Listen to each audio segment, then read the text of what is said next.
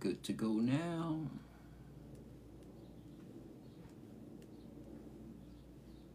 We're good to go now.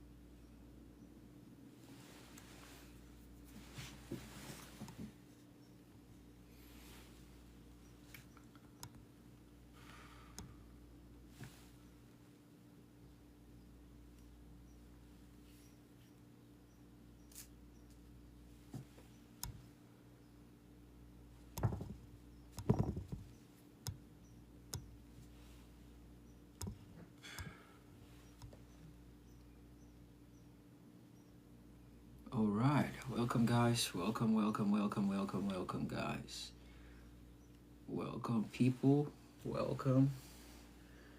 Can see people on the TikTok now joining. Malo. Let me play some music.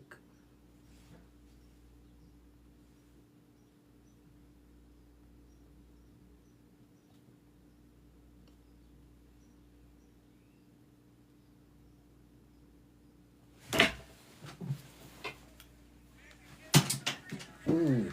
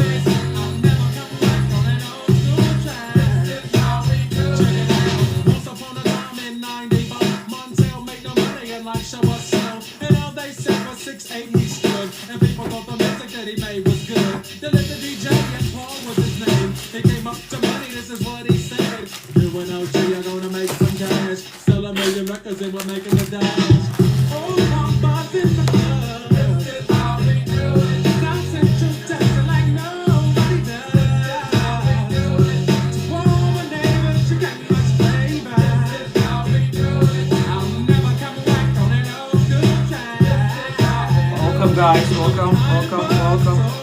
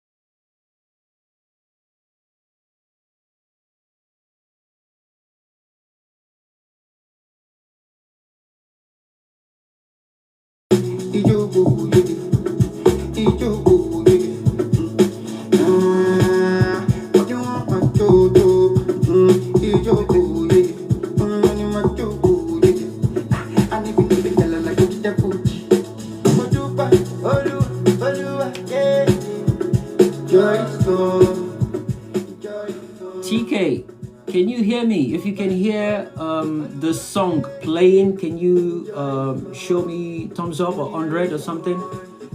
Guys on TikTok as well, can you let me know if you can hear the song playing?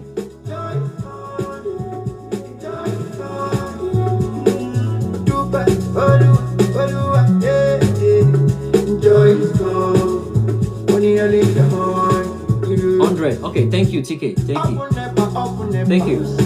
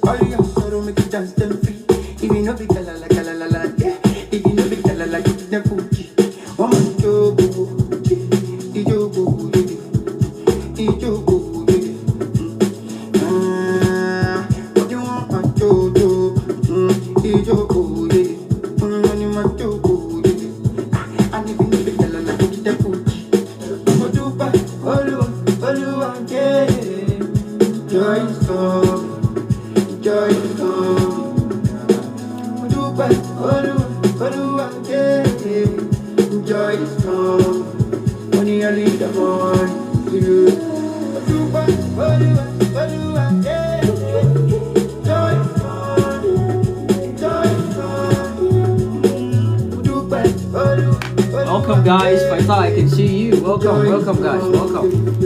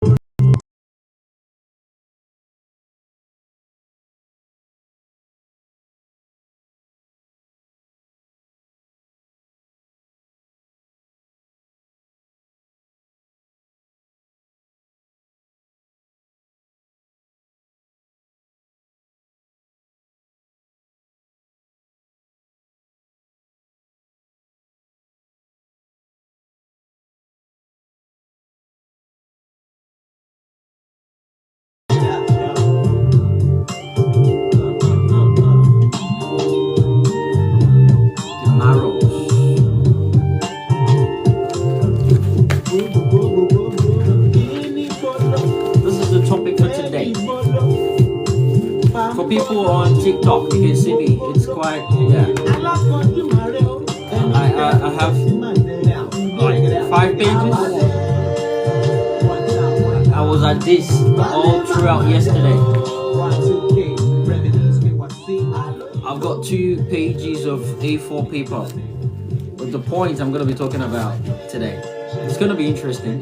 I'm going to be coming from a different perspective entirely from what the conventional point of topic has always been. It's going to be different this time around.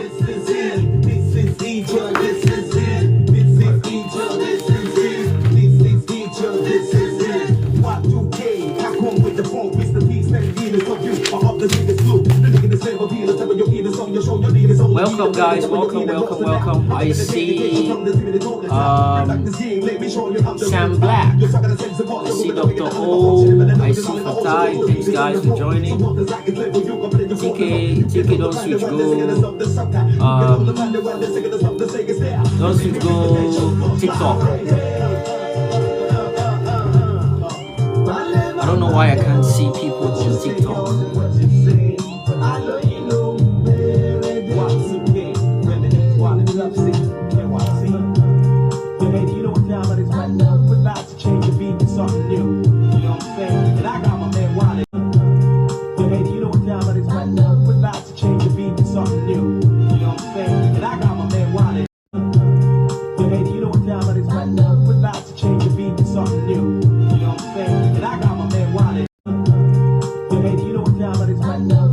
Change the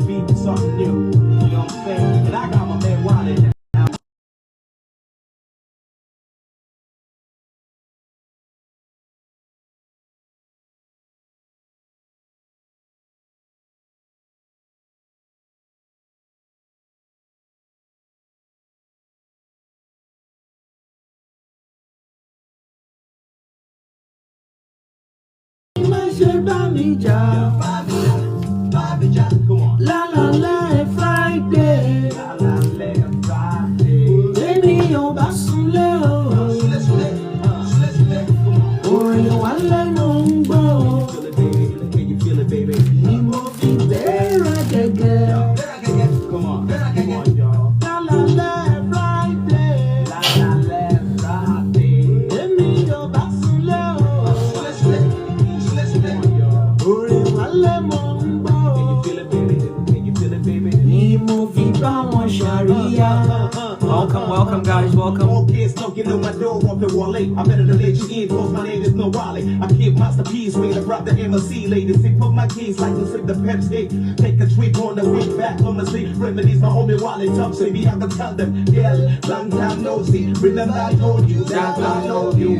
I done take the jealousy when it comes to the welcome guys, welcome. Like a little baby. What's up, yeah? If you want to see me, I'm on TikTok. I'm having a video section on TikTok. But yeah, this is gonna be an interesting one today, coming from a different angle.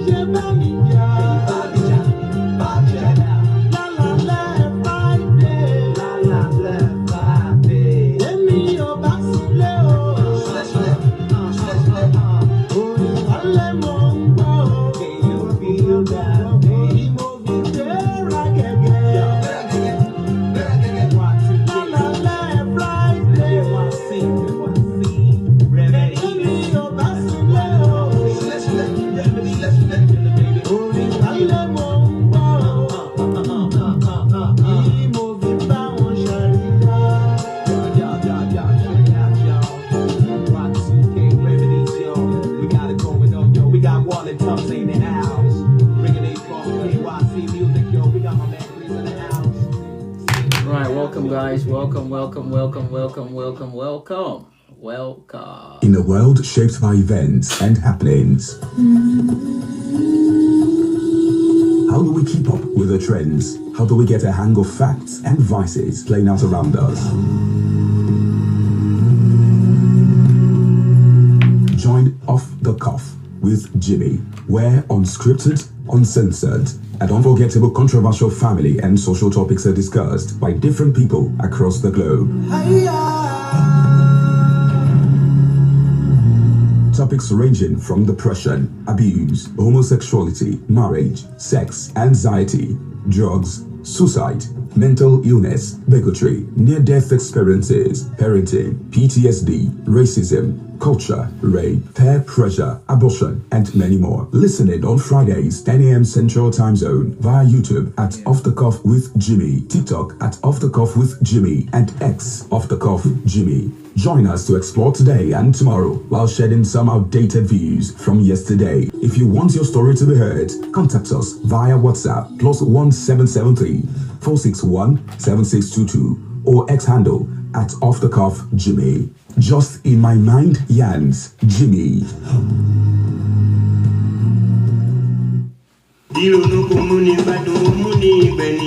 Taciturnity, they say, precursors ill luck, while a problem shared is definitely half solved. Oh, tí bá ń gbé lọ́kàn, tá a bá ń ṣe mọ́nú lásán bí èkó inú agolo, ó ṣeé ṣe kó gbòdì sígbésí ayé ẹ̀dá. Ẹ pàdé Jimmy Hawk lórí ètò tá a pè ní Off the Cuff with Jimmy. Where conversations flow, breaking silence, sharing stories of struggles and hope to repair from darkness to light, engaging real guests narrating life ordeals from personal experiences and overcoming them, discussing emotional issues ranging from marriage, rape, religion, abortion, parental failure, death penalty, depression, siblings rivalry, social media addiction, suicide, healthcare, etc. Off the Cuff with Jimmy. Ní gbogbo ọjọ́ Friday, 10 a.m. Central Time on X, TikTok, Facebook, YouTube, and Instagram. You can't afford missing these.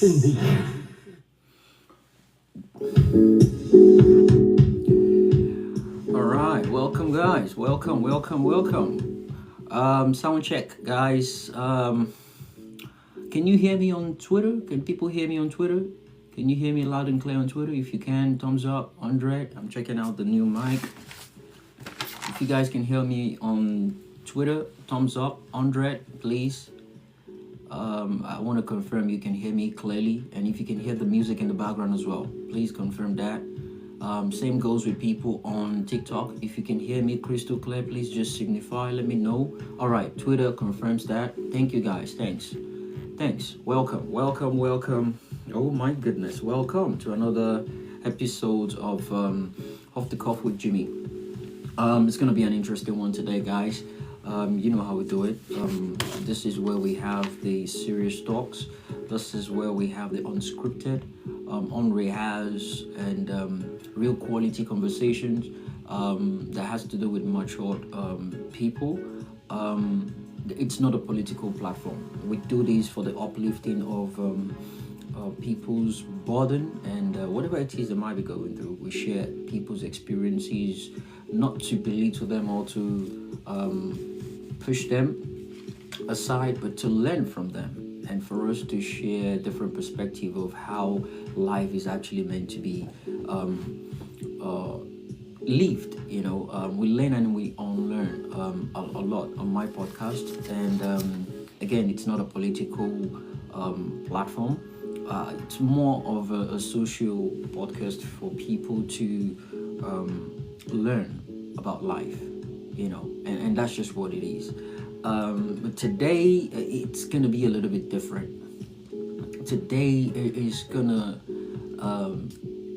slide into politics, not deliberately, right?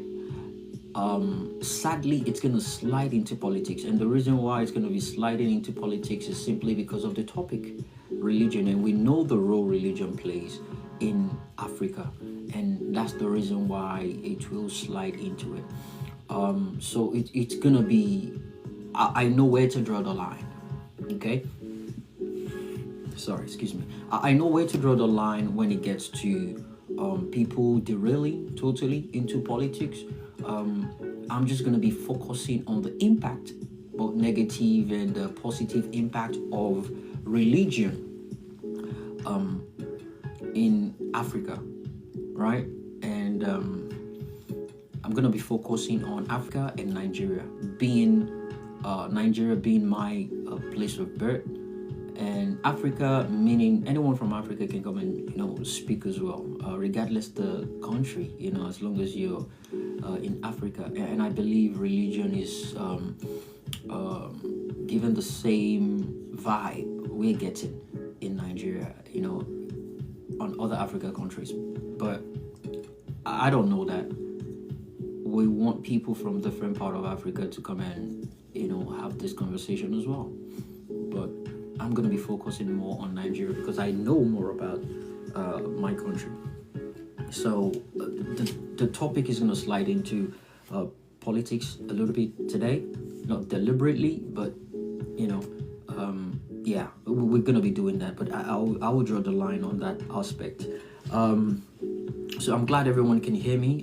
Guys, I'm multitasking on Twitter and TikTok. If you want to see me live, I'm on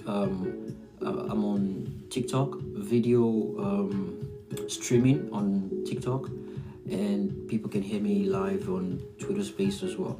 Thank you, welcome for joining Off the Cuff with Jimmy, where we have the unrehearsed, unscripted, on practice conversation, right, just from the horse's mouth, off the cuff. We don't plan this, we don't rehearse it, we don't prepare behind the doors to come and display to what people might want to hear or what they don't want to hear, and it's uncensored as well. And I do this for the benefit of better society and how to bring normality to our society and calling out the ills of our societies. Difficult and sensitive topics people try to shy away from, and we'll be doing this every Friday. Well, I've been doing it for the past couple of months now. It's going to be happening every Friday, 10 a.m. Central Time, though I'm still trying to work on the timing. It is for the benefit of people in both Nigeria and in diaspora as well, but to focus more on people in Nigeria is paramount, even though they hardly join to listen. But the recording is golden, and that is what I'm banking on, so people can stumble upon this and at least hear the quality of the conversation we have in here. That's just what it is. So thanks again, guys. Thanks for joining. Thanks for being part of this. You could actually be somewhere else now. You could be doing something else, but you've decided to be here with me. Thank you. I appreciate that. Thanks, Fatai. I see Ayo. I see Ayo the Tycoon. I see TK Tailulu, my brother. Welcome. Osadebe. Welcome, guys. So today, it's gonna sound more like not entirely monologue, but I'll be weighing in my view on this. I'll be weighing in my view on this, which is quite a lot. I've been doing a lot of research on that, but I'll also give people the opportunity to probably come and counter what I've said or what their views are on this particular topic, religion and progress. And the reason why I got that specific was to establish the fact that we cannot deny that we cannot do without religion. That's a fact. We cannot. But it is a problem if it's standing in the way of progressing as a nation, as a continent. Today's topic is, again, I'm going to be coming from a different angle. I'm going to be talking about the exact impact, the negative impact of how religion has come to hold Africa back. We cannot disagree with the fact that, take it or leave it, we cannot do without religion, right? But it is now blocking the progress of the continent and the progress of Nigeria. Again, I'm going to be speaking about both Africa and Nigeria, but I'm going to be focusing more on Nigeria because that's my place of birth, and I understand it more than other African countries. Welcome, my brother Ife. Salako, God bless you. Utility, I see you. Icon, welcome. Thanks for joining. It's going to be an interactive conversation. It's going to be insightful. It's going to be educational, and it's going to be eye-opening. It is going to be eye-opening, and though we talk about these things, we just hint on it, right? We hint on it. We don't really dive into it to break it down. I'm going to be doing that today. I'm going to be doing that today, and I'm going to be linking how these things are interconnected, which is what is pulling us back. It is. And with the points I've listed out today, I'm going to be talking about, at the end of the day, as I always say on, spaces, you don't have to believe everything I tell you. You don't have to take everything hook, line, and sinker. Listen, learn. Whatever you don't feel like being part of or you don't want to use, you can go ahead and not use it. Any other thing you feel is against you, you can discard of it. But I'm going to be speaking objectively today. No sentiment whatsoever. I'm going to be speaking objectively on how we've been pulled back so much regarding religion. But you guys know, as I always do every single Friday, it's a lovely weather. It's still cold here in Chicago, Central Time, 10 a.m., but it is actually 11:30 right here. It's cold, windy out there. We're not seeing any glance of sun anytime soon. Hopefully it doesn't snow. It's gonna be a mess. But other than that, yeah, it's a great day to be alive and well, and I'm sure everyone is doing great in their various location right now, and that's what really matters to me. Odogu, I see you on TikTok. Thanks, guys, for joining. I always do inspirational talks on my podcast every Friday. I do this every Friday, and hold on, I'm getting a feedback. All right, so I do inspirational talk every Friday, and I'm gonna be doing that as well today. And the topic for today is integrity. No pun intended.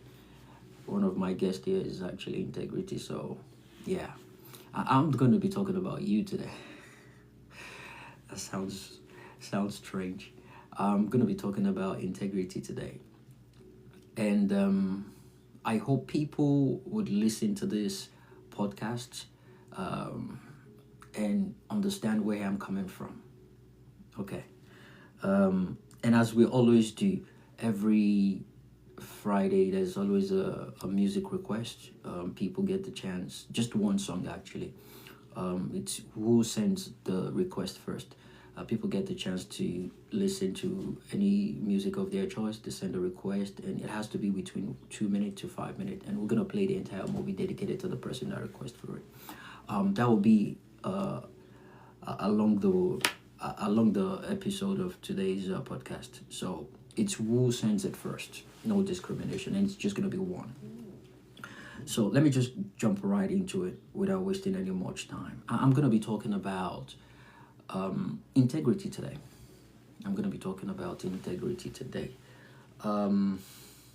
We don't pay close attention to the actual meaning. It sounds casual to us, but I'm going to be diving into the actual meaning and breaking it down to how it's affecting our society today. Give me 1 second, guys.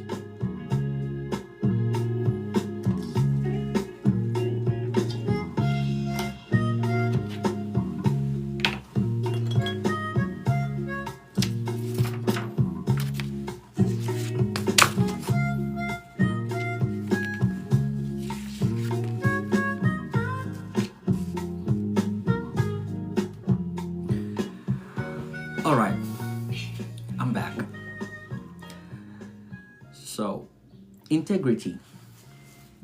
I did a search about it, and just to get a formal definition of it, and this is what it says.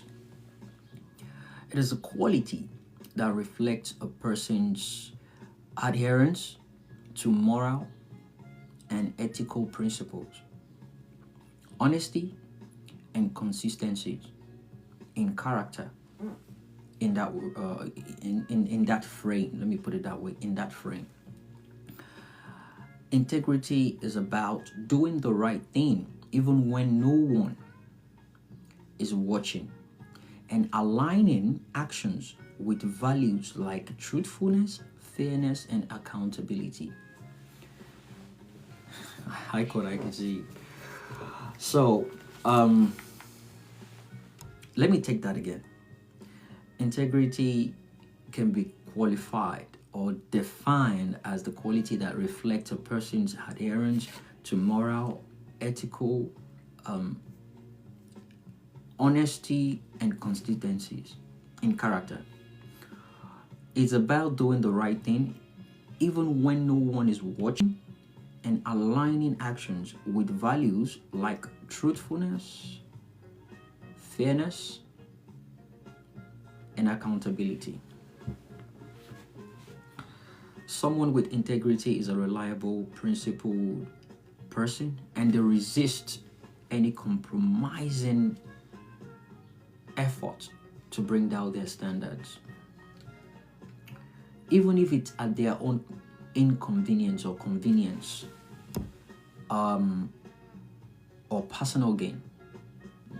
That is integrity. And I didn't just come up with this. For the sake of it. I came up with it based on the recent happening within the Nigerian political politic. And yesterday or 2 days ago, the whole social media, the Nigerian Twitter environment was set ablaze based on the breaking news of one of the trusted allies, one of the trusted members of the obedient movement, the campaign to APC. The truth of the matter is, I've heard about him leaving in the background. There's been, talks up and down about him leaving in the background. I didn't even take it seriously, but it's been heard. I didn't take it seriously, but it dawned on me conclusively that, yeah, definitely this guy is moving out. But honestly, I never knew where it was headed. That's a fact. I never knew where it was headed. So when I heard that about a month ago, it's not something you can put out there, by the way. So I just waved it off. But a few weeks ago, was it up to 2 weeks? I'm not certain, but a couple of days ago, I encountered him on a space, on Twitter space. There was a space that was held, and it was on that space. What he said on that space was what concluded my belief in him leaving finally, even though at that point I still didn't know where it was going. Thank you, Odogo, I can see you. Thanks. So someone, Kaineke, actually asked him a question, and he spoke his mind about that question. But what really shook me was the fact that he wasn't bothered about the fact that Kaineke said he wasn't going to support him if he doesn't condemn IPOP. I have no problem with him condemning or not condemning IPOP. I have no problem whatsoever. It is the fact that you based that to belittle your supporter and your voter. That was what got me. And the way he did it in a very subtle way. He had this I don't care, charismatic attitude towards it. I don't care about your vote. Your vote doesn't mean anything to me. So if you like, vote for me. It just doesn't really matter. But the person speaking was an obedient, and the person was making it known that I will do everything to make sure I don't support you and people around me. And his response to that made me know, yeah, definitely this guy is really living. But I never knew where it was headed. And that is the bet of my topic for today, integrity. Looking back at when this thing started, the whole obedient movement, you need to listen to what this man has actually said.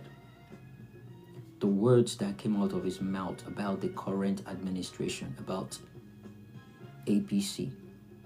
It's almost as if you're eating your own words, your own waste, your own vomit. You're just you're gulping everything back. It is sad to witness. These are people that they go on national TV to defend Peter Obi. They go on national TV to defend the obedient movement. They go on national TV to defend the LP as a party. And people are actually dropping out of the party slowly. And nothing is being done about it. It's fine. That is not why we're here. I'm talking about the attitude that leads to this. It's called integrity. Integrity comes with honor, comes with accepting responsibility and keeping to your words. A man's word is his bond, and I think it's only fair as a man to stick to your words. It is shameful to witness something like that, even though I'm not creating an excuse for him. I strongly believe current administration is doing everything they can to make people's life miserable. It's an equivalent of plata el plomo. You take the money or you take the bullet. They're going after people's businesses. They're going after people's homes, enterprises. They're going after the people politically if you're not on their side. And a lot of people are doing this to save themselves. Which is the reason why I strongly believe there is no politician in Africa, in Nigeria, in the whole world that can be compared to Peter Obi. Whatever it is you think they're doing to other politicians, trust me, they're doing worse and times 10 of that to PO. But this man is not yielding. This man is not breaking. He knows the weight of what he has on his back. He knows the weight of what is onto the assignment at hand. He knows the implication of him losing that integrity. He knows the impact it will have on people's lives. It's a beacon that everyone looks upon. As a matter of fact, to some people, that is the last hope in that country. I mean PO.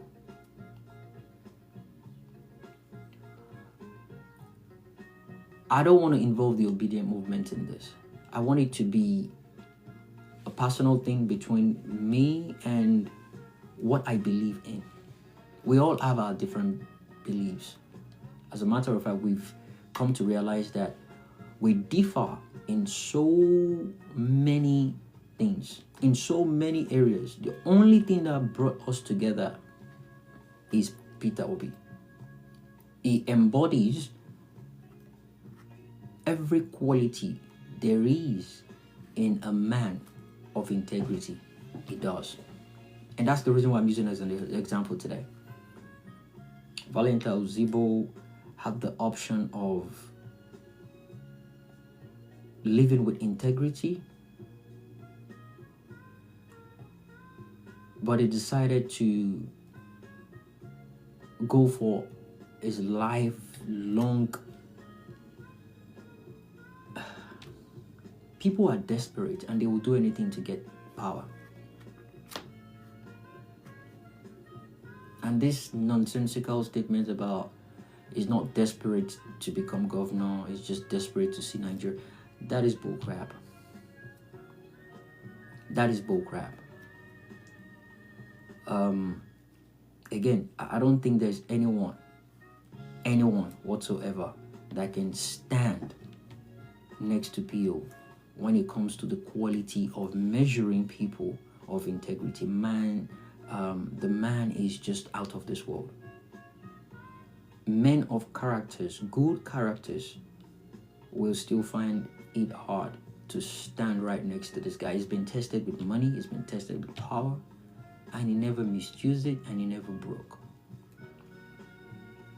He's clearly a man of integrity. And to call someone a man of integrity or a person of integrity, you need to look into certain things. How consistent are they in what they do, what they believe in, and what they talk about? How consistent are they? If they are consistent, check. Are they honest in their consistencies? Are they real? Are they making it up? Are they honest? Do you think what they're saying is the truth? If you think so, if majority of the people think so, check. Honesty, paramount, undisputed. Accountability. We've taken consistency, honesty, and now accountability. Are they accountable for every action? Are they accountable for every single thing they do? If they are, check. I'm listing out the characteristics of a person of integrity. Do they respect principles? Do they have principles that they respect? Yes, if they do, check. Oh my goodness. Are they transparent in everything they do?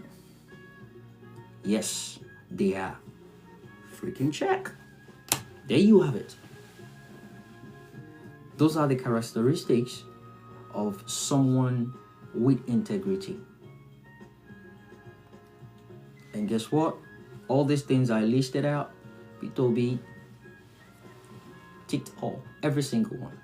It ticked every single thing I just mentioned here. So sometimes when I talk about this man, people think I'm exaggerating with my hyperbolic phrases and words I used to hype him. I'm not just doing that. I'm speaking to the fact. I'm speaking to what is. It's there. We can actually confirm this any day, anytime. He's a man of integrity. He embodies integrity.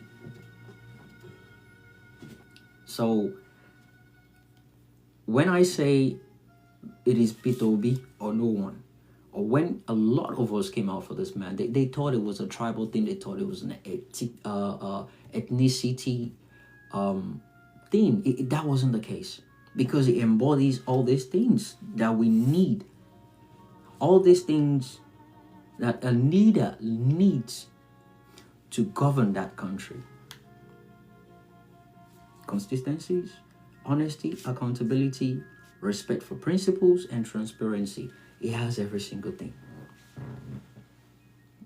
I deliberately picked that topic, integrity, because of Valentino Zibo. Again, I knew he was leaving, but I never knew he was headed to APC. I never knew that. It was when Kaineke engaged him on a space. That was when I concluded that, okay, yeah, this man is actually leaving for real. But I never knew he was leaving for APC. But now that the deed is done, my simple advice is, personally, I've come to that understanding that you get disappointed when you invest so much hope, so much trust in people, and it leads to disappointment. And that's exactly what had happened, whereby people they can't stand the news. They are embarrassed, they are pained, they are heartbroken. I mean, it is bad enough that Obedient didn't even know he was gonna leave. So what are we doing? Is it a political party? Is it a movement? What exactly is going on? Though he said he spoke to Peter Obi about it, that's a topic for another day. Again, that's his choice, and he has made it. And to people, they can decide if he's a man of integrity or not. You can call him whatever you want to call him. That's his problem. And the best time for people to be tested with integrity, to know their level of integrity, is when the person is in a tough situation whereby decision making fails them, critical thinking fails them, and the only option they have is just to face it without lying, without cutting corners or manipulating or giving excuses. They just stand firm on their words.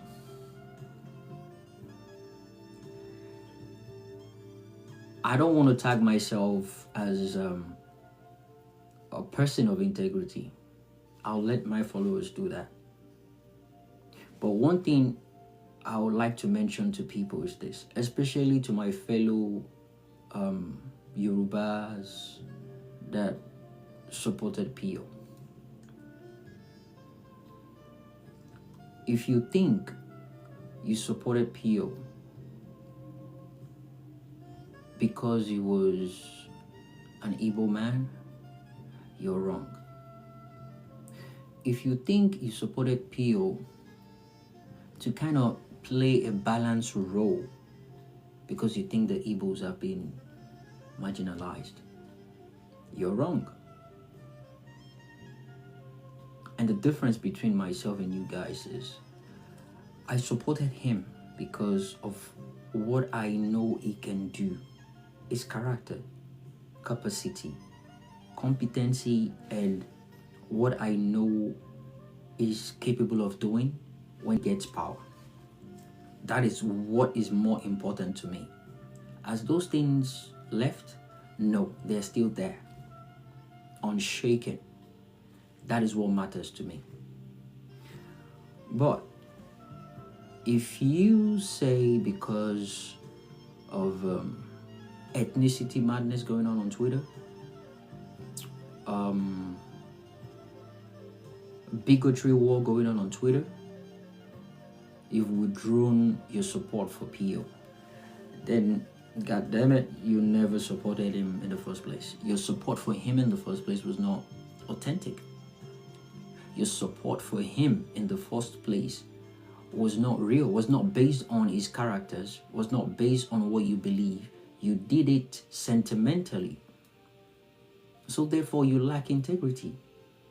If you let any bigotry war going on the TL to shadow your judgment or withdraw your support for PO, you never supported him for being competent in the first place.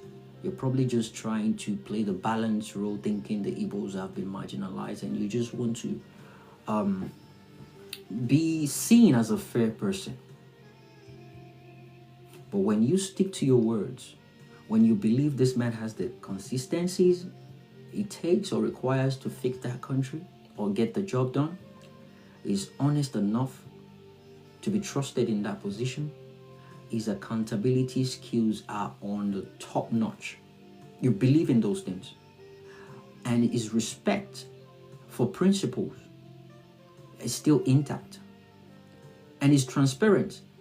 If these things are still there, so why would a bigotry war or ethnicity conflict or whatever madness is going on out there make you pull your support for him? You never supported him in the first place. You were just being sentimental about it. And that's just the fact. This is me speaking inspirational talk. Integrity is paramount.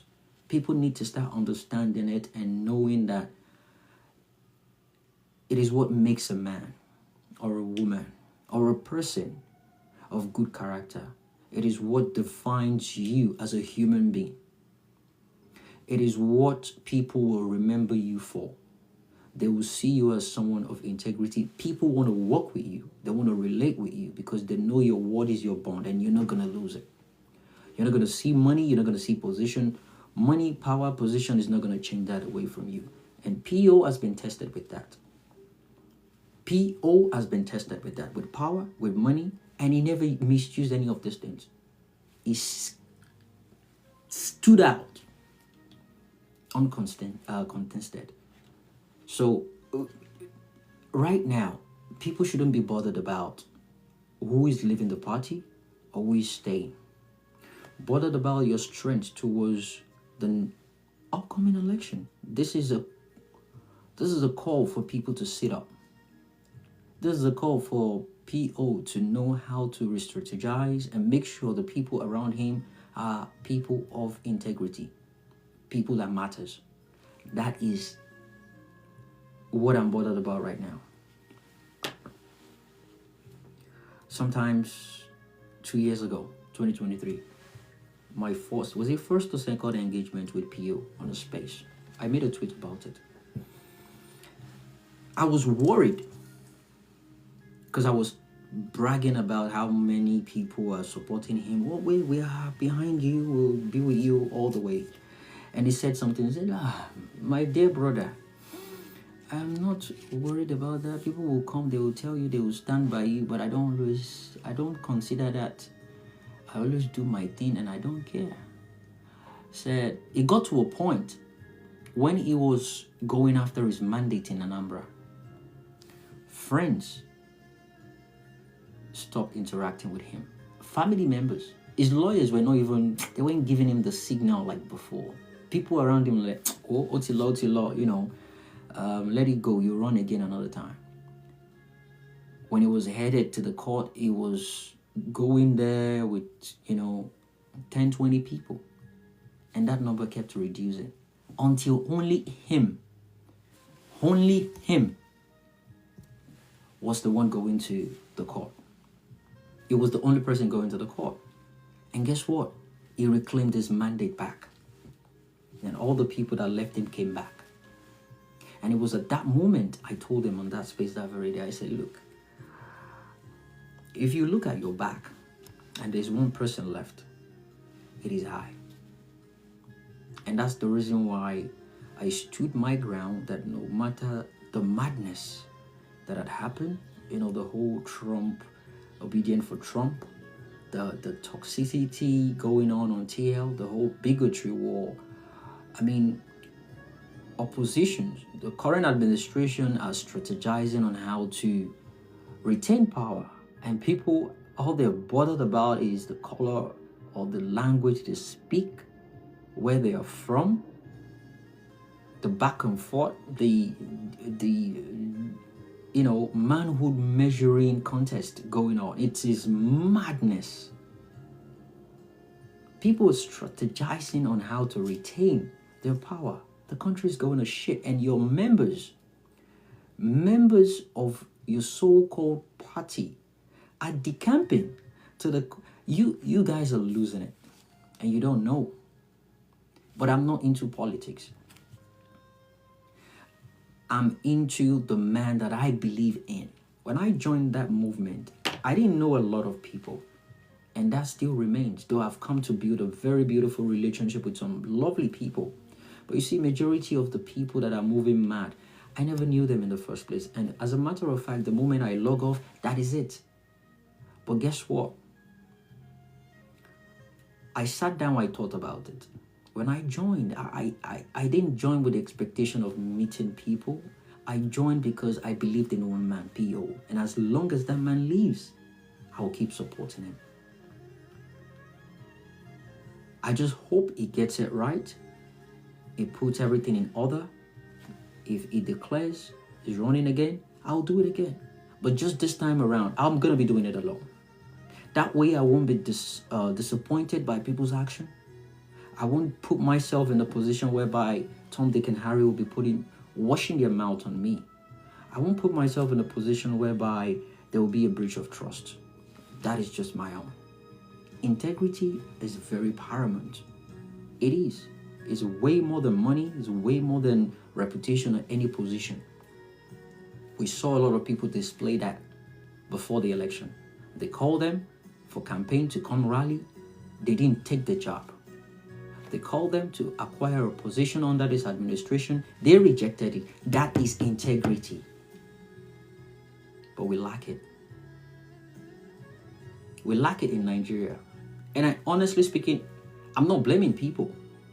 I'm not blaming people for the lack of it. Because the administration has impoverished the people so badly that you have no choice. That is the only way for you to survive. It is the only way for you to get money. Plata el plomo. Silver or bullet. I picture myself in that situation. And the last thing that will come out of my mouth will be like, please make sure my kids know that I stood for the truth. And you can go ahead and do whatever you want to do. That is integrity, ladies and gentlemen. Welcome to Off the Cuff with Jimmy. That will be my final take on the inspirational talk today. Integrity, very paramount. Welcome, guys. I can see my lovely people on TikTok and on Twitter. Thank you to my brother. Thanks for joining. Dreams, Utility, TK, Big C, Prince. Welcome, guys. General Lucci, I see you. Welcome, guys. Today's podcast is gonna be an interactive one. We have a couple of people come up. We're gonna be having a dialogue.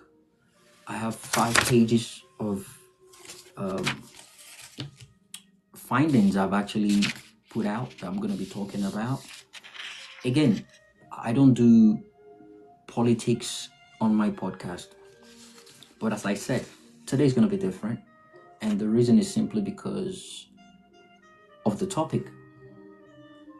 It is so bad that there is no way we will talk about religion without talking about politics.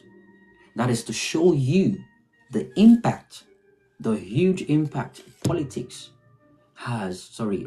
has on politics in our country. It will shape the outcome of an election. It will shape how a regime of a government is going to be. In case people don't understand,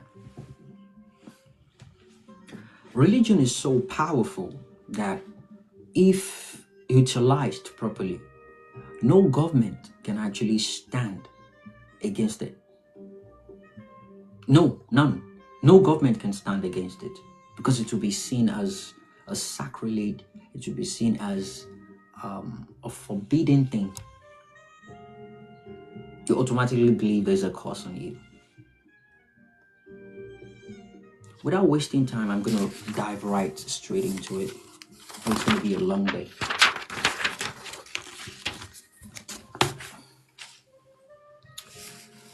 What is religion?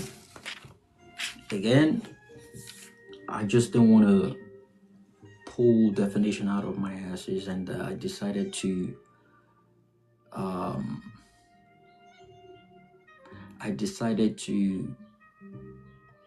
do some research and bring out different definitions as clearly everyone can do on social media. Religion is a system of belief, practices, and values that humans use to address life big questions like existence, purpose, and the nature of reality. I'll take that again. Religion is a system of belief, practices, and values that human beings use to address life's big questions: existence, purpose, and nature of reality. Another definition says religion is believed to be a system about existence and purpose that often define providing meaning to morals and community. We have different types of religion across the whole world, different, but the major ones are Islam, Buddhism, and Christianity. Those are the major ones, right? I'm going to be focusing on Africa and Nigeria. I had to make a definition for that so you guys can understand how this conversation is going to go. So the topic is why Africa can never move forward without religion. In other words, it's almost as if Africa not abandon, I don't want to use the word abandon. If Africa don't draw a line of limitation between religion and politics, Africa will never move forward. And I have different points to prove that. Again, if there is no line between religion and politics in Africa, Africa will never move forward. That line needs to be drawn. but nobody's ready to talk about it. Nobody's ready to recognize that a line needs to be drawn, and no one is willing to draw that line. But the real fact is, without that being addressed, Africa will never move forward. Nigeria will never move forward. I'm glad this is a recorded space, and I'm saying this so people can actually listen to this later on. I listed out some points here. We're going to be talking about them. And when I say moving forward, I mean economic development, social cohesion, moral frameworks, and political stability.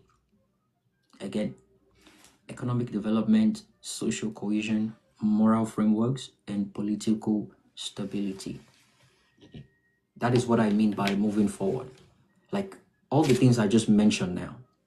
Economic development, religion is standing in its way. Social cohesion, religion is standing in its way. Moral framework, religion is standing in its way. Political stability, religion is standing in its way. That is what I mean by moving forward. Now, all these things I just mentioned, I'm going to break them down. And for the benefit of people listening, I'm addressing Africa first. Then I'll move to Nigeria. So, number one, we clearly know that religion has historically played a major role in African society, shaping cultures and, identity and governance. Take it or leave it. That's a fact. No one can change that. You see, moral and ethnical foundation is very important in any society. Again, moral and ethical foundation is very important in any society. Religion has come to provide a moral compass for individuals and community. We can all agree to that. Without it, some people argue there could be a lack of, value to guide behavior, resolve conflict, or foster trust, which is essentially, for societal progress. But then again, we have guidelines of religion, which is Bible and Quran, proving otherwise in so many cases. I think I'll leave that aspect for Bible scholars to come and defend that. But the truth of the matter is, it says resolve conflicts. Religion is a tool that can be used to foster trust, resolve conflict, and guide people's behavior. All right. Resolve conflict. How many times in the Bible has religion been used to, or Quran, has religion been used to resolve conflicts amicably, without bloodshed? I know there are, but I'm just asking how many times. And talk about foster trust. Resolve conflict. Two women are fighting over a baby. It's mine. It's yours. It's mine. It's not yours. It's mine. And the best decision then was for the baby to be split into two. We can argue that's not the intention of it. It's just to prove a point. But the fact that the thought of it coming from an holy book is questionable. Let's put that aside. And foster trust. How can we trust when the same Bible tells us about how Jacob deceived the father to get the blessing? I'm mentioning this point to let people know that the same guidelines or the same book manual that each religion has been using to try to guide the society and show the society the path to holy ground or holy way or how to behave has questionable events that we've not paid close attention to. Foster trust. How do you want to trust someone using an animal skin to deceive the father? Bible scholar can come and defend that. That is just by the way. Again, I'm talking about the impact in Africa. I'll still move to Nigeria. That is on the moral and ethical foundation. Next is social cohesion in Africa. See, Africa is the home to the highest number of diverse ethnic groups in the whole world. Africa, just Google it, the most diverse ethnic groups. Which continent has the most diverse ethnic group? Africa is going to pop out. And based on that, the three major ones, Christian, Islam, and traditional people, believe that is an historical unity of the people across tribal lines, that they believe without it, there will be a crack. There will be a crack in moving forward as a society, which is the whole talk about, gay or no gay, people supporting gay people, people not supporting gay, and Donald Trump, Look, religion has its purpose, it has its advantage and disadvantages. But you see, my focus today is to establish, and anyone can come up and argue with me, my purpose today is to establish that if we stick to our beliefs about religion the way we are right now in Nigeria, in Africa, we will never move forward as a nation. We will never move forward as a continent. And that's on fact. I'm expecting a couple of my African friends to join the space. We'll see how it goes. I'm waiting on them to join. But hold on.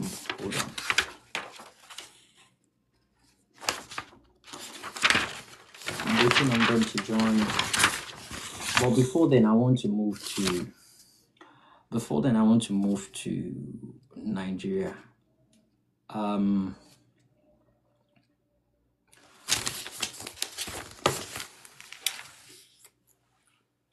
Religion and progress.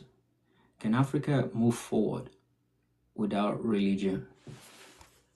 Yes, we can actually move forward without religion.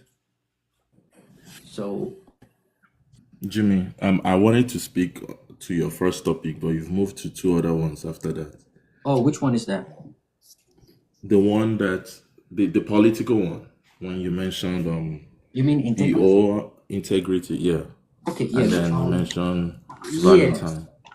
That wasn't a topic actually. That was I do inspirational talks before I start.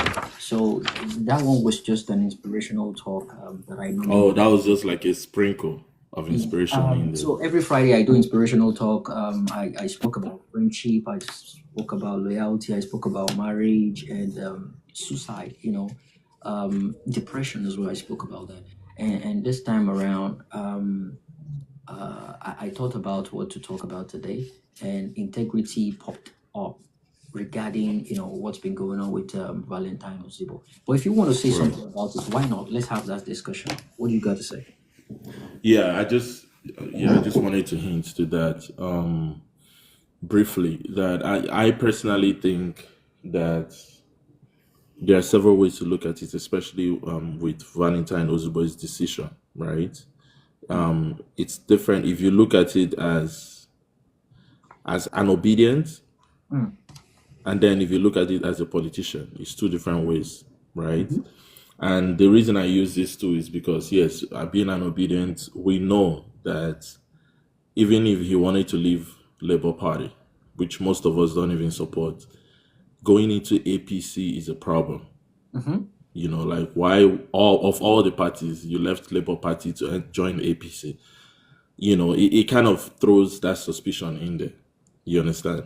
And this is me speaking as an obedient. But if you look at it as a politician, now I can imagine that Val's main number one objective is to win that election as a governor. I don't think his objective is just to fight, to give it a shot and then leave it alone. I believe that he really, really intends to win. And so that will prompt him to make several moves in order to win, right?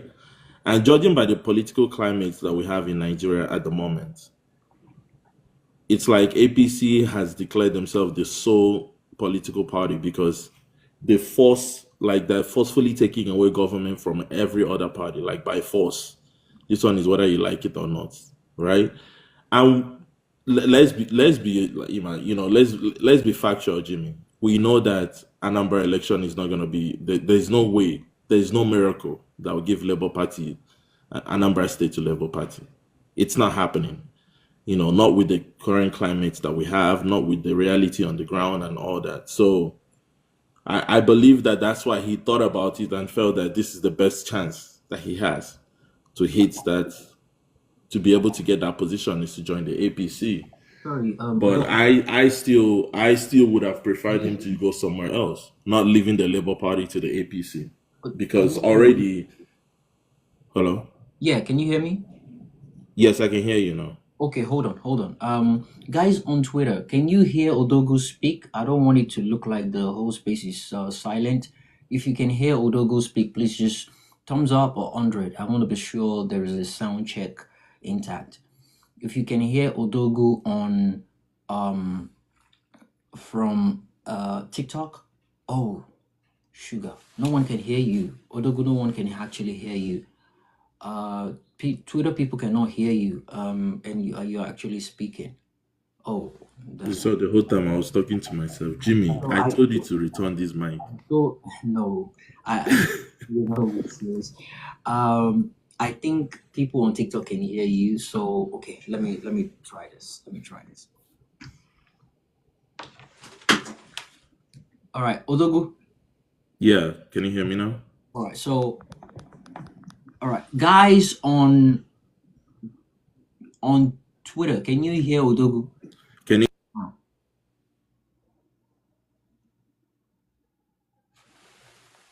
Odogu, go ahead, speak. Oh, sugar, it dropped. Oh boy. Odogu dropped. So you Can you hear me? Yeah. I didn't drop. Okay, so Odogu, yeah, go ahead, speak. I want to be certain they can hear you now. Can everybody hear me On Twitter? On Twitter, can you hear him now? Wait, I think this person is saying, Ibrahim is saying that they can't hear the entire space on Twitter. No way. So make sure they were hearing you the whole time. But I asked, they said you can hear me. What? Hold on. I'm at work, so can't speak, but we'll listen. Hey, bro, no sound on Twitter. My goodness. Yeah. Hold on a minute. All right. Jesus Christ. Wow. So I've been speaking. Yay. But So the whole sermon has been to us. Yeah, I did a sound check when I started. Oh my goodness. All right. Twitter guys, can you hear me now? Twitter, can you hear me on Twitter now? I know they can hear me on Twitter. I don't know if they can hear Odogu. Guys on Twitter, can you hear me?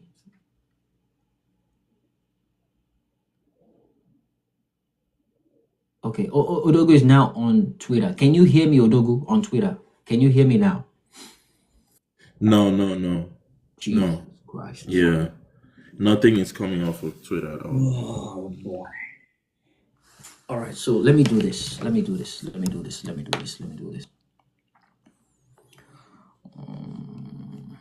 So this is what I'm gonna do. Okay, I know what I'm gonna do.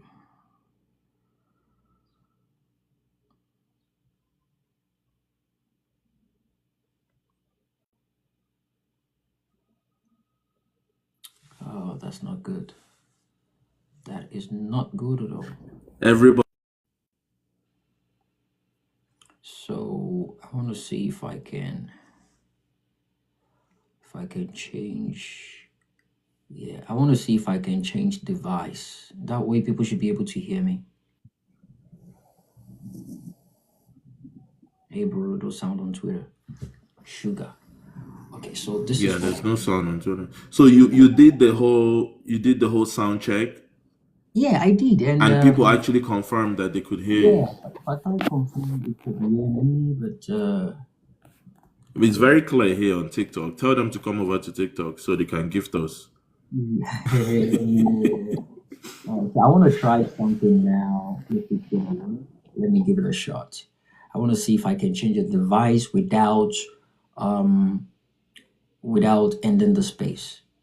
Hold on. I want to see if I can. Okay. I want to see if I can change the device without ending the space. Yeah, TK said they can't hear you on X. TK, tell them on X, tell everybody to come over here. We're on TikTok today. All right, guys, can you hear me now? We should be good now.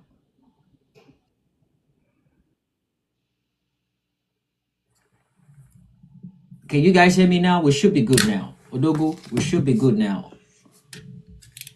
Yeah, I hear you on X now. On X now, yeah. Woo! Hey, way! My goodness, my goodness. All right, guys, can you hear me on? Okay, all right. Can you guys hear me on Twitter now? Twitter.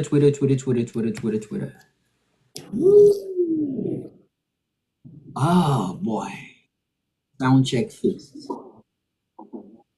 Yeah. Yeah, I want to do that now. Someone is requesting for my okay. Fata is here. Okay, yeah. Osemo is confirming that. Sound check fixed. All right, so they can hear me on Twitter. They can hear you. Yeah, they can hear me. Maybe you have to do that your inspiration again. No? I will. No doubt. I will have to. That's the whole point. I'm gonna have to do that again because I want people to hear. I want people to actually hear that. So, And Jimmy, this your jacket. Whenever you wash it, where do you hang it? I want to come and steal it. It's nice. thanks, man. So, it was a gift. It was a gift from my pastor. Yeah, it looks nice. Thanks, man. Thanks. So I heard it on Twitter. Okay, yeah. So people, guys, let me make a tweet about that. Oh, that's a shame. I need to make a tweet about that. Sound If fixed. you can hear me on Twitter, come over to TikTok. This is where everything is clear. And you'll see the jacket, the suits that Jimmy's wearing, looking clean. Come over to TikTok. There we go. Okay, so let me see if I can.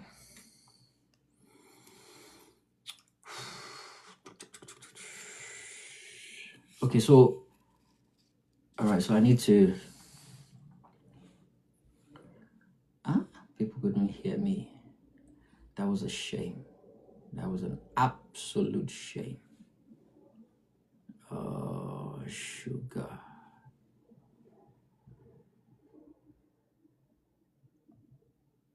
So let me type the message. Sound now fixed.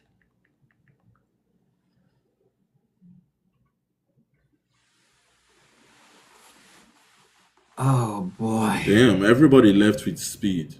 As soon as they couldn't hear you, they all disappeared. I thought you started the whole space from the beginning. I will have Jesus Christ. They don't have no chills. no chills. No one wants to be listening to people know what.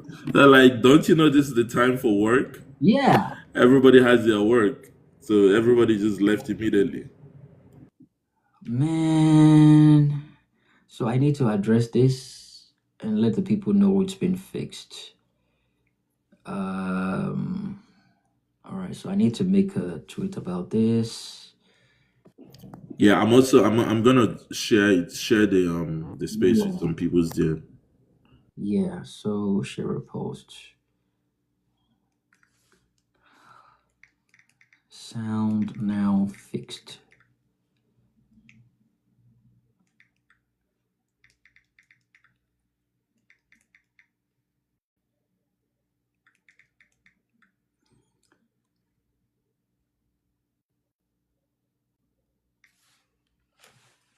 Oh, that was a shame. Fatai, I thought everything was going great. Yeah. I sent you a message. If you know. I'm just seeing it now. Yeah. But even at now, I don't know what's wrong with the X space. It keeps crashing. I don't really get it. but Yeah, cause is it still I'm doing like it? Is it still doing that now? so cause like I'm on both ends. I hear you clearly on TikTok, but for some reasons the new one on X keeps crashing Okay. and keeps. I don't really understand what's going on. But yeah, but I can hear you here. So This is a shame. Ah, my goodness. Oh boy. Uh um okay.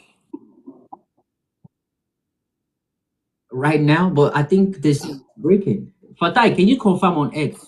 okay, maybe it's maybe I need to like update my own app. Okay, I will. Yeah. Yeah, I because I'm want on both as well. Okay, It's clear on X right now. I want to okay, be certain people can hear me on I X. will. I don't know. I will update my own app now and see. Oh my goodness. Oh, this is a shame. Uh, Tudo, can you hear me on X now? Can you hear me? There we go. Yeah, Tudo can. Is it breaking?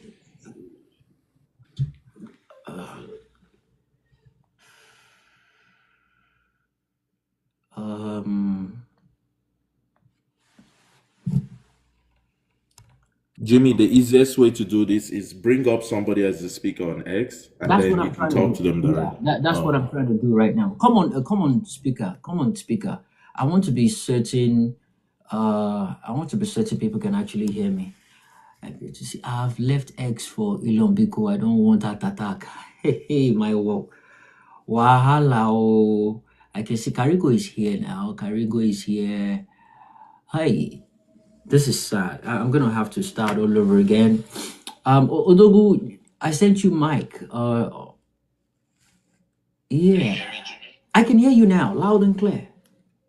Yeah, so I can hear you on X as well. I'm on X right now. So Fatai just left. Tudo, can you hear me on X now? We can hear you on X. I want to be certain. Hey, the way Tudo just disappears, my whenever it disappears from that X, my heart skips because Yeah. So on my own end here, the space keeps crashing. It's so on crazy. on X, right? Yes, my yeah on X. Once I join, like after 1 minute, it just crashes. I actually had to do, but the space just keeps crashing. Okay, so let me try one more thing. It might be a device conflict. So let me try using another device entirely. Let me try using another device for this. Um, okay. First go there. There we go. I hope I can reconnect when this goes off.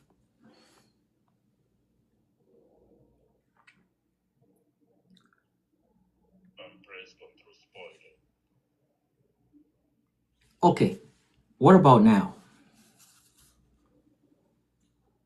We can still hear you. Yeah, we hear you on air. So Fatai, I want Fatai to confirm that. So Fatai, is it still breaking?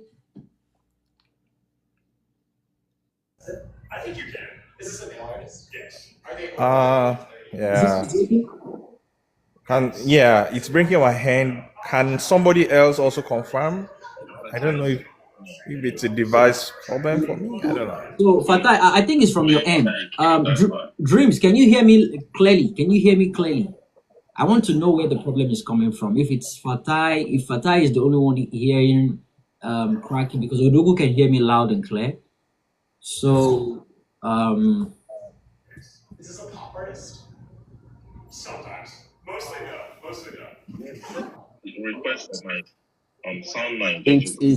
It's crashing on my end as well. hey, Exactly, that's what I'm saying. The space is crashing. hey, As now I will I need to join the just confirm this space. is I crashing. will join the space. Immediately I hear somebody speak in the space, it will tell me space has ended. Exactly. Yes.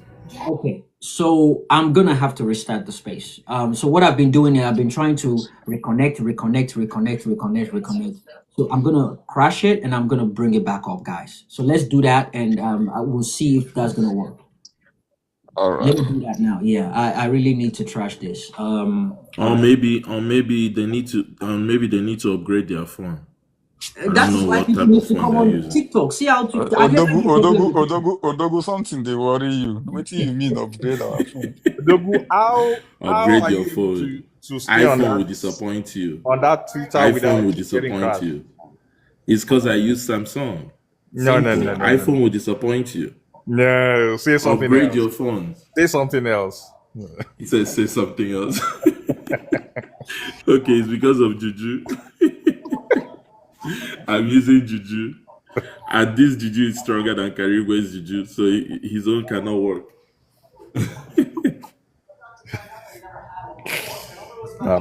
Funny enough, I don't believe in Juju. So the Juju, there's a technical issue. Jimmy should fix it. But you Maybe, talk maybe, maybe, incantations, yet you don't maybe. believe in Juju. I don't talk incantations. I don't do and I The don't way pray to you anything. talk incantations, your accent is pure incantation. It's like Okay, you're now. pouring libation whenever you No, speak. no worries. The network is having issue because Jim is a Christian. It's true. And he's wearing pastor suits today. Alright, so He's wearing pastor suits. let me see if And I'm sure if you check well, you see the Bible in front of him. oh no, there's no Bible. Yeah, that's where you missed it. There's no Bible. The Bible is on the phone. Good one. All right. So Also, I noticed that as soon as Tudo joined, they started messing up. It must be his sins. Tudo's sins will not let this move well. if this thing don't work now, then yeah, the gods are angry. You know, the gods are. It's the sins of Tudo. He needs to go for confession. Tell him. So if this doesn't work now, yeah, I need to start. I need to invest in kola nut and shinap. I need to get kola nut and shinap as soon as possible. All right, Fatai. What about now? I know somewhere you can get them cheap, Jimmy. Yes, I can hear you now. On Twitter, right? Yeah. Yes, we're back. Ask Karigwe, because I think Fatai has changed his phone. Ask Karigwe. Hey, finally. Okay, all right. I need to stand up. All right. Yeah, Karigo is here now. Okay. All right. Jimmy, now I can't hear you on X. So You know the X now. No. You need to close that. I opened another one. no, I'm See, joking. you're I'm still joking. reading Old I'm Testament. joking. Join the New Testament, I beg. Karigo, is it better on X now?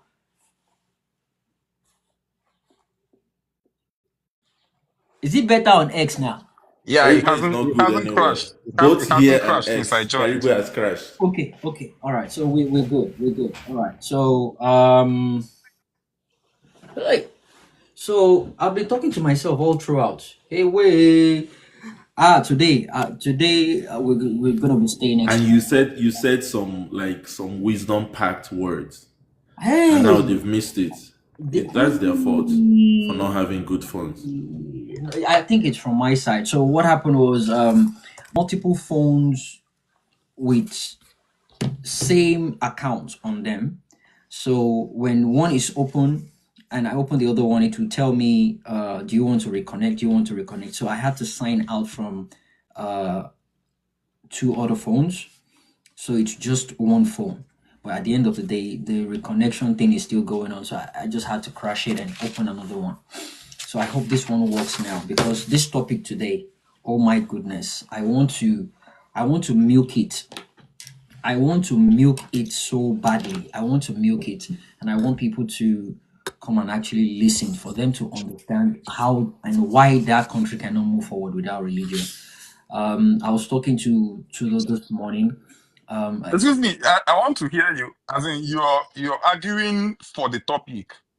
Yeah, you will hear my argument. Tudo, can you hear me on TikTok? Carrie, Twitter will wait now. for your turn. I'm on the line before you. Twitter, Wait for your turn. Twitter people, can you hear me? Tudo, you should be good now, right? Thumbs up, 100.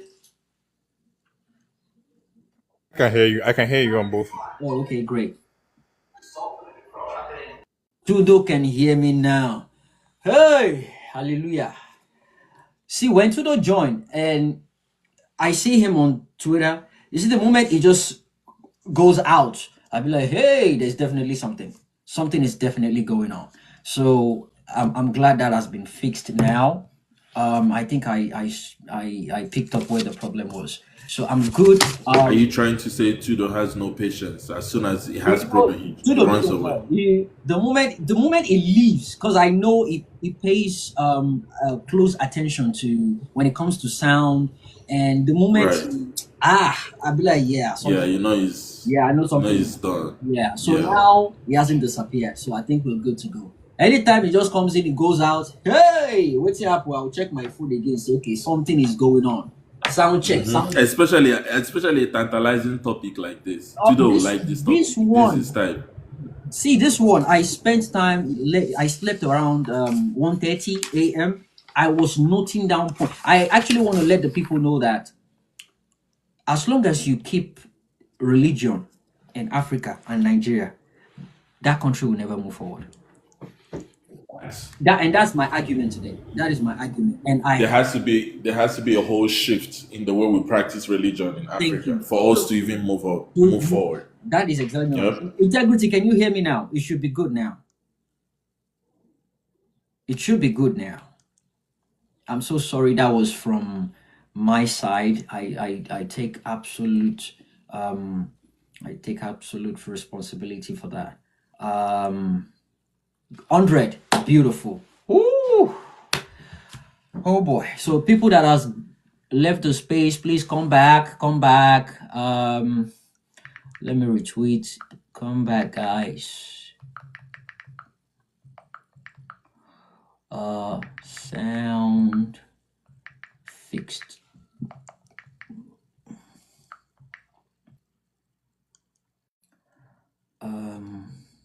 Oof, my goodness. And people actually came, and I wasn't paying attention. Oh.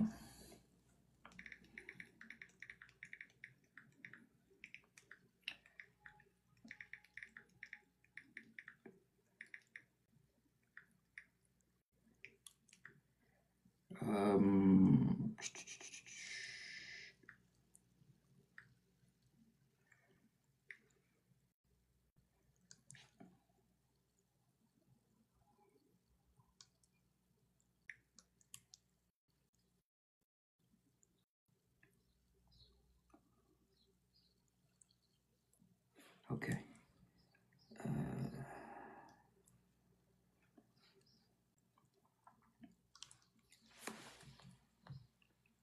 Okay, people are joining now. Integrity come up.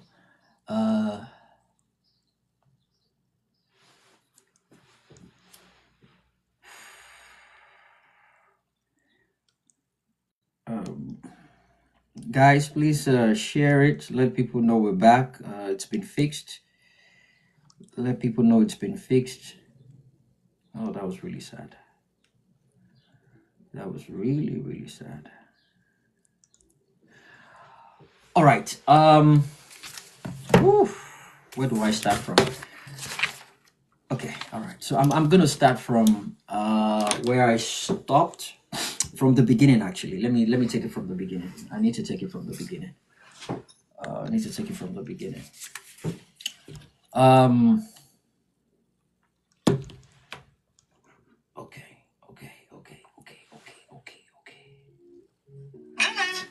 Hello, Integrity. How you doing? Yeah, sorry to continue because trying to jump in. Yeah. I'm gonna be listening in.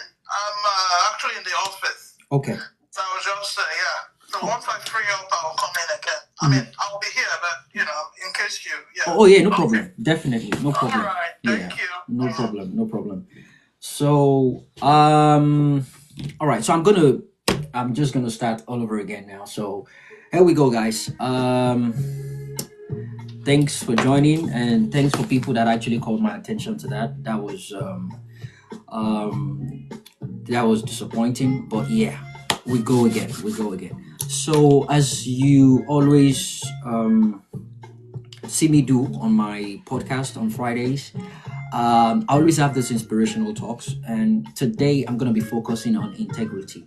I'm going to be speaking about integrity.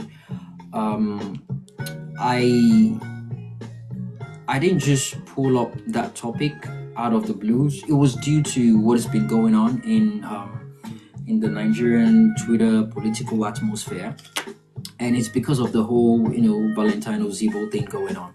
So I'm gonna be basic with people regarding my definition on integrity, and I googled it, and there's a definition for that. I'm just gonna base the definition on what I googled, and I'll explain my own view regarding that. It is a quality that reflects a person's adherence to moral and ethical principles, honesty and consistencies in character. It's about doing the right thing even when no one is watching, and aligning actions with values like truthfulness, fairness, and accountability. Someone with integrity, no pun intended. Someone I have integrity here with me, and coincidentally, I'm talking about her today. No, I'm just joking. I'm talking about integrity as in character. It is very important as a man, as a human being. Let me put it that way. As a human being, to have integrity. People with integrity are reliable, principled, and they resist any compromising standards, even if it's going to inconvenience them. They don't care. When the story came out, it wasn't as if I've not heard about it. We that were connected to some of these politicians in the background based on the last election. We had a WhatsApp group that we were communicating and all that. So there's been, rumors in the background about him leaving LP, which is not a bad thing. But I concluded my confirmation that, yeah, this guy is leaving. Sometimes 2 weeks ago, a couple of days ago, I concluded on that, on the space that was held. And he was on that space. Valentine was on that space. And I think it was Dr. Kaineki. Today, if you remember, I made mention of that incident on your space. And Kaineki requested for the mic, and he wanted to engage him. And he asked him about, can he condemn the IPOP, that he is willing to support his candidacy and go all out for him and all that, but he just needs him to condemn what they're doing and the damages they're causing in that region, before he can proceed, endorsing him and supporting him as an obedient, and I'm not bothered about him condemning it or not condemning it. I'm bothered about the statement he made about, it's not, I don't care about your support. Like, it made it clear to Kaineki that you don't have to make it your way or the highway. That I'm not interested in your support. And in politics, even if you don't care about what people think about you, if you don't give a damn about what they want to do, support you or not support you, you can say that in the background. but not on the public space, right? Not on a public space. You know, you're a politician, for crying out loud. You putting that out there is letting people know you simply don't care. But that was the sign that gave me a clue that, yeah, definitely this guy is living. But I never knew was going for APC. And that right there is when integrity pops in for me personally. That is where integrity pops in for me. You see, it is one thing to talk about integrity, it's another thing for you to act it. And you need to see this guy during the last election. It was going on social media, it was going on news, television stations and radio stations condemning this current administration with facts and figures, and eventually end up joining them. It is sad, but I'm not trying to come up with an excuse for him. But I also understand in the background there's a lot going on. Like the current administration is making life miserable for any opposition right now. They're going after your businesses, they're going after your work, they're restricting your movement, they're doing things to suppress you, they're doing things to conform to coming to them, to being part of them.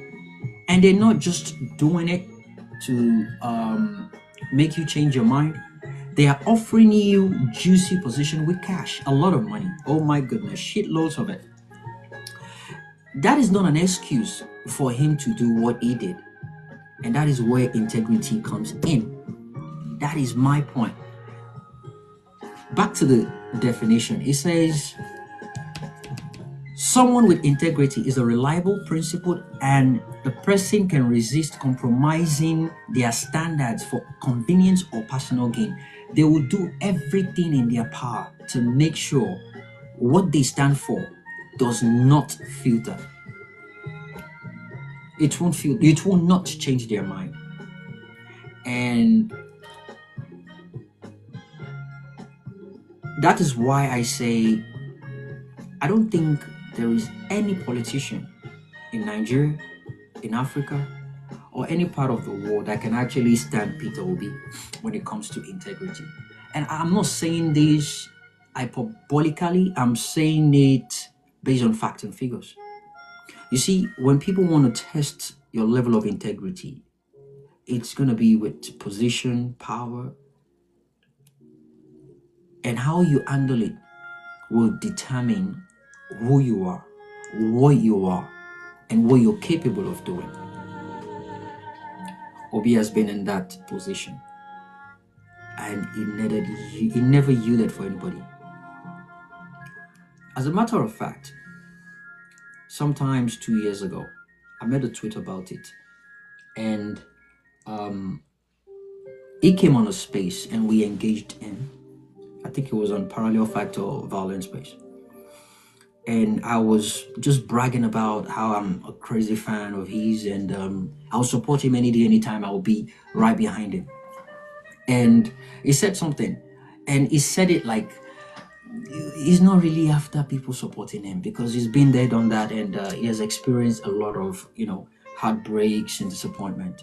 And he said, look, my brother, I really appreciate you supporting me and standing by me, but I'm used to fighting alone. You know how he speaks in a very, his calm attitude, that he's not bothered if people support him or not, that he has been through hell before and he went through that hell alone. In fact, he said his wife was even telling him at a point in time, just let go. But he never stopped. From 20 or more people that goes to the courthouse with him during the Anambra, court proceedings to regain his mandate. From 20 or more people that goes to the court with him, started reducing until he was the only person. He was going to the courthouse himself, alone. And when he won, all those people came back to him. And it was on that space, it was a recorded space. I've been trying to get hold of that actual part. And I told him, I said, sir, if you look your back and there's one person left behind you, that person will be me. I don't consider my person as that of someone with integrity. I'll leave that decision or judgment to people that, you know, can actually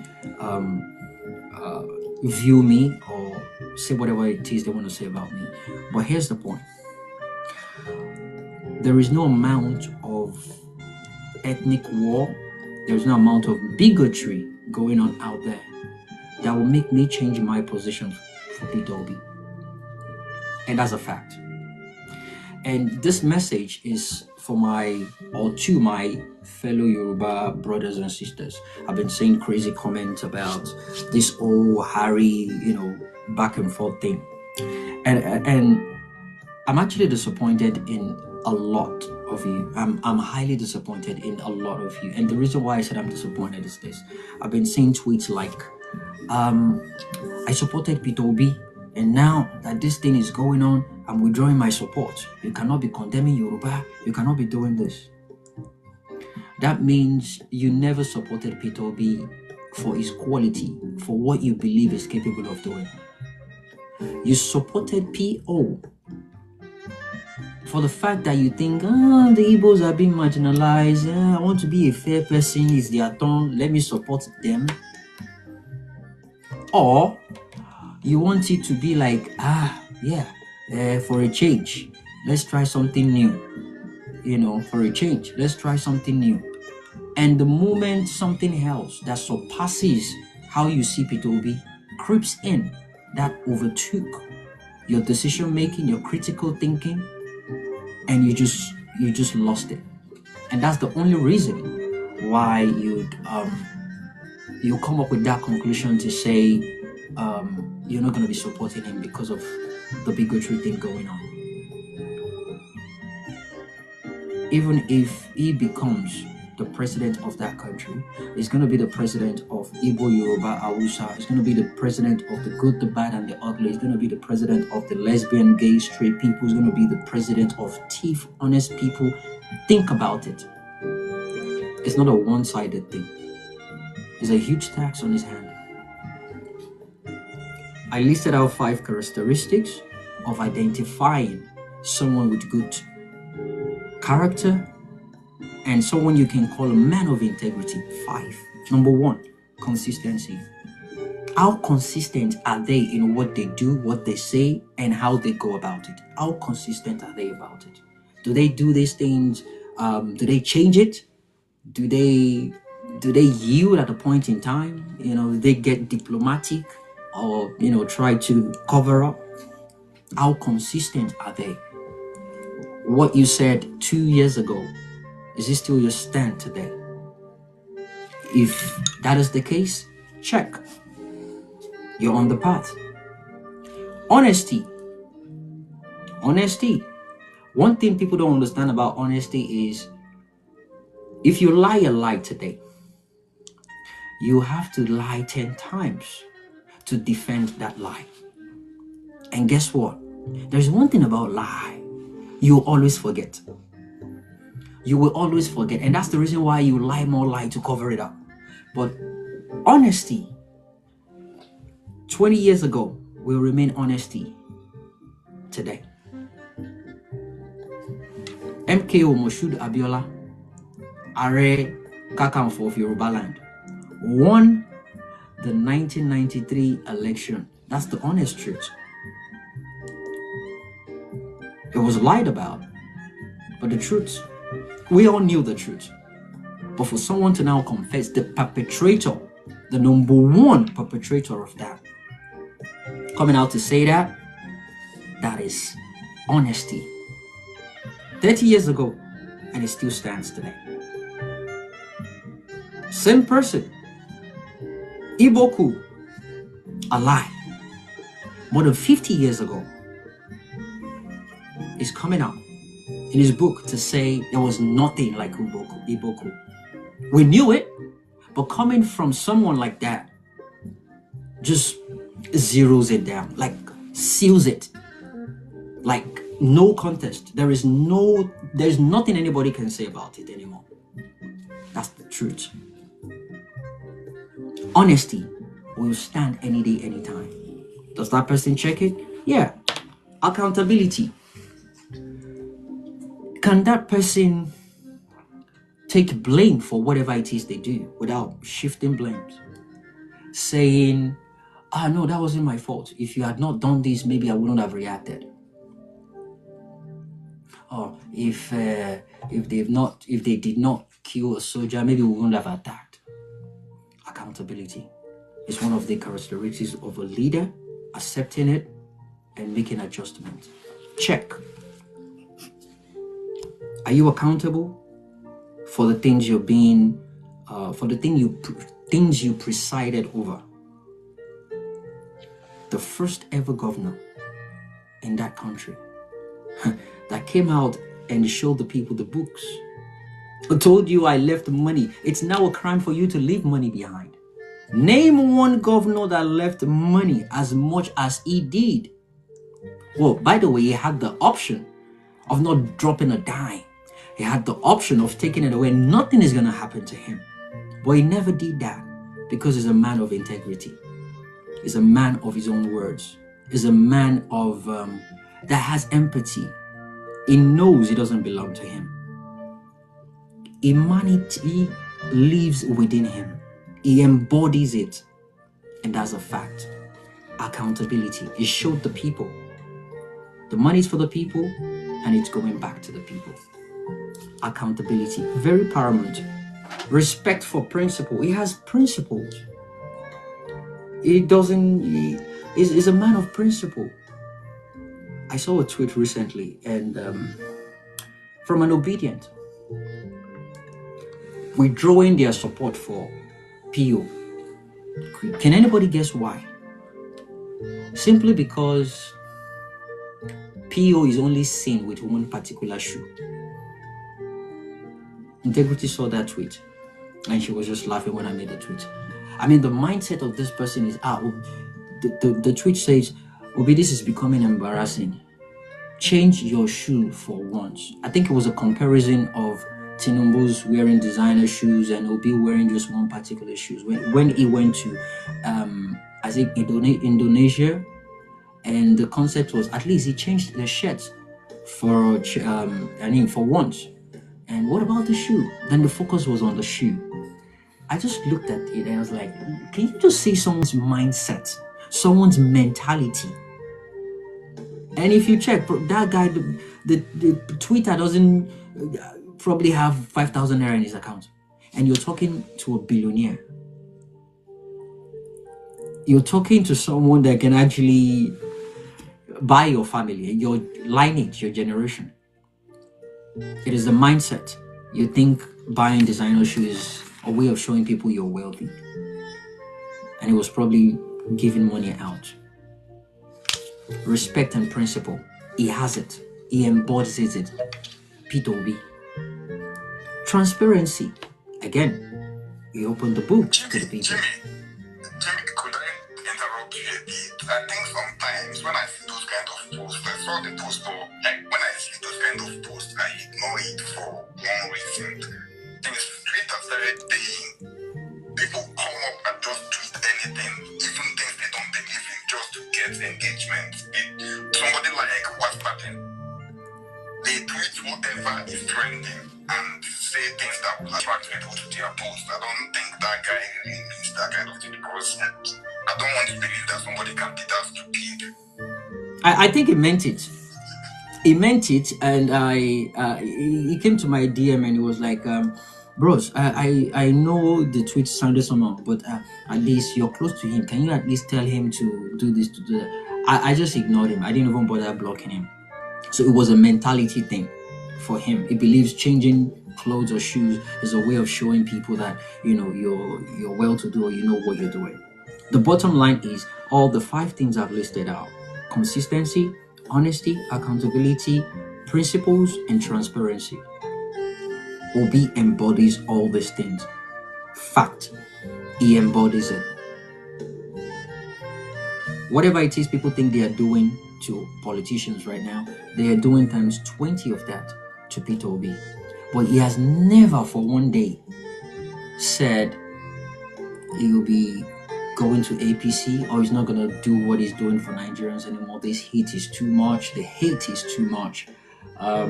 His families are under pressure, attack, making life difficult for him. Close people, they don't call PO anymore. They don't pick up his calls because they don't want to have anything to do with him. Whoever associates with PO will be condemned. But guess what? Because of his principle and consistencies, he has made up his mind that even if it's going to inconvenience me, the people, the masses, they've given me a mandate. They believe in me. I'm going to stick to that. That is integrity, ladies and gentlemen. And that will be my inspirational talk for today. It was quite disappointing that people didn't listen to it the first time, but it's for the purpose of people listening to it again. It's a recorded space, and I hope people get this and listen to it later on. I'll put the full video on YouTube by Sunday evening. But yeah, that will be my inspirational talk for today. I do that every Friday. I spoke about depression, marriage on different Fridays, but today was for integrity, and this is based on what has been going on in the Nigerian atmosphere. So thanks guys for listening, and I'm sorry about the mix-up earlier on.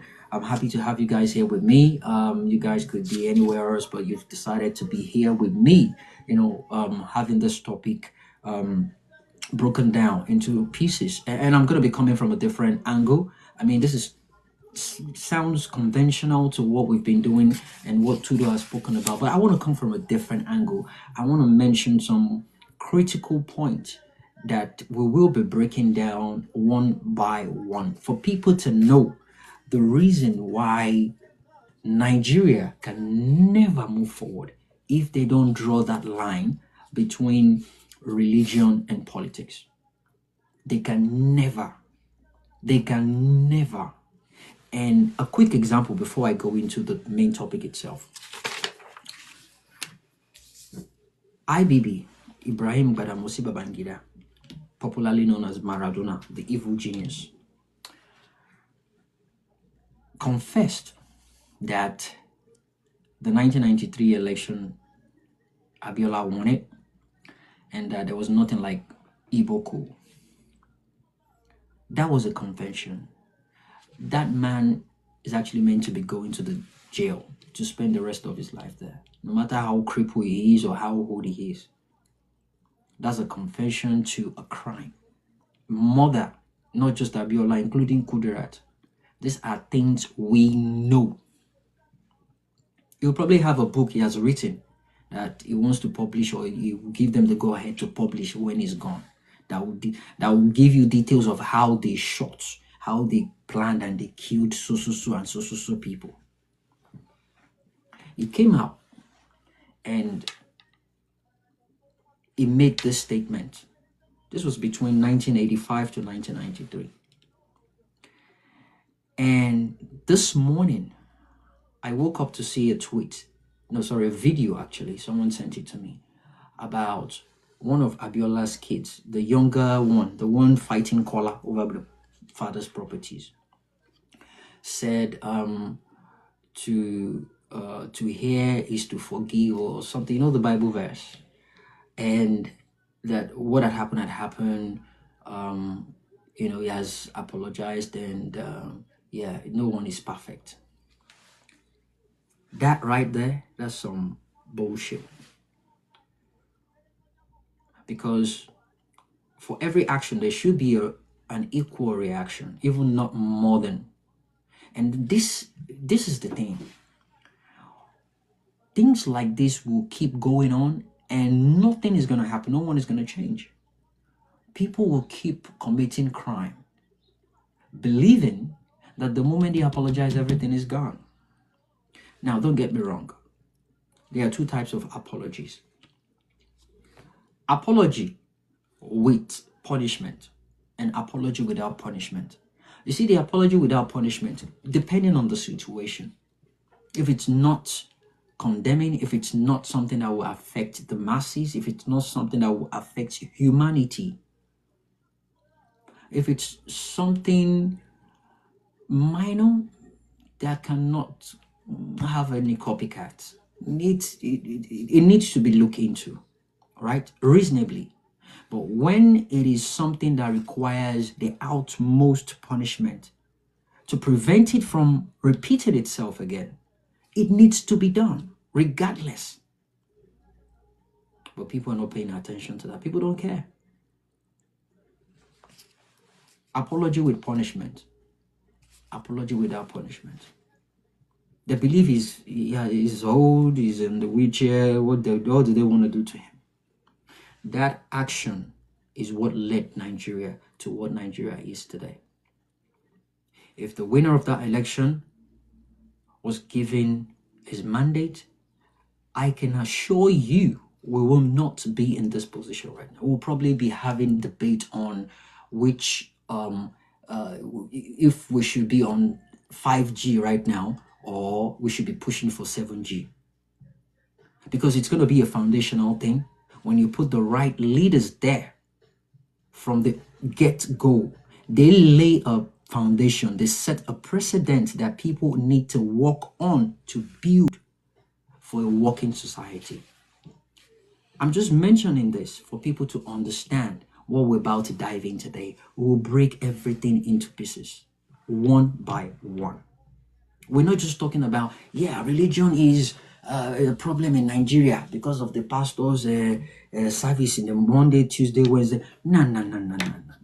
We're going to be talking about the points and definition of those points on how they actually impact the country politically. There is something called social order. But before then, what is punishment?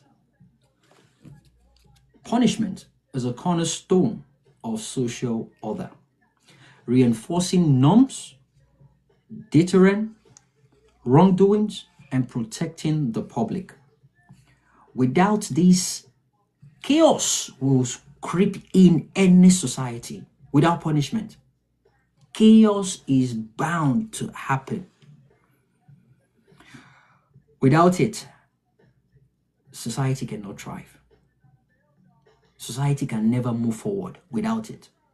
But with punishment, when there are lists of punishment or guidelines on certain things to do and don't, the society will conform and there will not be abuse of power. Again, punishment can be abused, but there are checks and balances to make sure the right punishment goes for the actual crime or offense committed. When I give the definition of punishment, I mentioned something about social order. What is social order? I'm going to explain this before we move into the topic. Social order is the invisible glue that keeps a society functioning smoothly. It is set to share rules, normal things going on in the society, values and structure that guide how people interact, cooperate, and resolve conflict. More like the unspoken agreement that stops everyone from cutting the line, robbing each other broad daylight, or ignoring traffic light. Social order. These are things that, yeah, we need to put these things need to be there for our daily, our every minute, every hour, every day, every week, every month activity. It needs to be there in every society for us to keep going. Social order. It needs to be checked all the time. When you run the red traffic, if care is not taken, you might be crashing into another car. You don't know the person driving that car. You don't know the issues they're going through. You might end up killing the breadwinner of the family. You've affected the family, and that family's community are going to feel the pain. The person is probably not going to go to work, and that person's job is critical to the development of the society. Social order. We have two types. the formal and the informal social order. The formal one, I mean, talking about the law, constitution, systems like the government, court, and the police, those are the formal orders. The informal are our traditions, our customs, things we do and things we don't do locally before they brought religion. Social expectations.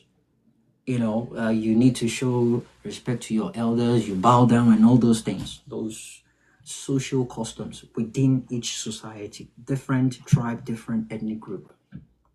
Social order. I had to explain that to let you know that regardless the age, the condition, when you do the crime, you gotta pay the time. Social order. We'll be back to that. But right into the topic. Religion and progress. Can Africa move forward without religion? That's the question. And my answer to that is, can Africa move forward without religion? Yes, we can. In fact, we don't need religion to move forward. And I will explain why. And my explanation on why is to show you that the damage religion has made is one of the core reasons why we've not moved forward. What is religion? It is a system of belief, practice, and value that humans use to address life big questions like existence, purpose, and the nature of reality. That is the definition. One of the definitions I came across. Another one says religion is a belief system about existence and purpose, often involving the divine providing of meaning to moral and community of life. That is, you can do your own Googling and come up with one. But we're talking about how this has actually held back Africa. And I'll be focusing on two parts, Africa and Nigeria. Any African brothers or sisters, you're welcome to request for the mic and speak on your own country. And I'm going to be speaking about Nigeria specifically. So I'm going to put Africa aside for now. Straight into Nigeria. I listed out about 10 points that I will explain on why religion has held back Nigeria. Nigeria is my bed country, and I understand the politics and how the religion has affected the growth of my country. So, religion plays a significant role in Nigerian society, influencing culture, politics, and daily life. However, some argue that it has also contributed to the setback in the nation's progress, and that's a fact. Number one, ethno-religious. That's the number one point. If anyone wants to write down, feel free to do that. Ethno-religious, and what this means is Nigeria has experienced recurring violence between religious groups, particularly between the Christians and the Muslims. I mean, I spoke about it on the space 2-3 years ago, my experience on how and why I actually left Kano. I was born in Kano, Sabongeri to be precise. I grew up in Kano before we moved to Southwest, even though I'm a Yoruba man. And that was more like the first time I actually saw war. And it was a fight between Muslims and Christians, but almost like Hausa and Igbo. And what happened was the genesis of it. It's been going on over the years, but the particular one I'm talking about, the lady, an Igbo woman, was cleaning up the baby. The baby defecated and she was cleaning it off. And She did not use a Quran, because I know there was a story going on about she using a Quran. It wasn't a Quran. It was a newspaper that had someone that had died, a Muslim man, and there was Arabic writing of Inna Lillahi, all those things. And that was the woman used the newspaper to just wipe. She saw it on the ground. It wasn't as if she deliberately went. She reached out for it. And back then we didn't have diapers. It was napkins. Yeah, it was napkins back then, use and wash, use and wash. So before that, she needed something to just wipe it off and just, toss it in the bin or something. And there's this guy, they call them Merua. They put the water on their neck with sticks and, 2 gallons, and they just go and deliver water. They can do that all day. And this guy came in to drop water for them. And when the woman used the paper to clean the child, he just tossed it on the ground. And that was what the guy saw. He saw the Arabic there, and he just went off. Went outside, shouted, screamed that, someone is desecrating the Quran, someone is and that one are good in here. And typically every Hausa people, they have knives, in their pouch. They have knives all the time. And the Irikisela, that's sugarcane, Irikisela, Ayasela, Kwakwas, all of them just came out. And they were beating the woman. They were beating the woman. The woman's husband was in the house. They were beating the woman, and before you knew it, they killed her. They killed her. They killed the baby. They beheaded her and the baby. And the husband didn't know what was going on. The husband came out to see the wife's head on a spike. He went berserk. He went inside, grabbed what he could, and that was hell. All hell broke loose that very day. Everywhere was a disaster. So it was now a Muslim and Christian. But most of the Christians within that region are Igbos. That was one of the most devilish days I've actually experienced in my life. I was in school. Back then I was in St. Louis Primary School. And I remembered the whole school was just, nobody rang the bell. Everywhere was just scattered. And as a little boy, I didn't know what I was doing. I was confused. It was a 504 Peugeot. I just jumped on that 504 Peugeot. And they had leaf, Dongoyaro leaf in front of the cars. People were driving. My dad, a Yoruba man, speaks Hausa fluently. And he had his knife in his pouch as well. And as a Christian, he was scared. He left work. He came home. My siblings are good. They're safe. I was missing. He had to go looking for me. On his way going, he met with the Hausa people. Started speaking Hausa, chanting, the Christians must die. The Christians must die. And when he comes across the Christian as well, he talks to them, they quote Bible and all those things. These are things they do to confirm you're one of them. Otherwise, you'll be dead.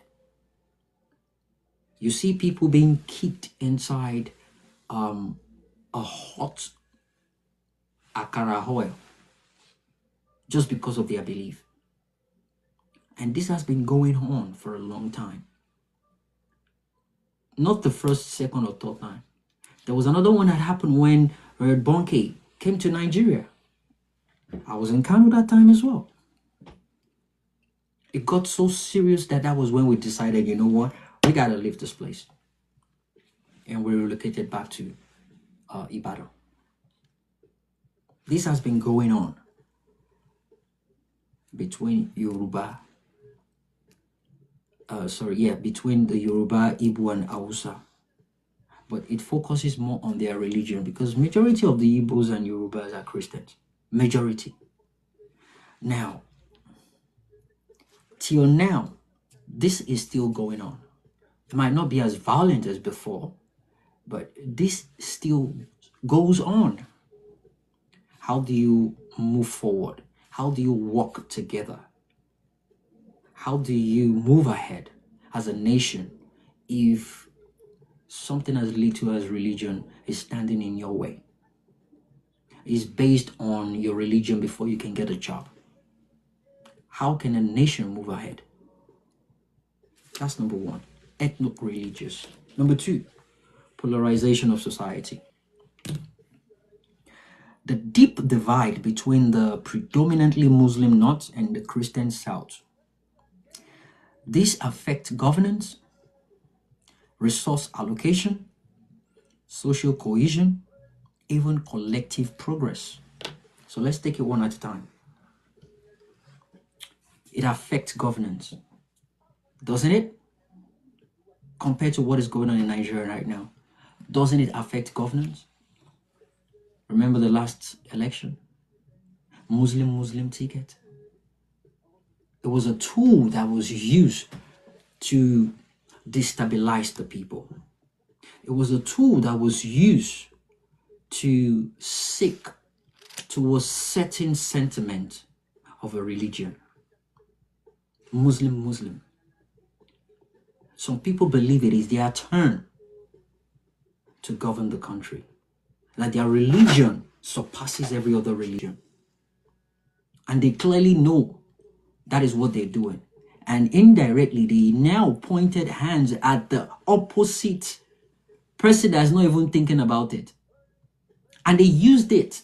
They used it so well that it made you feel like the other person was actually pushing for a religious war. It is so bad that someone that is so flexible in his consideration of having a Christian and a Muslim is now seen as the evil person, is now seen as the person that wants to divide the country. Whereas the one that specifically went for same religion personality just for the purpose of winning, for the purpose of pulling crowd, because he knows the sentiment of what that religion peak would do. And it deliberately went for that. And we saw the impact that had. The Muslims, they were actually preaching in their mosques. They were preaching and they're telling people, you have to do this, our turn. Says who? And that clouded the people's minds. They couldn't think straight. It took away their critical thinking and decision-making skills immediately. Like logic disappears anytime religion creeps in. Like you do not think anything logically the moment religion creeps in. You don't care if that person has what it takes, as long as that person is your religion,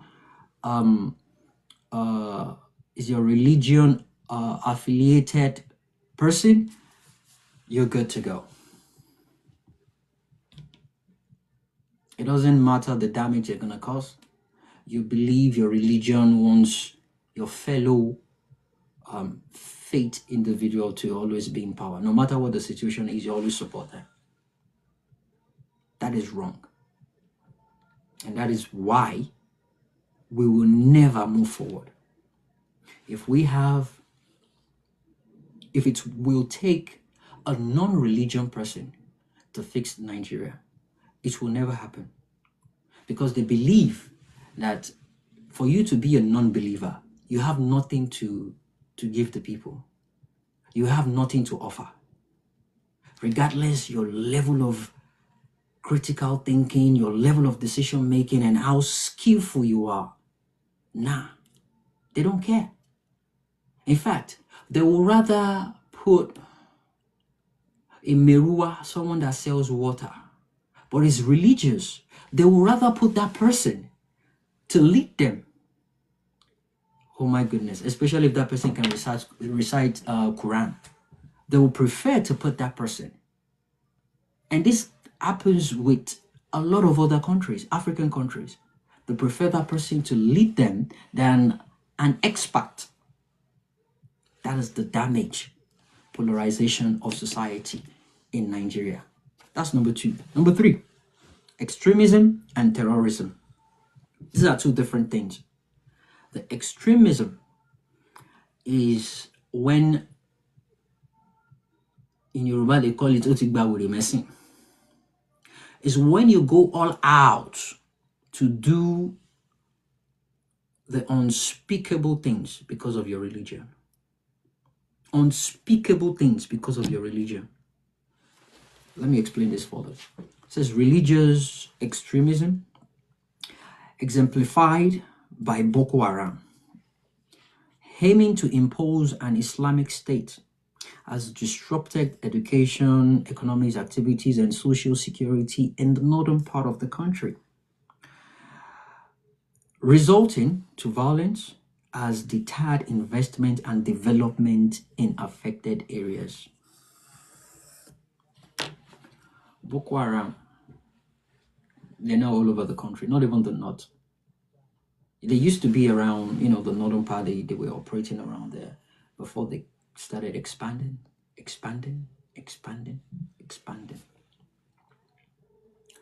And now it is based on their extremism.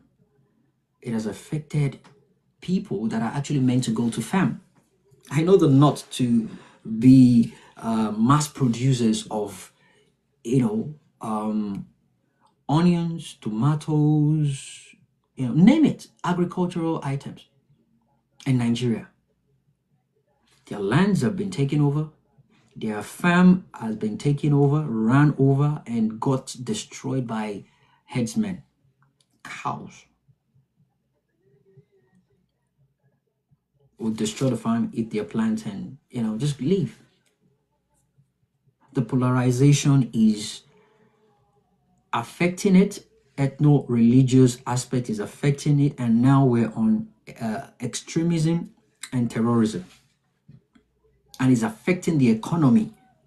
Because take it or leave it, every region in that country are bringing something to the table. We can now argue about if what they're bringing is sufficient or more than or less than what others are bringing. That is a topic for a different day. But what we're saying now, that even if it's not as much as what other brings, the little they're even bringing, it's not coming up again. It's not even coming out again. Why?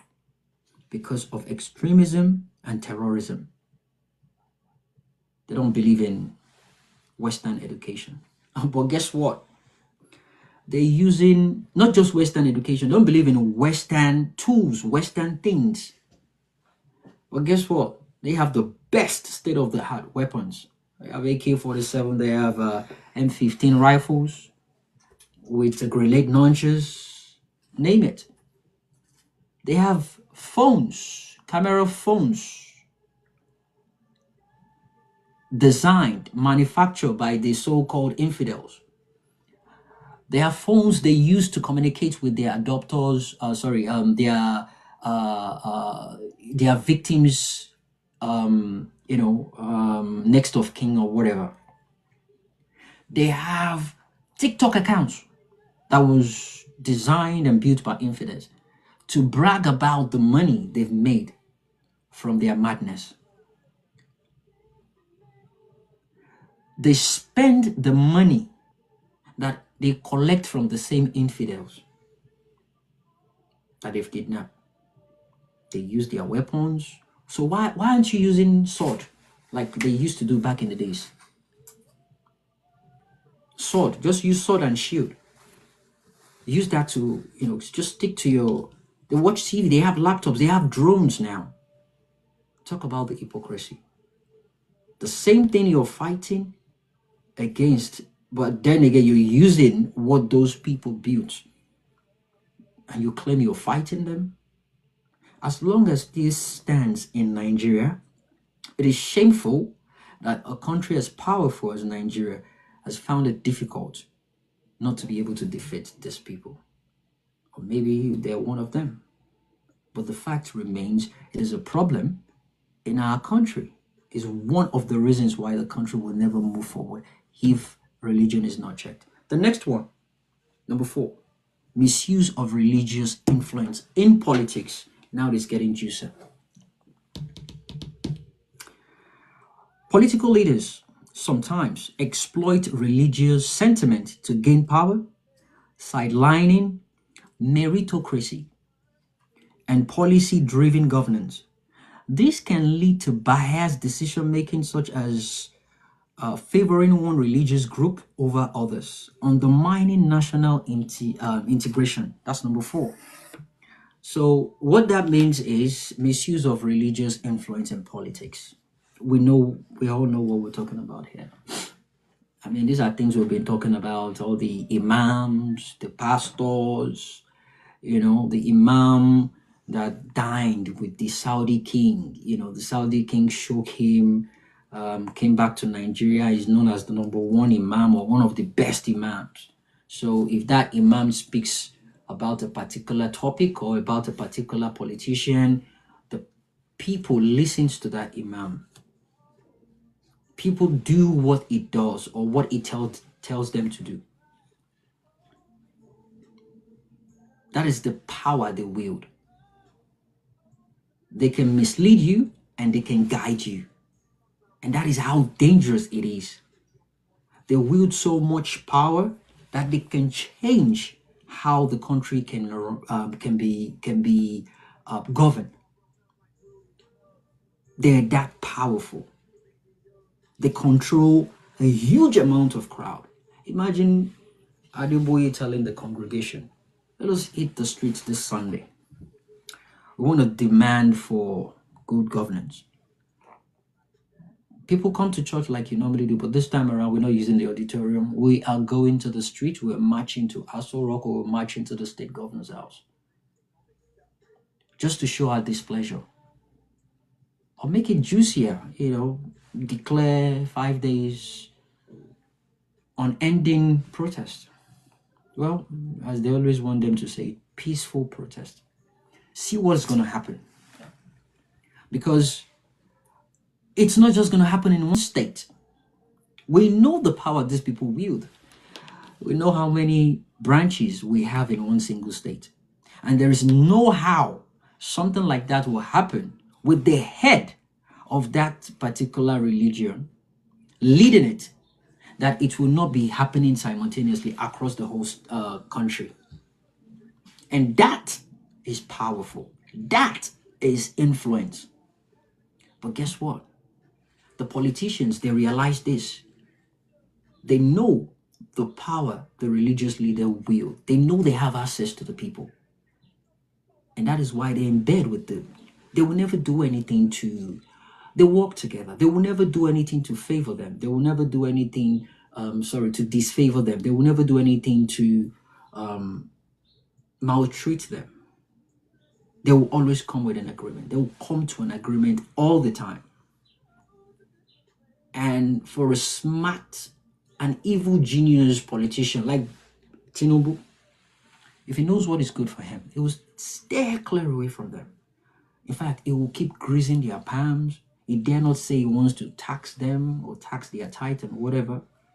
He knows what will come for him. That is a huge problem we're facing in that country. Just think about it. The other day, Anoti was explaining how people were hopeless in the gathering of hopelessness, where people are praying. And a few days afterwards, Trudeau had a space about Hallelujah Challenge. The madness that happened, the imaginative wanting of the people, all because of religion. You can tell the power those people wield. Like, they can tell you to jump and you ask them how high. And they'll tell you, you jumping will be a favor in God's eye. And you see people would probably go do a skydive to show you how high they can jump, just to please God. But they will never do that to their neighbors, their next door neighbor, to their society, or people that need help genuinely within their environment. That is misuse of religious influence in politics. Number 5, resistance to modernization. Some religious interpretation resist progressive changes such as gender equality, reproductive rights, or scientific education. For instance, opposition to family planning or girls' education in certain areas in that country. Is that a fact or is that a fact? I said it earlier on. I'm going to be touching on all these facts that we just generalized, but I want to dismantle it by each point. Number one is ethno-religious. Number two, polarization of society. Number three, extremism and terrorism. Number four, misuse of religious influence in politics. And now on number five, resistance to modernization. We still have people destroying young girls' lives, all in the name of marriage. 9 years old, 10, 11, 12. All in the name of religion. Simply because one book tells them that someone did it in their time, so therefore they can do it too. That girl you married, probably meant to be the president of that country. Probably meant to be the one that would go to school, get educated, and find a cure to cancer. But simply because you've ruined her life and you've decided to leave her in the house and be in the kitchen and just keep boring your child, that life has been ruined. The chances of a civilization to experience a cure of the so-called incurable disease has been taken away just by that single act. And if you ask them, oh, their religion permits it. Their religion permits to destroy people's life. Their religion denigrates women that we believe on a normal ground they should have equal opportunity as every human being. They bring in gender. In fact, some religion would they condemn women speaking when men are speaking. No matter how dumb the men are, no matter how smart the women are, you just don't speak because you don't have a leg between your legs. You don't have a third leg between your legs. This is not me saying that. This is what a religion or religions had set as rules, as guidelines to how people can live their life in this life. And Nigeria is one of the people that have taken upon these things to practice it. And it's one of the reasons why that country will never move forward, as long as these things keep happening. The amount of kids that are meant to be in school now are not in school. Because some people actually believe, I would rather let my kids go and learn Quran than going to get education. Now, what is the benefit of learning Quran to a society compared to the benefit of getting education to a society? Getting education, you can become a lawyer, doctor, whatever. You will benefit your society. Learning Quran is you investing your time, effort, energy in a doctrine that's been practiced over the years. And the only purpose of that is to pass that message, the same message, pass it on to other people. No productivity, no surplus, no replications. Just keep sending that message across, passing the doctrine to the people, keep pushing, changing narrative. It has never been proven to help wake the dead. It has never been proven to stop a bleeding heart or a bleeding or bullet hole. It has never been proven to cure cancer or any form of diseases. Whereas if you get educated, you can get the skills, intellectual capacity, and what it takes to get these things done in favor of a progressive society. But no, some people will dedicate their kids to keep going to Ilekeo, just to learn Quran. And the most you probably get out of that, the most, is the display of you reading or reciting the Quran, and you see a couple of people spraying you 10 naira, 50 naira, just because you can recite it, you can say it the way it was written down. You can be a doctor, be making 6 figures, set up a good life for yourself and your family. Let's just put aside the personal gain. You can impact the society with the knowledge you've accumulated. That is the purpose. As long as we keep pushing for madness like that in certain areas of that country will never move forward. And even if the other section decides to move forward, as long as they're in the same country, they will be pulling them back. One part will be pulling the other part back. They will never agree. And that's the reason why we see all this back and forth on the TL. You see tweets like, I can't imagine I'm in the same country with these people. Some religion actually believe it is okay for you to sleep with your housemate in 2025. I don't even know who still have that. Though that boils down to poverty, but that's a topic for another day. They believe if you don't have, if your wife is not around, you can sleep with your slave or housemaid, as they call it these days. And now it has been shifted to, even if you don't have a housemate, you can sleep with your, is it livestock they call it? Animals. And we've seen videos of that. Is that even normal? That is a topic for another day. Resistance to modernization. We just finished that. Number 6.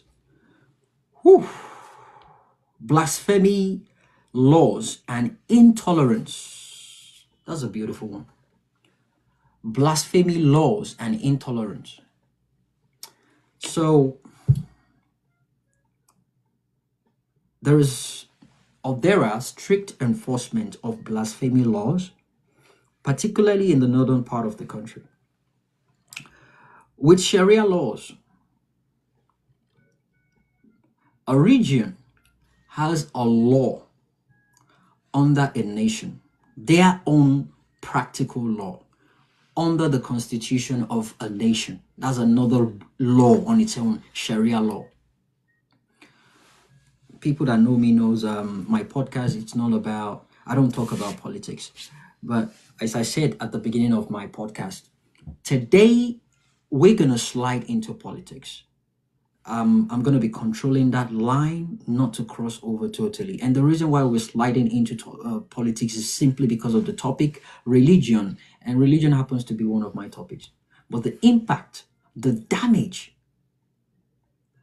religion has done to my country is unexplainable. But I'm trying to let the people see from a different perspective, because all we've been doing is generalizing it with, facts and, few points.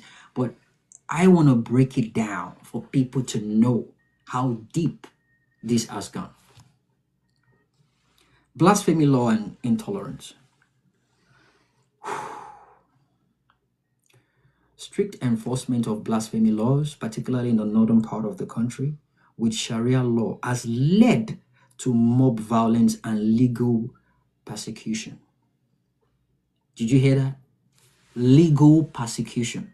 Like, it is legal to stone people to death for disagreeing with your religion.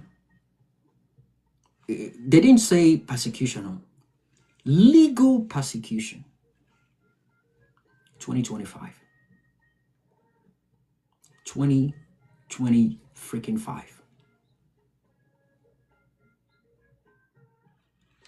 And the obvious example here is Mubarak, Bala, and Deborah Yakubu. And this alone stifles free expression and foster a culture of fear rather than open dialogue. You can't even speak freely. And when I say speak freely, I'm not telling people to go out there to start abusing or cussing out people's religion. It's their belief, let them do that. But for Deborah to be killed for what she said that day, what was wrong in that?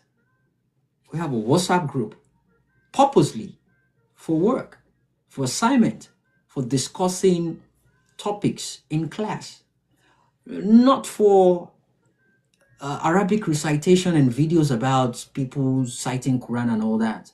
That was all she said. And that led to her death. In the same country that when you kill someone, you're meant to be killed as well. But shockingly, that's not the case here. That is not the case here. And all this I'm talking about happens under one country. One country. Blasphemy laws and intolerance. Number 7.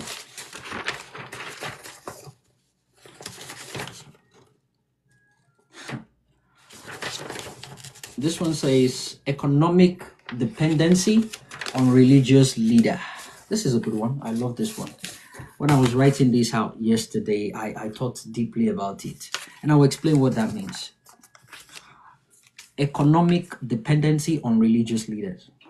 Okay.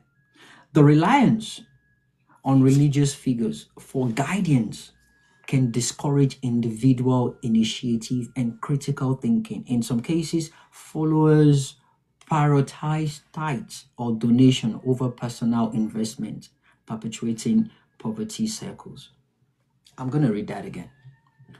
Economic dependencies on religious leaders. The reliance on religious figures for guidance can discourage individual initiative and critical thinking. Now, let's stop there. So, what that means is when you depend on Daddy Gio for guidance all the time, without using your own initiative, without using logic, without thinking critically, even though most of the people that fall for these things are experts in their fields, doctors, lawyers, best in their fields, but they somehow just abandon all that logic and commonsensical things. They just abandon that and they just go stupid. Lack of a better word. So they just all of a sudden just depend on the guidance of the general overseer, even if they are smarter than the general overseer. It doesn't matter. It's the anointed one. It's the one God sent, the one God handpicked that year. Is the one. You have to follow him. Says who? I wish I could hear that voice, or we can all hear that voice together. Then we know, yeah, right, this is the person we heard God mention his name.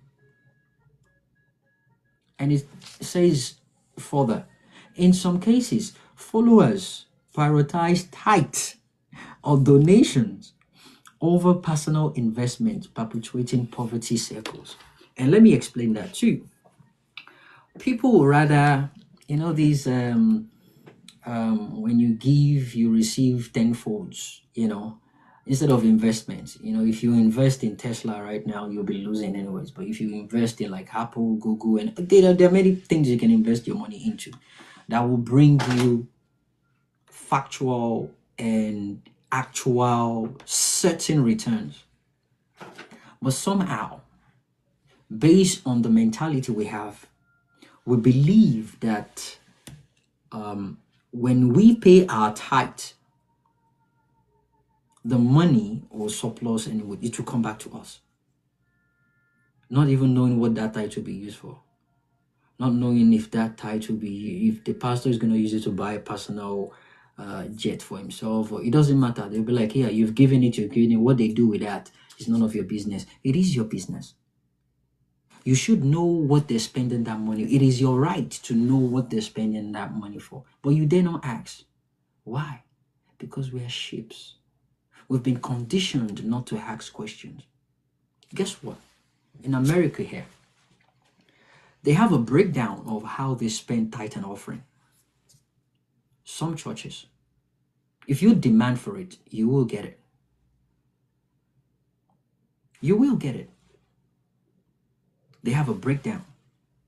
And they actually help people. They pay for people's school fees. They have a budget for monthly help and all that. They will explain. Anybody can ask for it and you'll get it. They will explain to you how much was donated on a single service, what the money will be used for, or how much the church has in the account, the balance. Transparency. But when you drop money, they will tell you you've dropped money. Some churches, you even mistakenly drop money, say, Otilo. You can't get it back. It's almost as if it is an investment setup in a poverty-ridden country whereby whatever you put in there, it doesn't matter. It just keeps going. And you just need to have faith to keep tossing it there. Believing something magical is going to happen with no receipts. If that magical thing doesn't happen, then you don't have faith. Religion shouldn't be something that will be used to milk people intellectually, financially, morally. It has to be something you do to feel connected as a human being, to feel connected to someone or superior being. It's meant to be a personal thing, not the way we're doing it in Africa and not the way we're doing it in Nigeria. People will abandon that. They will dedicate every tithe and offering to the pastor. There is a church here in Chicago. Every last Sunday of the month, when people come in with their tithe and offering, the pastor tells them, go on GoFundMe, check carefully, and help whoever needs help within your reach with your tithe and offering. Every last Sunday of the month, go on GoFundMe. There are people that actually need this money, but he tells them, do your due diligence, find out, and you use that money there. Every last Sunday of every month. The pastor does that.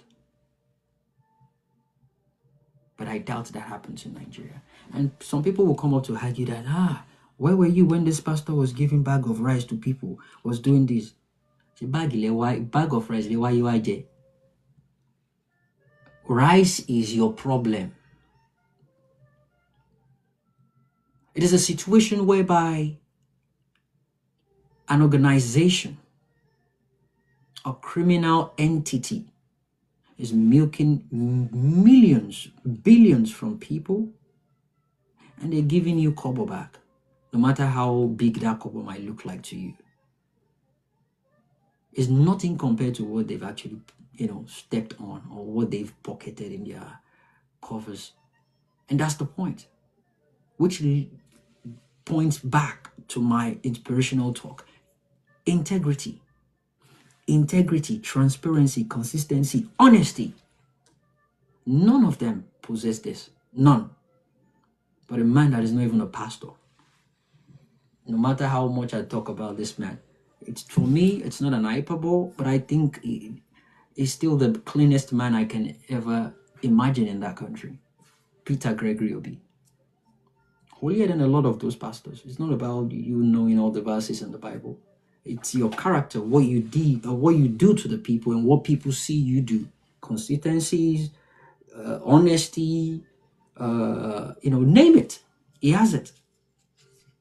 The 5 things I mentioned: consistencies, honesty, accountability, principle, and transparency. Name one pastor in Nigeria that has that. Go in the comment section, guys. Just give me a pastor or imam that has those qualities that I just mentioned. Just one. Just name one.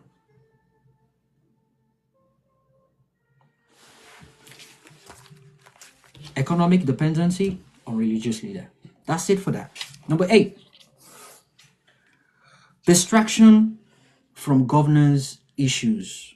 There's another good one. And it says, religion is often used as a scapegoat or distraction by leaders to avoid addressing systemic problems like corruption, infrastructure, decay, or unemployment. Citizens and youth will focus on religion dispute rather than holding government accountable. Bam! I said it. That's a beautiful one. That's a beautiful one. Distraction from governance issues. They know what they're doing. So when we see tweets at times and you see people say, they are distractions. These guys are distractions. They are distractions.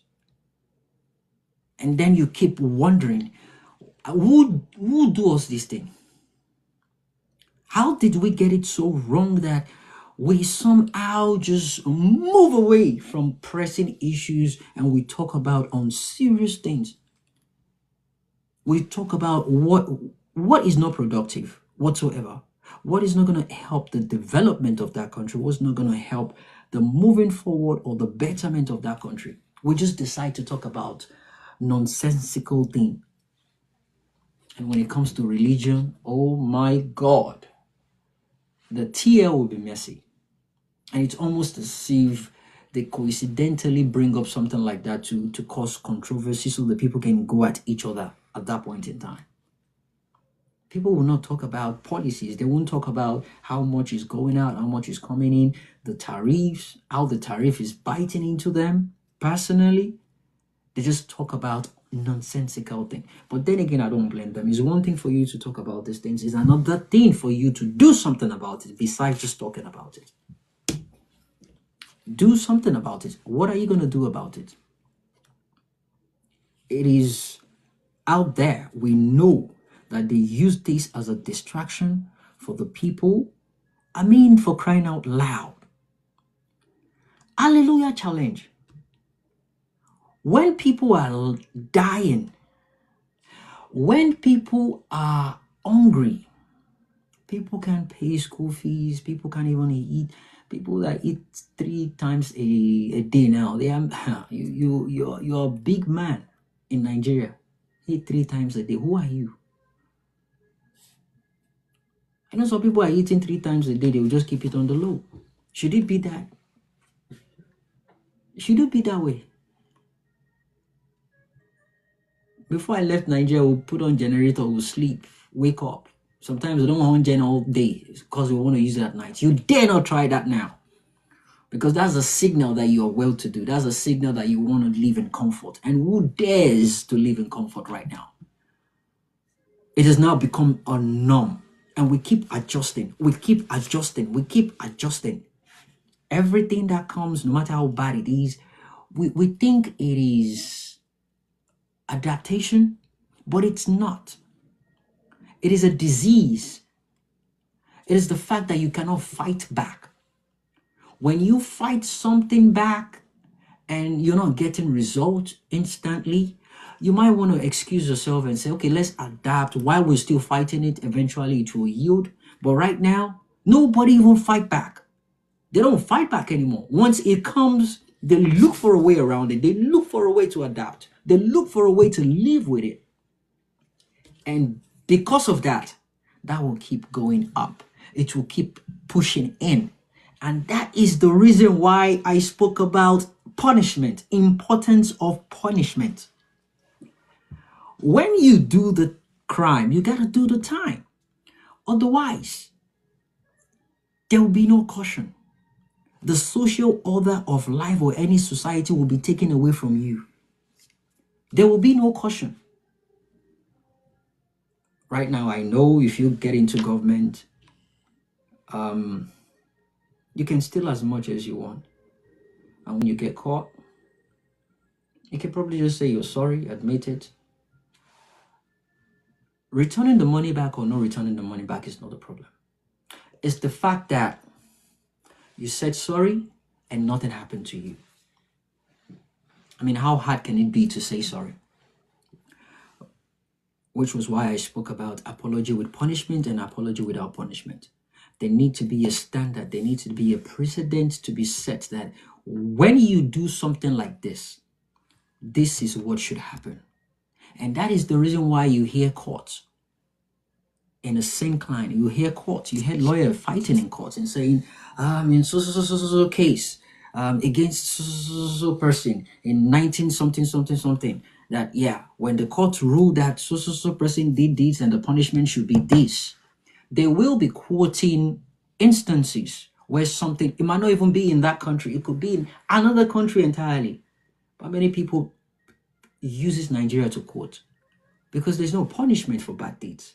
In fact, we embrace bad deeds, we worship bad deeds, we celebrate bad deeds.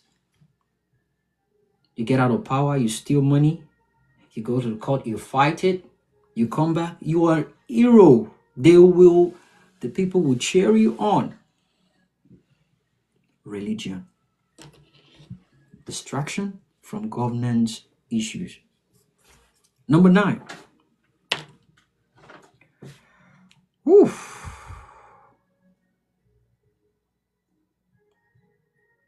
Discriminalization and marginalization. This is another good one. Discriminalization and marginalization. It says religious minorities in certain regions faces discriminalization in access to education, jobs, political representatives. For example, Christians in the north or Muslim in the south report feeling marginalized, which breeds resentment and inefficiency in what they do. And that's a fact. So I know issues or incidents whereby you see people go to the north, especially, in this NYSC and people looking for job, and you tend to conform to what they do so you can blend in. You tend to conform to what people do in that region so you can blend in. I've seen my dad trying to get a couple of contracts, and when we go to Abuja, he'll wear jalabia and dress like the Hausa people. So they feel comfortable to relate with him. They feel comfortable to cheer him, talk to him.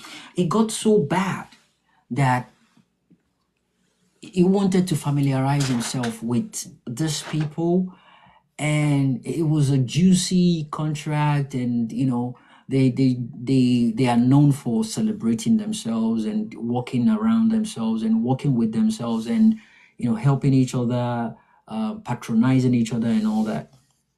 It got so bad that we had to enroll to Quran school, myself and my siblings. Oh yeah, we had to enroll to Quran school, and they gave me a Muslim name at that point. I think it was, if I remember, Malik. You won't try me that time. When I wole kiubai, Ali Fatiha, Ali Kesroi, Ali Domonhu, Ha I U, Ba Fatiha Ba Kesrobi, Ba Domombu, Ba Bibu, Ta Fatiata, Ta Kesroti, Ta Domontu, Ta Titu. I was going like I wanted to just knock it out. I was praying 5 times a day. It got so interesting that during the ablution, and I was calling for prayer. I don't know if I can still remember. Ashhadu an la ilaha illallah, Ashhadu an la ilaha illallah, Ashhadu an la Muhammadur Rasulullah, Hayya la falah, Hayya la salat, Allahu Akbar, la ilaha illallah. I was calling for prayer. I was waking up, I was fasting, I was doing all these things because I went to the same school with the man's kids, so we can blend together. We can walk together. The way they call it, Abdi Maliki. It was that bad. And we were Christians. But simply because my dad wanted to get that contract, we had to go through that. We went through that. So it wasn't as if we just changed to that permanently. It was a phase. It was a serious phase that it was either it gets the job or it doesn't get it. You won't try my mama. She went to Dubai, get this hijab, everything. I was wearing jalabia now. It got that serious simply because of preventing marginalization. That was the only way you could relate with them. You need to, and it comes with class. It comes with class. It's not just you packaging it. It comes with class. It comes with you showing them that, yeah, you are at that level. So then I wasn't wearing palm slippers. My dad actually invested in Maori shoes. Maori shoes. Like the man that actually sells Maori shoes back then. I've forgotten his name. Salawa Beni used to praise that man. I've forgotten his name. Durojaye. He sells Maori shoes, half shoes. My dad got me half Maori. Not be small people, they wear Maori back then. Maori, different leather shoes, crocodile skin, snake, name it. The moment they see Maori on you, half shoes, full shoe, palm slippers, yeah, you are one of them. It got so serious that musicians, that was how I got to know Ayinde Sikiru Barrister. And people wondering why I love his song so much. I've met him. He was my godfather. Wear satin back then. We'll go to his party, they will spray money, we'll pick money on the ground. We took pictures with him. It was a Muslim environment. And for you to be part of them, so you can have access to some certain things, you need to blend. You need to do the same way they do. And we have all those in Abuja now. You see men, now they don't change style. Now it's just kaftan. You know, if they go club, na kaftan. If they go beach, na kaftan. If they and palm slippers. But now they've changed it. I think it's Balenciaga palm slippers they're using. No Maori. Maori is no more in vogue. Marginalization. Without this, the country can never move forward. Nigeria will never move forward as long as there's religion. And I've been explaining, the point I've made so far is breaking it down to let you know why Nigeria will never move forward as long as there's religion there. Don't get me wrong. I'm not telling people to stop their religion, but religion has done so much damage that is preventing us from moving forward. If you do the crime, you got to do the time. We don't have a measure that addresses social order. We don't have a measure that punishes people when they do the crime. And even if we do, we don't have a system that implements it. Because there is no how there will be scapegoats or a couple of people that will be used as an example and these things will keep happening. The last election, it was rigged. IREV was rigged, was hijacked. All sort of madness happened. Guess what? No one is held accountable for that. No one. And the same body is going to operate another election. And you call that a nation? The fault, the flaws of the last one has not been addressed. No one has gone to jail. No one has been in prison. No one has been charged. No one.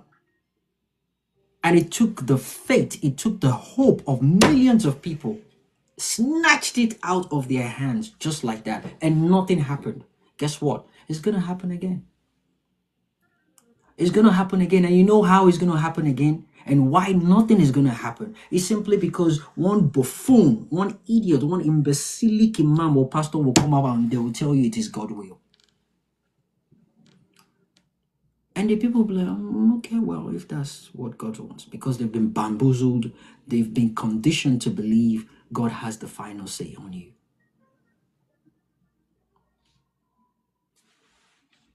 They practice the same Christianity in America here. They don't use their religion. They don't let their religion get in the way of social order. There is time for everything. As a matter of fact, I think it's only on Sundays they consider or they think about their religion. They don't enforce themselves from going to church. But Nigerians, now we go church fast.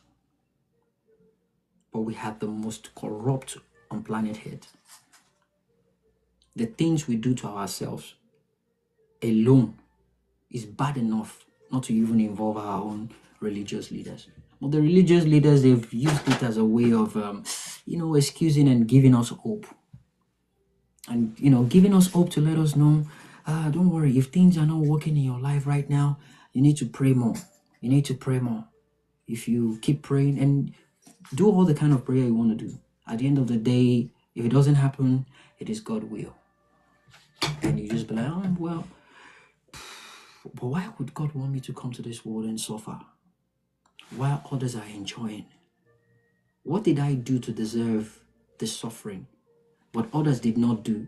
Do I have a chance to rewrite that? Do I have a chance to go back and repick that choice?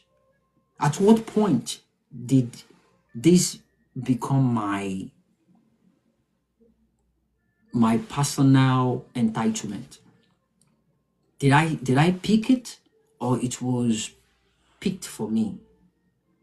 Did someone enforce it on me? Did someone placed it on me? So why did the person place it on me and didn't place it on others that are doing well? Why am I different from others? Or what did those people, okay, let's say I fucked up. What did they do right? Can I at least know that? So maybe next time I'll pay close attention and do what they did right. So in the next life, if there's going to be any, I'll come correct. No one wants to suffer in this life. I mean, no matter how bad Nigeria is right now, some people are living the best of their lives. So why are you the one that God wants you to pray all the time for him to interfere? Why those people can't be the ones praying? That's number 9. Number 10. The last one and the best I love so much. Overemphasis on fatalism. I mentioned it, but I will explain it again. Overemphasis on fatalism. It says, some religious teachings promote a fanatical worldview of the word, it is God's will. Some religious teachings promote a fanatical worldview of the word, it is God's will, which is a term that is often used, and many politicians got away with many things due to this word. These as and always will keep reducing proactive problem solving in Nigeria or any other African country. This mindset may hinder effort to tackle present issues like healthcare, poverty, or rigged electoral process. I love this. So, it is God's will, or God's will, as they normally put it. What that is they tend to use that to justify wrongdoings. They tend to use that to excuse government's mismanagement or incompetence. They use that all the time. Let me quickly mention social contract. It's something called social contract. It is the unwritten contract between the government and the citizen, the people of any society or government or country. The social contract, it is when you go to the polls and you say, I'm voting for this person. You've done your own part by voting for that person. Now, that person needs to do his or her own part to fulfill the demands of that community, that country, or that society. And the common amenities of life, light, water, and the general shebang. And if you lack that in any given society, you're not living life. You're not even alive. And that is missing in Nigeria. And that's the reason why we don't have a good health care. No one is bothered about the quality of drugs that every pharmacist possess in Nigeria. The Standard Organization of Nigeria, that their basic duty is to make sure all drugs or any product in Nigeria that comes in meets a certain standard that is good for the consumption of the people. But they don't do their jobs. Maybe one pastor's son has what it takes to occupy that office, and they told the president or someone, and they just put the person there. They don't care. It is not by merit. It is by the connection. You know someone that knows someone. Tribalism, ethnicity kicks in, and they just put them there. And the person doesn't even know what to do. There are no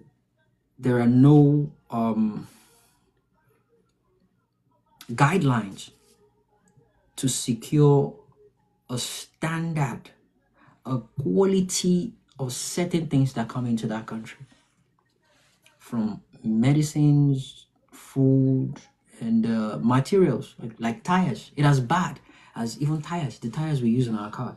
If they import bad tires, cars will keep having accidents on the road.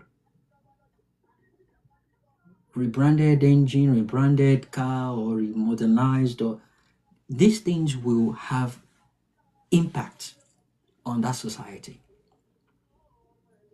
So, healthcare,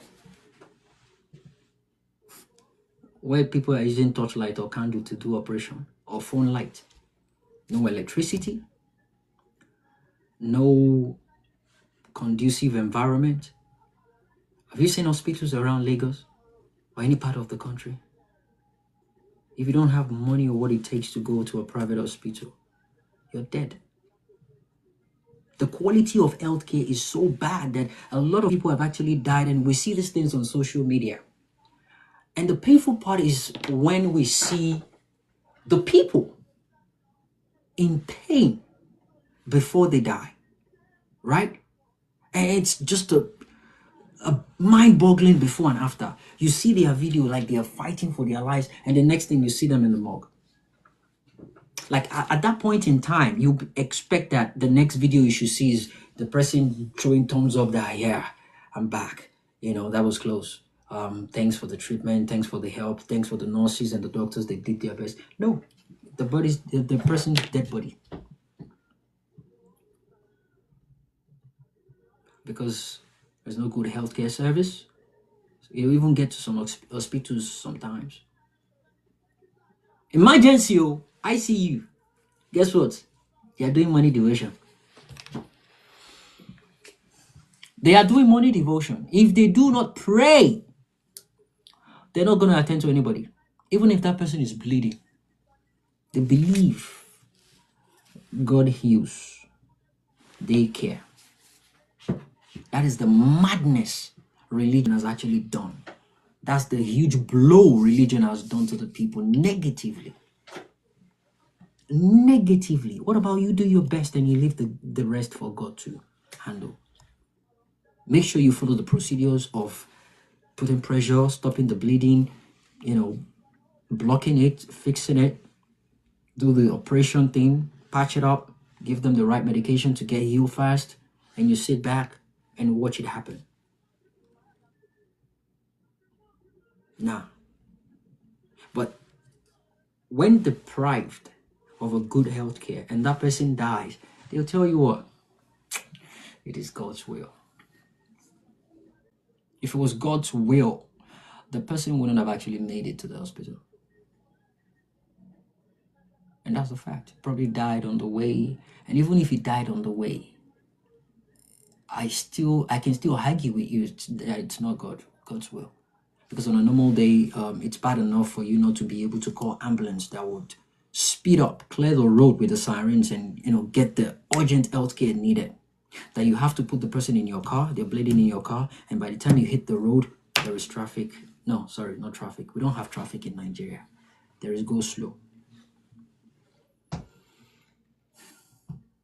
Go slow is when you just stay there for hours and eventually you don't see what cost you wasting your time. Probably accident, and most of the time you don't even see anything. You just go, be like, oh, so what happened? Nothing. Healthcare, terrible healthcare. People die in that process and they blame it on God. They'll tell you, yeah, it's God's will. God wants him to come. And they now create a very beautiful way of putting it. Then you just be like, oh yeah, the person is resting in peace. They'll tell you things like, heaven must be in need of angels. Are you listening to that madness? That's such a great person. Look at when Mubad died. Now heaven is in need of angels. That they had to die. They need him. So heaven ran out of angels. And they had to start fishing on planet Earth.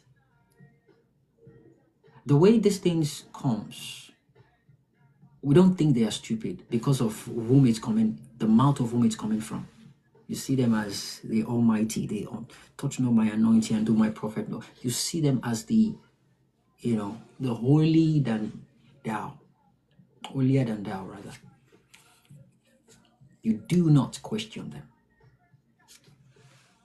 Healthcare and poverty. It is God's will affect healthcare. God's will affect poverty. It affects poverty. You're meant to be like this till you die. It is God's will. No, it's not. It is your decision not to get off your ass and go get a job. And that's even if there is a job. The country is not productive.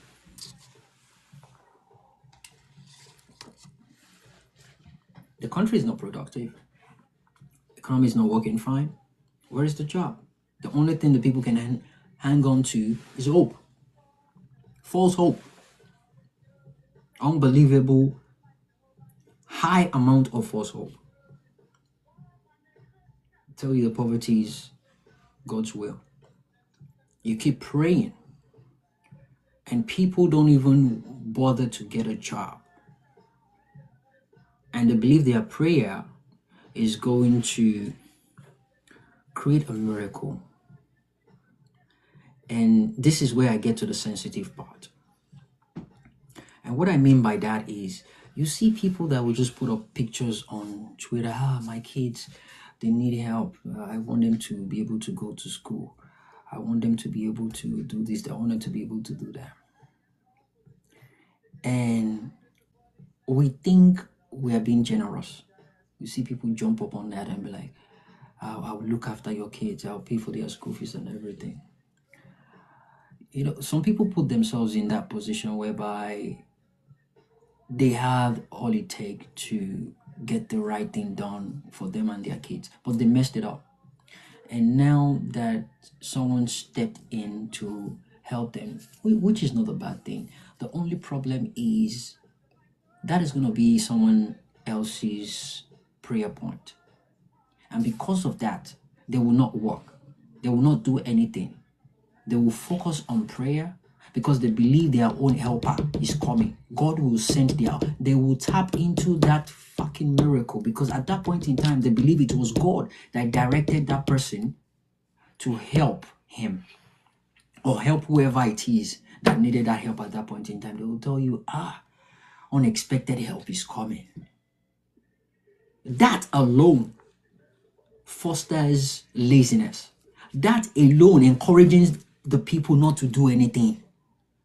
Because help, my miracle helper, someone that will break boundaries, someone that will not follow protocol, someone that God will use. I don't need to do anything. God will send that person, and that man will go to church and do Thanksgiving. Thank God that someone just came out of nowhere and just help.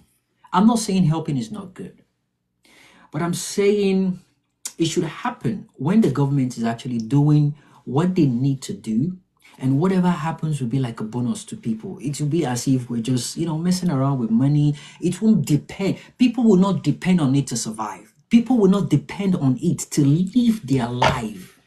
Because right now, the people depend on someone else, someone they don't even know.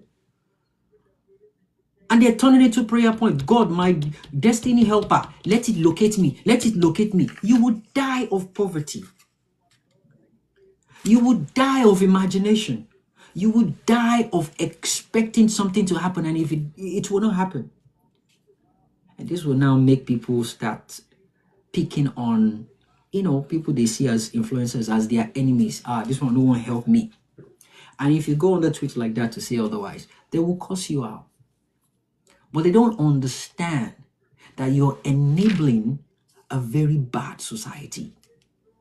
Again, listen carefully, guys. I'm not saying not to help, but in a situation like the way Nigeria is right now, we are expanding a situation whereby the people do not see the need to get off their asses and face the government to demand what they deserve.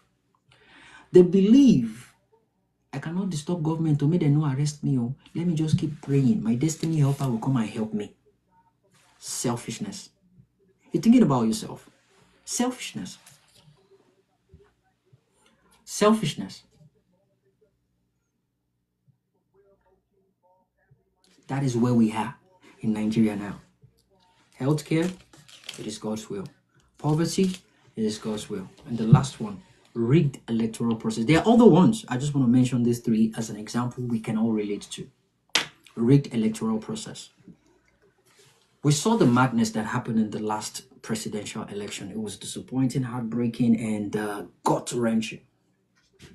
We all played a part, significant part in that election.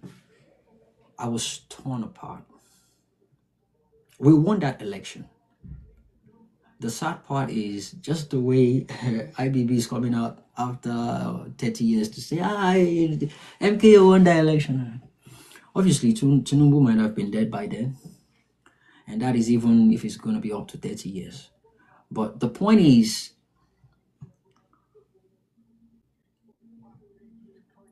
no one is being held accountable for this.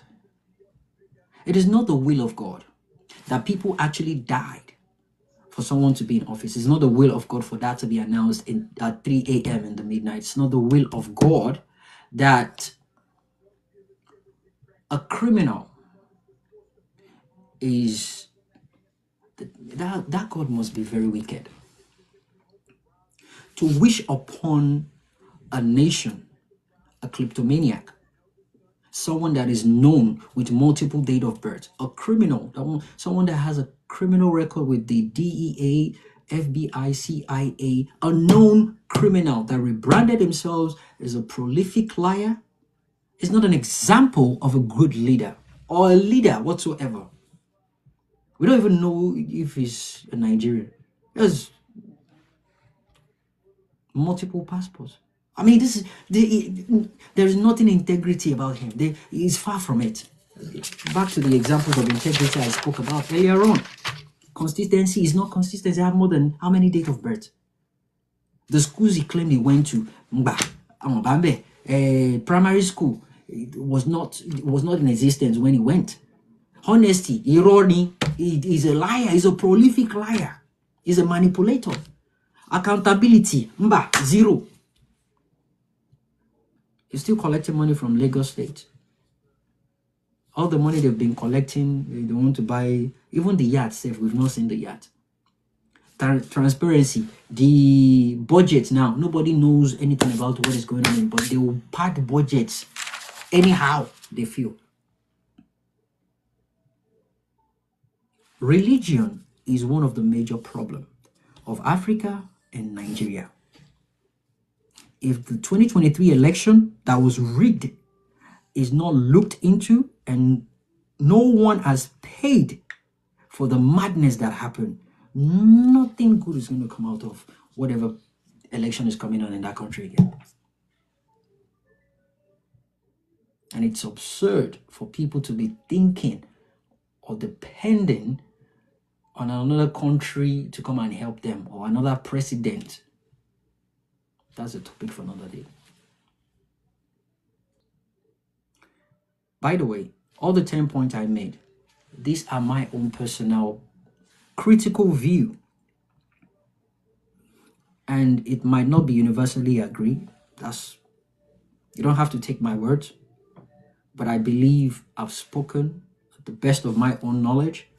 It is left for you to take whatever you want to take out of that and discard the others. I'm not perfect. I don't know it all, but these are my views. It's up to you to make that decision. And whoever is coming up to defend or speak about this, I don't care your affiliation, as long as you're not rude to anybody. Everyone will listen. People are going to be listening to this conversation. And the purpose of this is for posterity. People can have access to this in the nearest future. Understand the impact religion is making. I'm not pushing for the eradication of it, but the line needs to be drawn where it doesn't interfere with the progress of Nigeria. And the moment the people realizes that, the better and the faster the continent and the country can actually get back on track on the path towards betterment of a greener pasture for that country. So, in conclusion, instead of people depending on, religion, I will propose, I think Tudeto has mentioned it before, I will propose the religion of humanity. And this was based on my research as well. Like, without being so crazy about religion, what the Bible says and all that, my proposal would be religion of humanity. And that will be towards the end of my podcast, because now I want people to be able to speak their minds and chime in. I want to hear from people. I'm not going to be gagging anyone. People have enough time to speak, but I would suggest we put other people into consideration. But when people come up to interact, I'll welcome a dialogue. The most important thing is we speak to the topic and understand that we have a problem and how to go about it, besides everything else I've said. I'm here to learn as well, besides the fact that I'm the host. I'm here to learn. I have my pen and paper. I prefer using pencil, actually. I'll be taking down notes, but I've written out my conclusion, suggestion on how to go about practicing the religion of humanity. And you would not regret. It's not going to affect. It's almost like your, Christianity and Islam. But guess what? It's you don't have a burden on your neck. I listed out the whole thing out. It's here. I'm going to read it towards the end of the podcast. Towards the end of the podcast, I'm going to read that, and that way people will look forward to, if they want to keep going to church, to get bamboozled, donate money, or just practice what it is to be human. The kindness, having empathy, promoting fairness, building community, and all those things. I believe that is very important at this point in time. Thank you, ladies and gentlemen, for being part of this. I've been going for almost 1 hour now. I didn't know I was going to be able to do that standing. But I'm sorry for what happened earlier on. I didn't realize people were not listening, so I had to crash that space to create another one. I didn't realize people were not even hearing what I was saying. I went on the monologue of, my inspirational talk on, integrity, but no one heard me except people on TikTok. So that's the reason why it sounded as if I started late. But yeah, I had to take it all from the top again. But thanks, guys, for being part of this. I see my lovely people here on TikTok and on Twitter. I can see Nosray, Fatai, Tudobams, Integrity, what's that? Emmy, Osemo, AY, African, Tina, Gideon, Politics is Bojo, Roger, Joy, Lavezi, Solo, Adedeji, Code Evans, Idris, Jamv, Sonny, I see every single one of you. Welcome, guys. This guy was requesting for the mic earlier on, but he dropped. I'm not sure what happened. So yeah, thanks, guys. And on TikTok, I can see Astasia, always here showing love, showing support. Thank you. Deron, I see you too. Odogo was here earlier on. Karigwe was here as well. He left. I see Otumba. Welcome. Yeah, so thanks for joining, guys. Thanks for being part of this. It's Off the Cuff with Jimmy. I'll like to go on a short break, and when we're back, I'll like us to just go on with the hands, so that way we can jump into the topic, and take it off. Events and happenings. How do we keep up with the trends? How do we get a hang of facts and vices playing out around us? Join Off the Cuff with Jimmy, where unscripted, uncensored, and unforgettable controversial family and social topics are discussed by different people across the globe. Topics ranging from depression, abuse, homosexuality, marriage, sex, anxiety, drugs, suicide, mental illness, bigotry, near-death experiences, parenting, PTSD, racism, culture, rape, peer pressure, abortion, and many more. Listening on Fridays, 10 a.m. Central Time Zone, via YouTube at Off the Cuff with Jimmy, TikTok at Off the Cuff with Jimmy, and X Off the Cuff Jimmy. Join us to explore today and tomorrow while shedding some outdated views from yesterday. If you want your story to be heard, contact us via WhatsApp +1773 461 7622 or X handle at Off the Cuff Jimmy. Just in my mind, Yans Jimmy.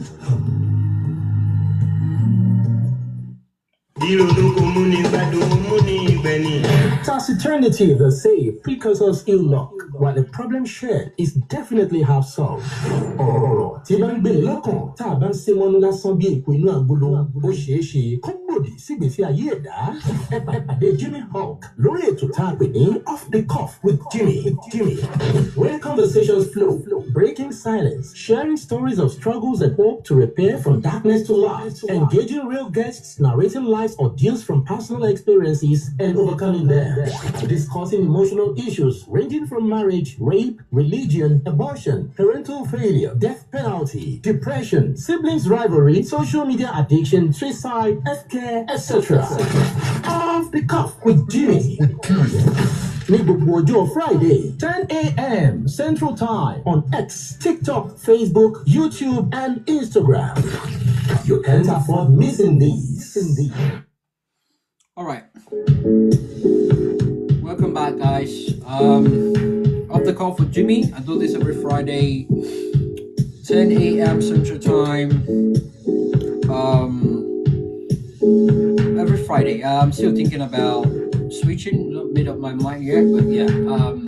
For now, every Friday of the Call for Jimmy, where we discuss about matter arising, social topics, and by the way, they're all unscripted, unrehearsed, practiced or talked about behind the scene before coming up. We do this for the benefit of uplifting burdens from people. We learn and unlearn, and it's been going on so far. It's been going well, and it's growing. I'm happy about that. It is growing. It's not a political platform. It doesn't take sides, and I don't care about your political affiliation. I'm here for humanity. I'm here to talk about what affects our direct lives and what we can make impact on, what we can work on to adjust and better the way we live our lives in our societies. So yeah, that's the whole point. Thanks for joining once again, guys. Thank you. You can ask for the mic, you can request for the mic. Let's have a dialogue. And we'll take it from there. Admiral, how you doing? I've seen your requests wanting to speak since. Jump in. How you doing? Hello, can I go now? Go ahead, please.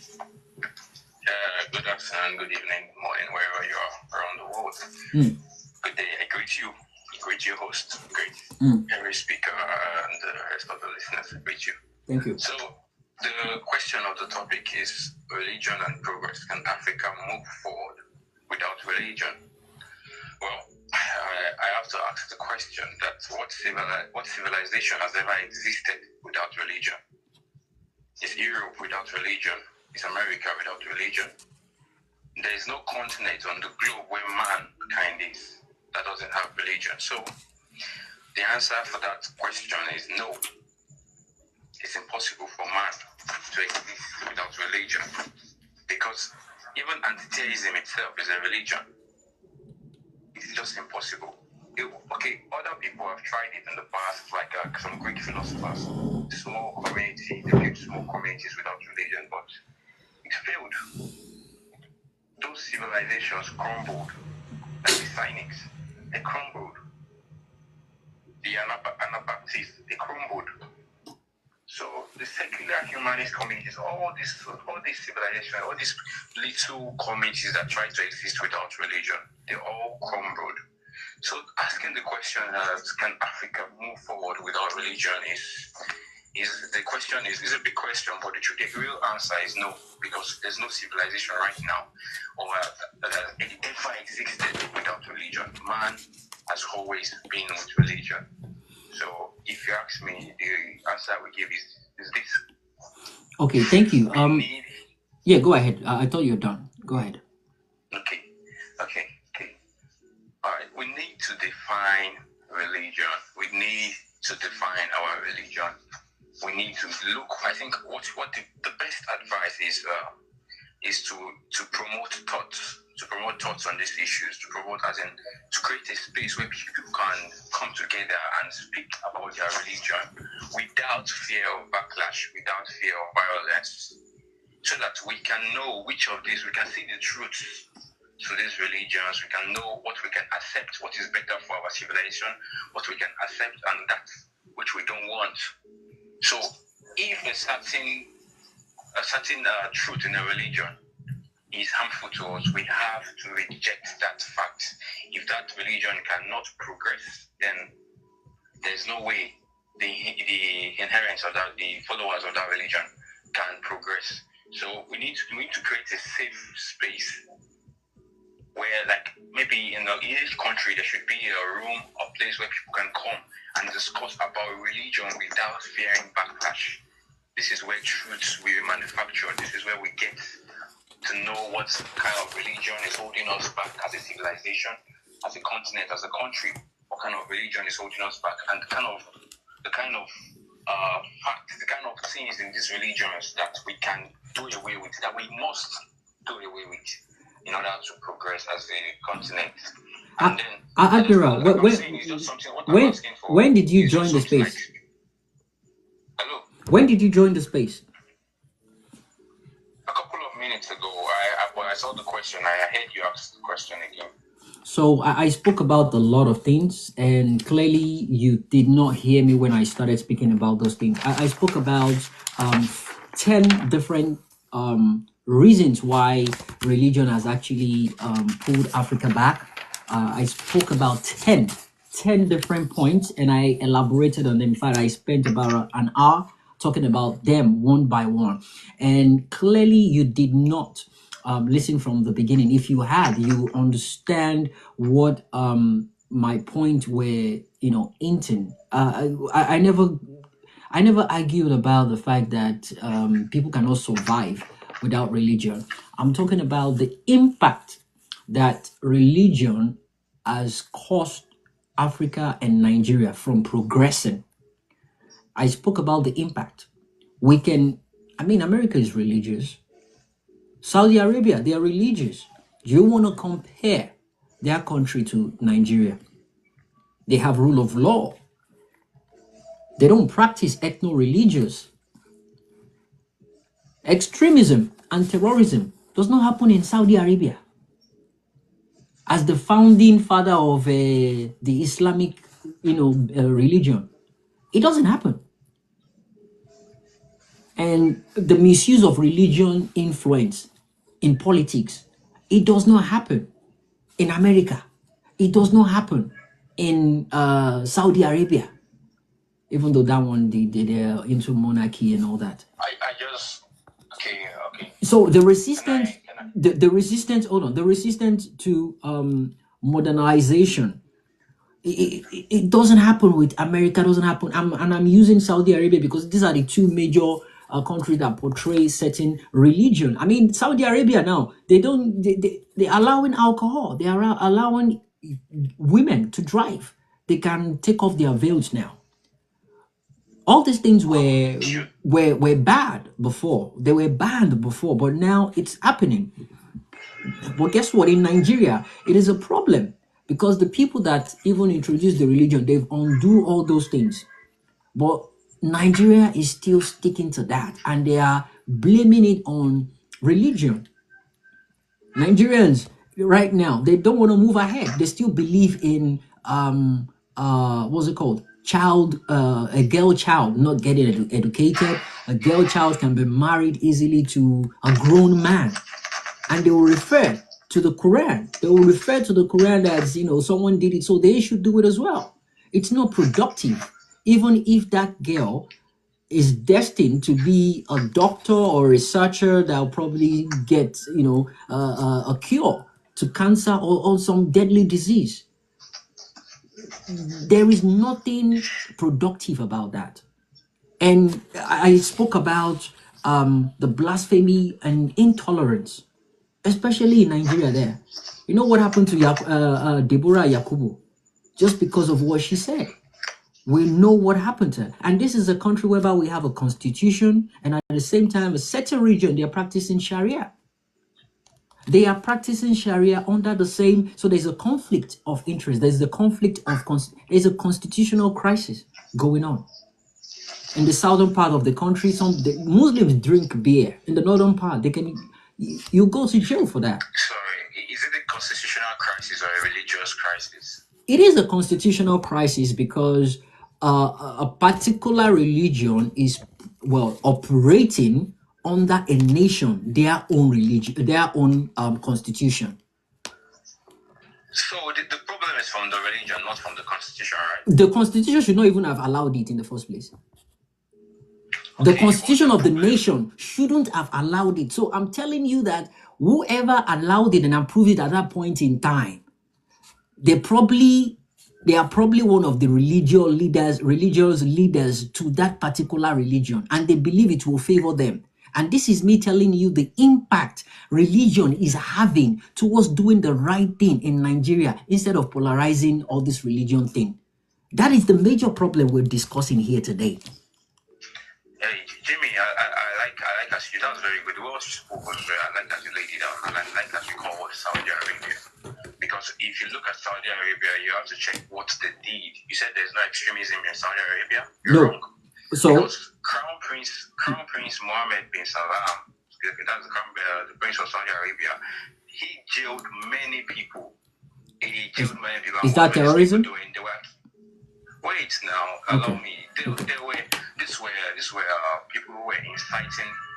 They were inciting religious crisis because they even accused the Crown Prince of turning Saudi Arabia to a nation of the kafir. It jailed a lot of these people.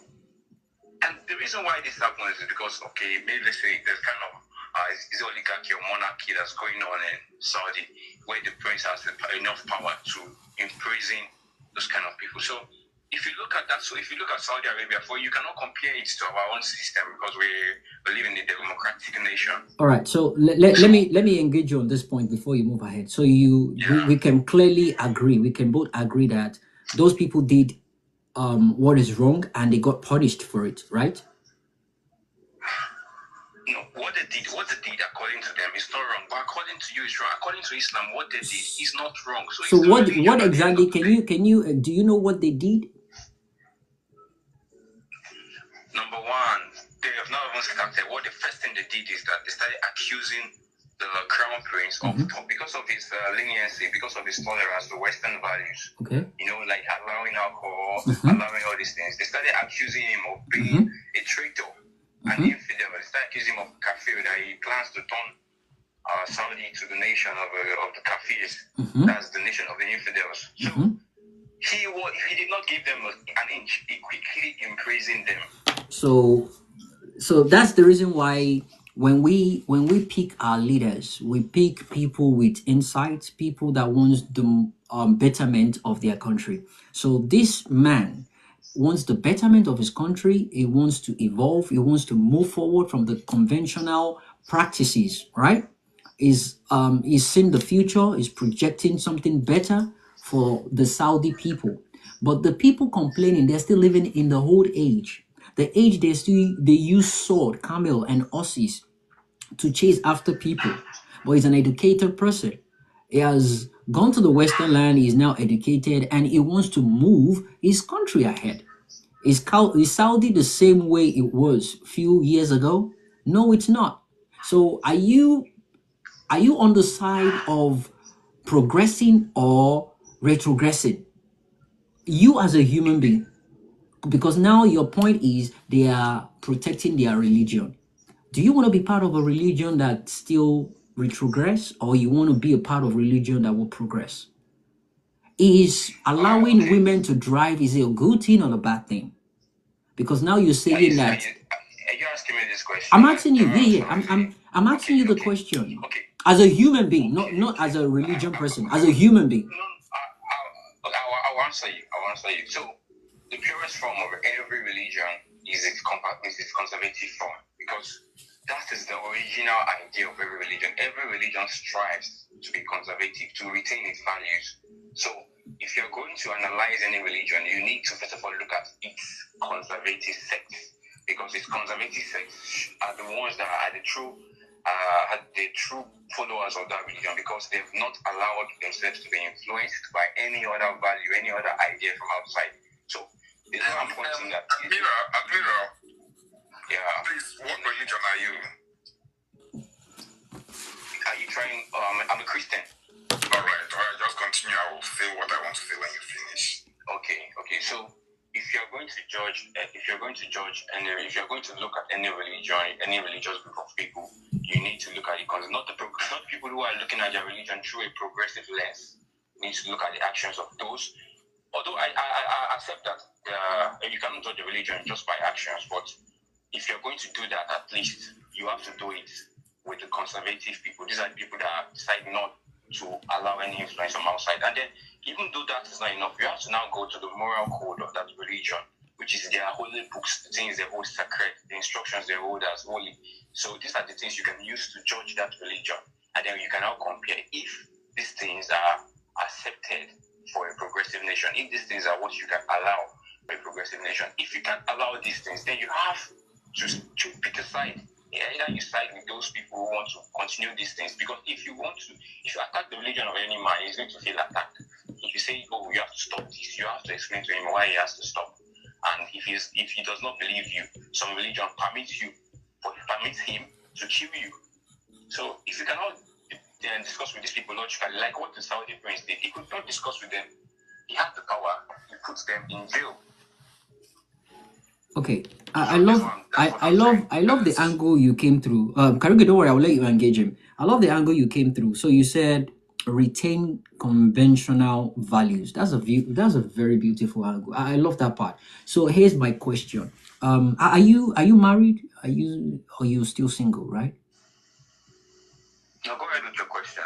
No, the reason why I asked is because I want to ask if you're married, and if you're married, do you believe in your wife being the head of the family, or do you believe in your wife being the one working, or do you believe in your wife to just do whatever it is you say? Like whenever you're talking, she just shuts up. She doesn't have any right to speak when you speak, because based on preserving the retaining the conventional value of any religion, that's what the Bible says.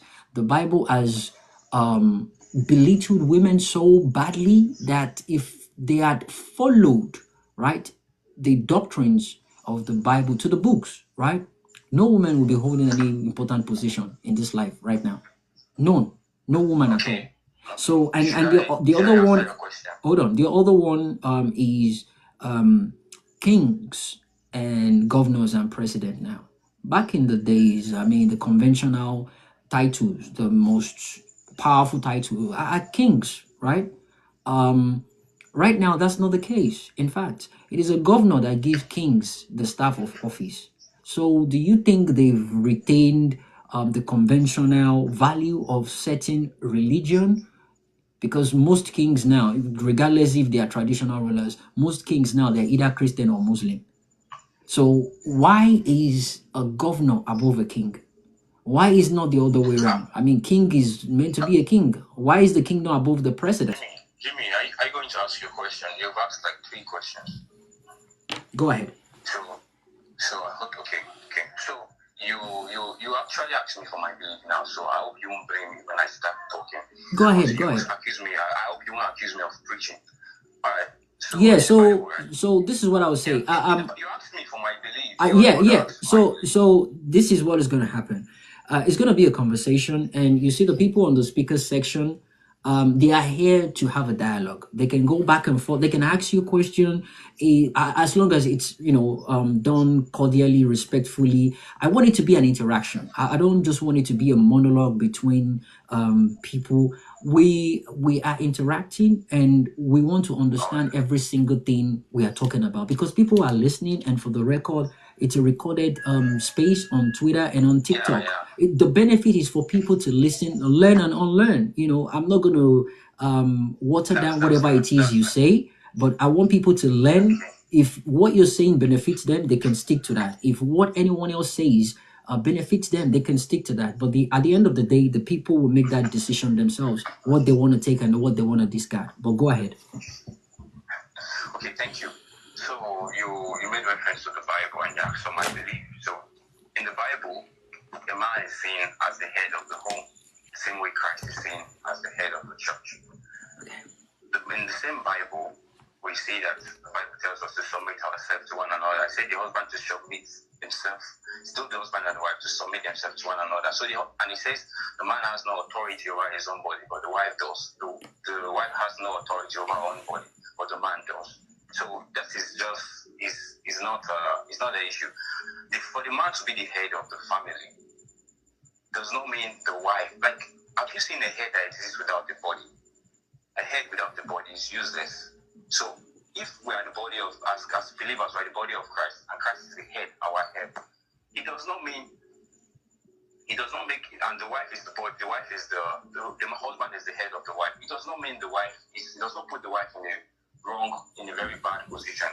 And you spoke about kings. I have to remind you that in this very same Bible, Deborah was a judge in the Bible.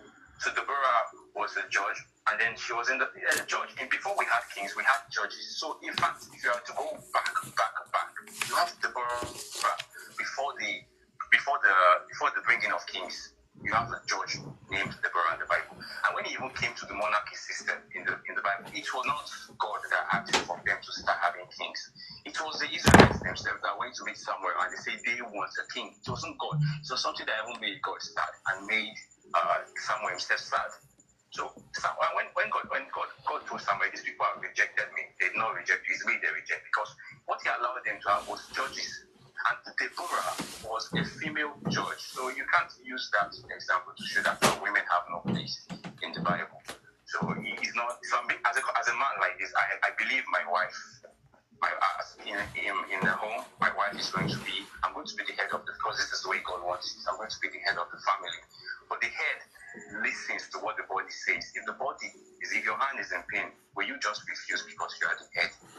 If your hand needs something, if your stomach needs something, you won't refuse because you are the head. You submit yourself to the whims of the body. The body wants to eat, you go to eat. The leg wants to move, you move it. So that's how it's seen. It doesn't put women in the. No, I think you didn't understand his question. His question came from what Paul said. Paul was the last prophet of Christianity, and Paul said women shouldn't speak. Why do you say Paul is the last? Why do you say Paul was the last prophet? According to the Bible, he was the last prophet. Okay, please show me where it is in the Bible, because I don't want you to just say things without. said, Paul himself said that after this message, if any other person comes and says that God sends them, stone the person. Acknowledge it that it was last. Or should I get it? You have to bring references because there are people listening to you and they might be laughing at. People who know this more than you can be laughing at. So you have to bring reference. You have to screenshot. Maybe you can make a screenshot and add it. Let me see what you're talking about. Galatians chapter 1 verse 8. Alright, I'm going to read that. Wait, I'm about to read it. No, it's okay. Can you allow me to read it? Can you allow me to read it? Wait, German, wait. Since you're not going to screenshot it and put it on the John Boy We'll read it for you, hold on. So I don't know if you guys want to move on past that. Because this no,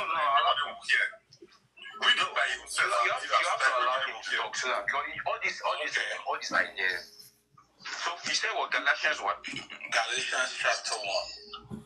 All right. So, Admiral, don't worry. You're gonna be reading it. No one is Admiral. Sorry, 1 minute. No one is gonna gag you. No one is gonna stop you from talking. They just want to have an interaction with you. They want to have an engagement. That's fine. Okay. I'm going to read it. Yeah. So it's nothing personal. Go ahead. No, I know it's not personal, but I want us to be intellectually honest in our Of course. You're in the right place.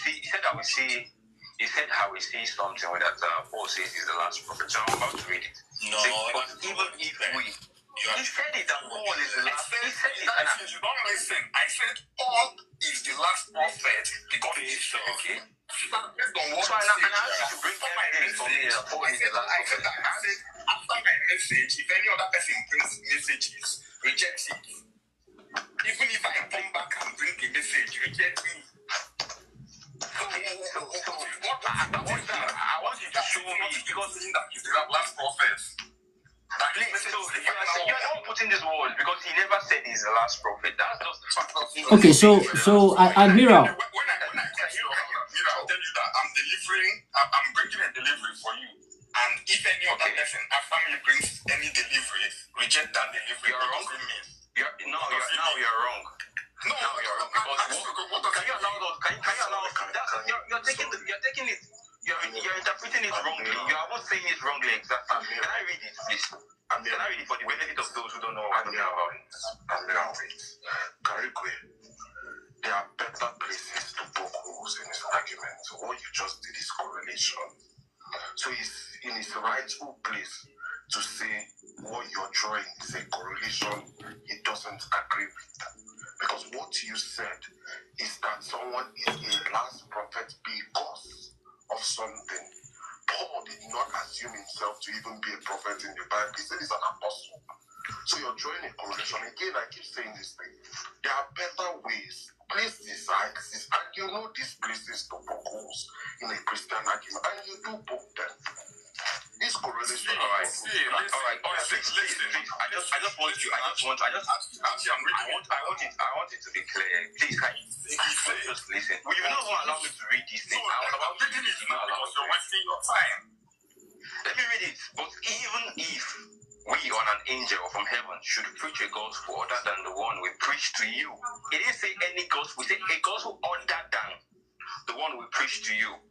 Let them be under God's curse. So I'm looking for where you are saying is the last prophet there. Because even Moses came. Moses told the children of Israel that, how do you know a false prophet? If the prophet comes, he says a thing, it does not come to pass. He is a false prophet. He also went further and said, even if this prophet says a thing and it comes to pass, but he tries to lead you away from Yahweh, that means that person is a false prophet. Does that mean Moses is saying that he is a false prophet? No. Doesn't mean Moses is saying he's the last prophet. So you bring in this. I just want to believe that you did it honestly, but you don't. It's actually dishonest. Can you hold on a second? I'm still here. Just relax. You sound very combative. We're friends here. I'm not. No. Why would I be combative? You are. No, you. Can you relax? Just relax. Yeah, I'm relaxed. This is the three of you asking me a question, and then you guys are misrepresenting my argument. Oh my goodness. So wait. You know what he did is actually he kind of used that last prophet statement to dodge the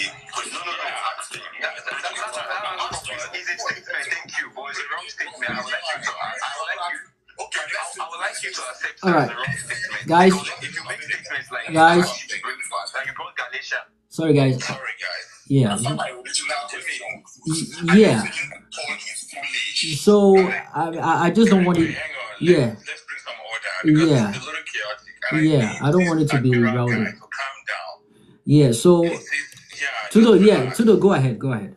Yeah, just relax. We can have a conversation. We can hear ourselves, and without. I just need you to calm down, okay?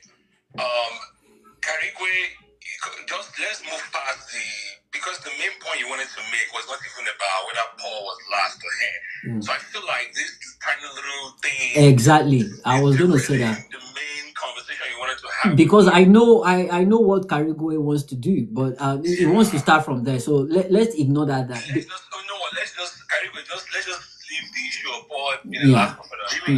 Jimmy, why are you telling me to calm down? Did I raise my voice at any point? Why you're trying to paint me as the no? You're telling me to calm down. Why things like All right. So Admiral. First, that wasn't me. That was my co-host. That was Tudo. But I think he has the right to bring sanity to the discussion. Yeah. So But the thing is, why is it? You see, this is what I'm talking about. Like, I'm not the one raising the boy. I'm not the one using words like foolish and stuff. I don't want asking me to calm down. I think you're being. Did anybody call you foolish? The person that did that. Yeah. No. Somebody brought the word foolish. No. This is the way it starts. It started in. Oh no! I didn't hear that. I don't think anybody did. Oh no! That's how it starts. All right. So I didn't hear that, and I don't think anybody would actually do that here because this is not a regular. Okay. Yeah, it's a podcast.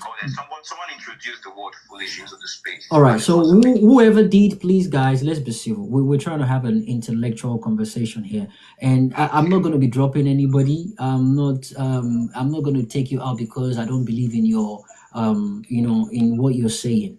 I will let you speak, but other people will counter what you're speaking intellectually. Let the people be the one to now know who is speaking truth and who doesn't have enough points to back up what they're saying. I want it to be a learning. And by the way, we're not just doing this for we on the space right now. I want us to have it at the back of our mind that people will be watching this later on YouTube. It's a learning platform for people to understand that we're not engaging ourselves, abusively.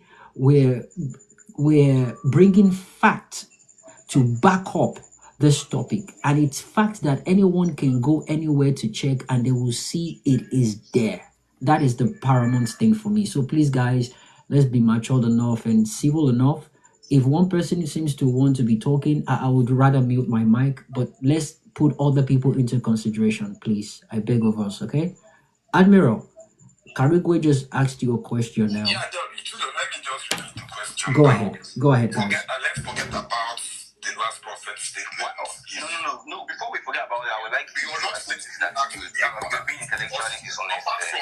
Because why now? If I was one For people on TikTok, I'm on Twitter. He's not letting me talk.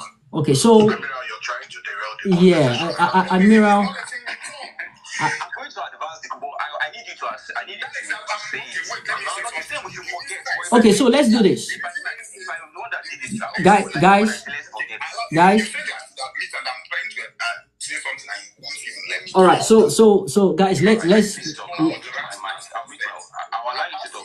Apart from the book of Revelation, Paul was the last message apart from Revelation. He was the last messenger from God apart from the book of Revelation. That is why I said Paul is the last prophet. I hope you understood. Please, what evidence do you have that Paul is the last messenger? Everybody that has been a Christian that read the Bible will know that the book Paul, the letters Paul wrote, is the last book before the Revelation. So now you realize what you just did now. You have to use the word last book. So can you allow me? Let me finish what I'm saying now. Is Paul not a prophet? I'm going to use my mic for 1 minute. Is Paul not a prophet of God? I'm asking you, is Paul not So Are you done speaking? Are you done speaking? So Karigwe. Let me ask him the question.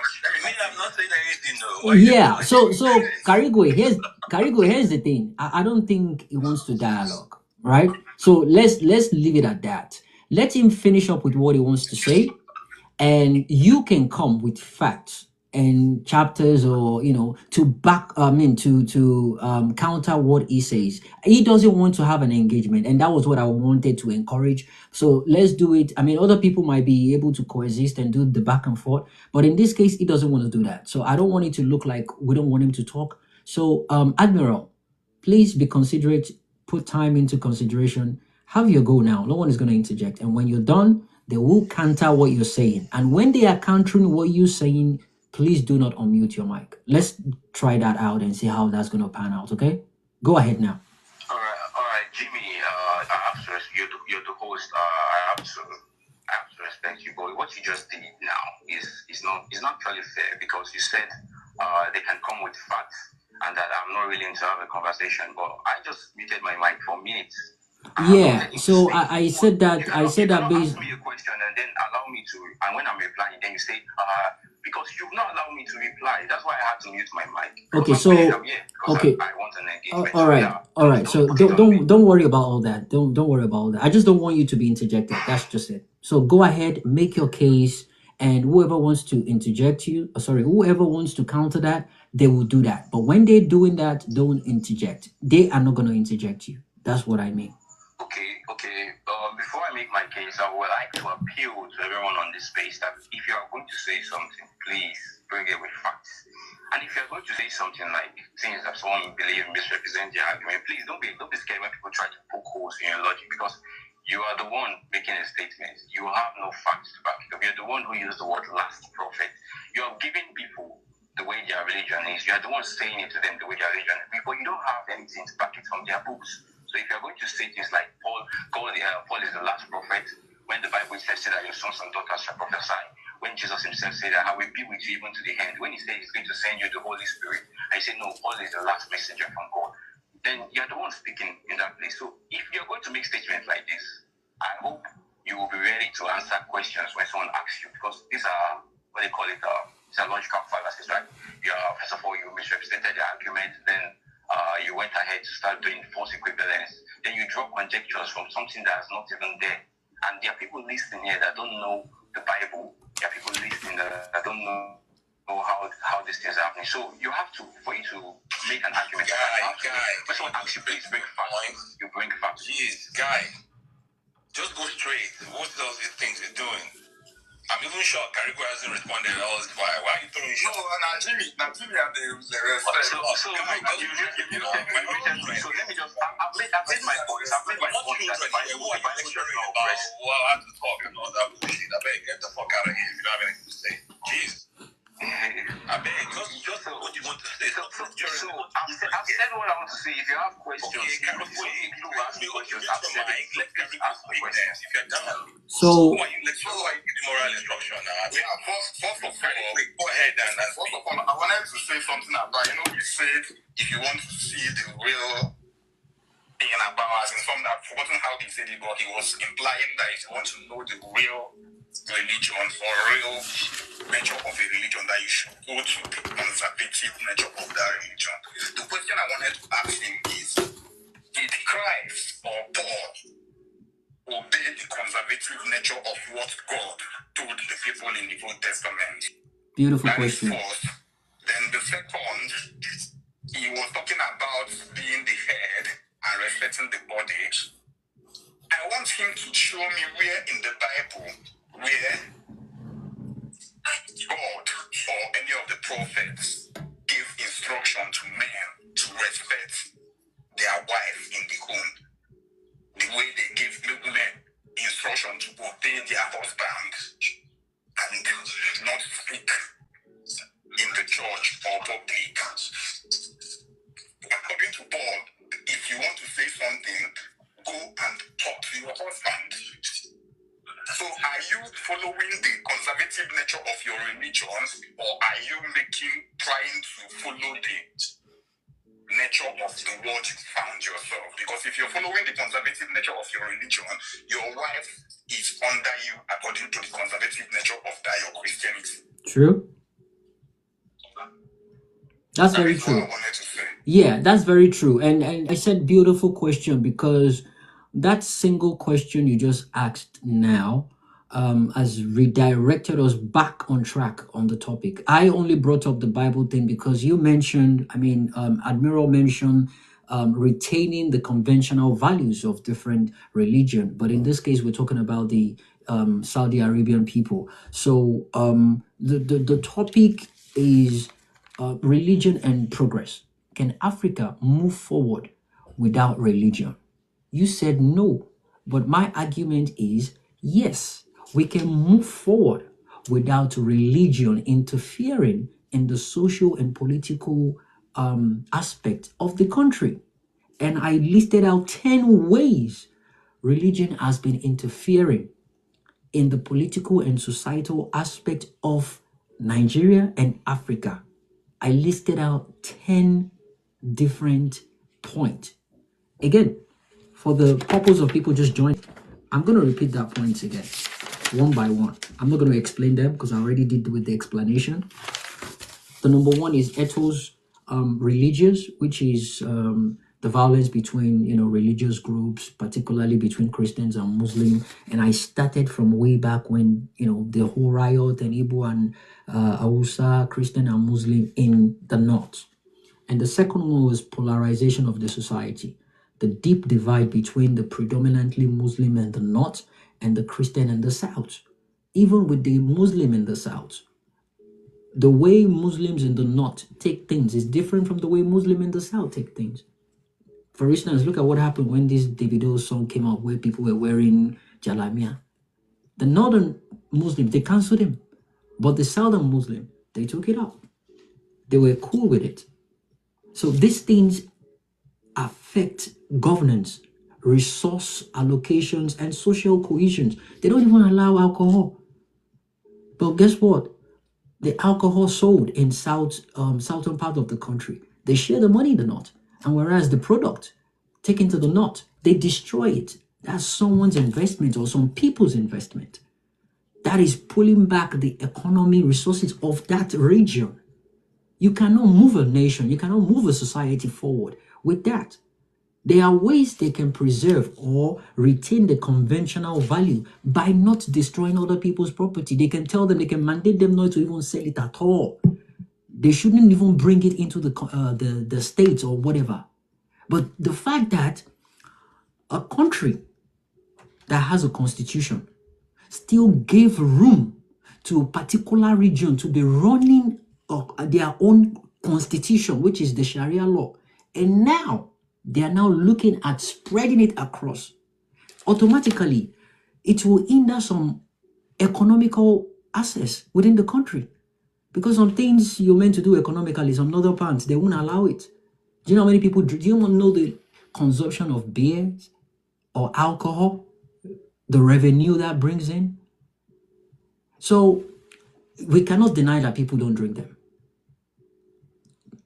It increased the economy of the region or the country itself. We have countries that are known for making whiskeys. They are known for making vodkas, and they are getting huge amount of money out of it. We know countries that are known for making coffees and chocolate and all that, and they are making good money out of it. What do we make in Nigeria? Even though we are good at it. And the other point is extremism and terrorism. It boils down to religion. And from your own point now, you're saying they should retain extremism and terrorism because that's been, it's a conventional thing. You're saying they should retain it because that's how they go. They go around stealing from people. They go around on horses, invading people. Are you saying they should retain that? These are the issues we're talking about. And my comparison is other countries, they are practicing this religion, but things are not as bad as they are in Nigeria. Israel is not as bad. And people go there they go to Jerusalem. Israel doesn't pray for blood of Jesus to protect them. They got to work. They got educated people that went to school. They studied science, men, women, kids got what it takes, and they designed Iron Dome to protect them. Not the blood of Jesus, not only Goya oil. They did that to protect themselves. What are we doing? The other day, I sent a couple of tweets to Karigwe, Dr. Ho, and Tudo. People went to the church with cutlass and sticks to kill their spiritual enemies, the things that are holding them back. The churches are packed up. Ironically, the churches, most of these churches are locations where factories used to be. And they hire people. Anyway, let me not go into that. But extremism and terrorism. And another one, misuse of religious influence in politics. This is where the political aspect kicked in for me. Misusing of religious influence in politics. Political leaders sometimes exploit religious sentiments to gain power, sidelining meritocracy, putting the right people that can actually get the job done, that has what it takes to do the job. And that way they politicize it. And they get so biased that their decision-making favor a particular religion group or a church member of theirs that happens to be running for political office. And I use the example of GOs in Nigeria to show you how influential they are. If Adeboye comes out on Sunday and say, today we're not having service, we're hitting the street to protest and demand for good governance, the government will be on their toes, because it's not just going to happen in Lagos. It will happen across the whole country. That will never happen because they're in bed with these people. They are in bed. If the economy is good, nobody will go to church. Nobody will go to church. If the economy is sweet and you have job, you go from 9 to 5, you get a job. By the time you're back you're tired. Nobody has the time to be doing all these Monday to Sunday, back-to-back churches. People in diaspora, they are Christians, they are Muslims.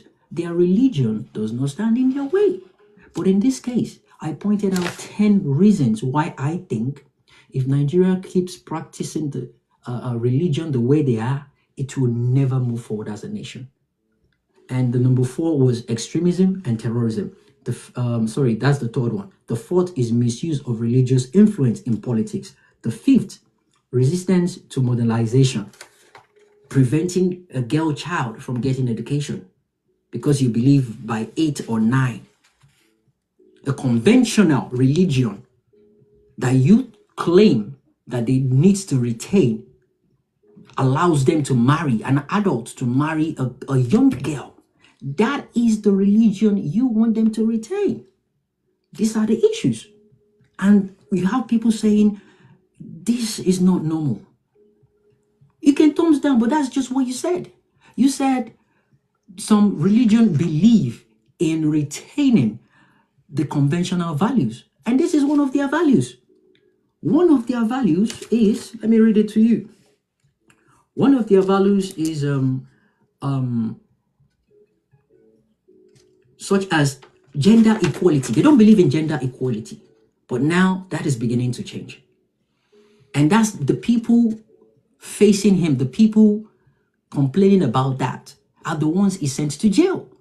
Is that a bad thing?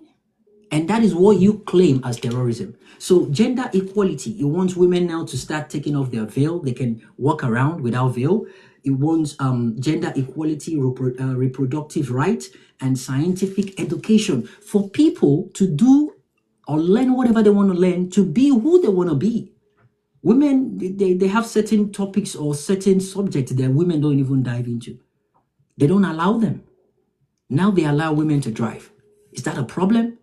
Or because conventionally, women are not meant to be driving? But this is a country that is evolving. A country that they've decided to have a leader that is forward thinking and wanting to progress. without condemning the religion itself in total. He hasn't stopped them from not praying 5 times a day. It's just saying you cannot be praying on the road. You cannot be standing on the road to say you want to pray and disturbing other people. But guess what? That used to be the conventional way. Without thinking, that is a selfish act on its own. On Friday, when the economy is high, is booming, and people are getting ready for the nightlife, the social activities that is meant to happen, people are getting ready to go and load beer that will be going to nightclubs or pepper soup joint. But guess what? By 1, 2 p.m., they've blocked the damn road because people are praying on the road. They are praying on the road. No vehicle dare pass. But they stopped that. In the Muslim country, the founding fathers of this same religion, the country where people go and show sign that, yeah, they've been to the origin of this religion, they allow those things. They don't allow those things to happen. But we have these things happening in Nigeria. It happened today, Friday, in Nigeria. They will block roads in Nigeria. And these are the conventional values you're fighting for them to retain.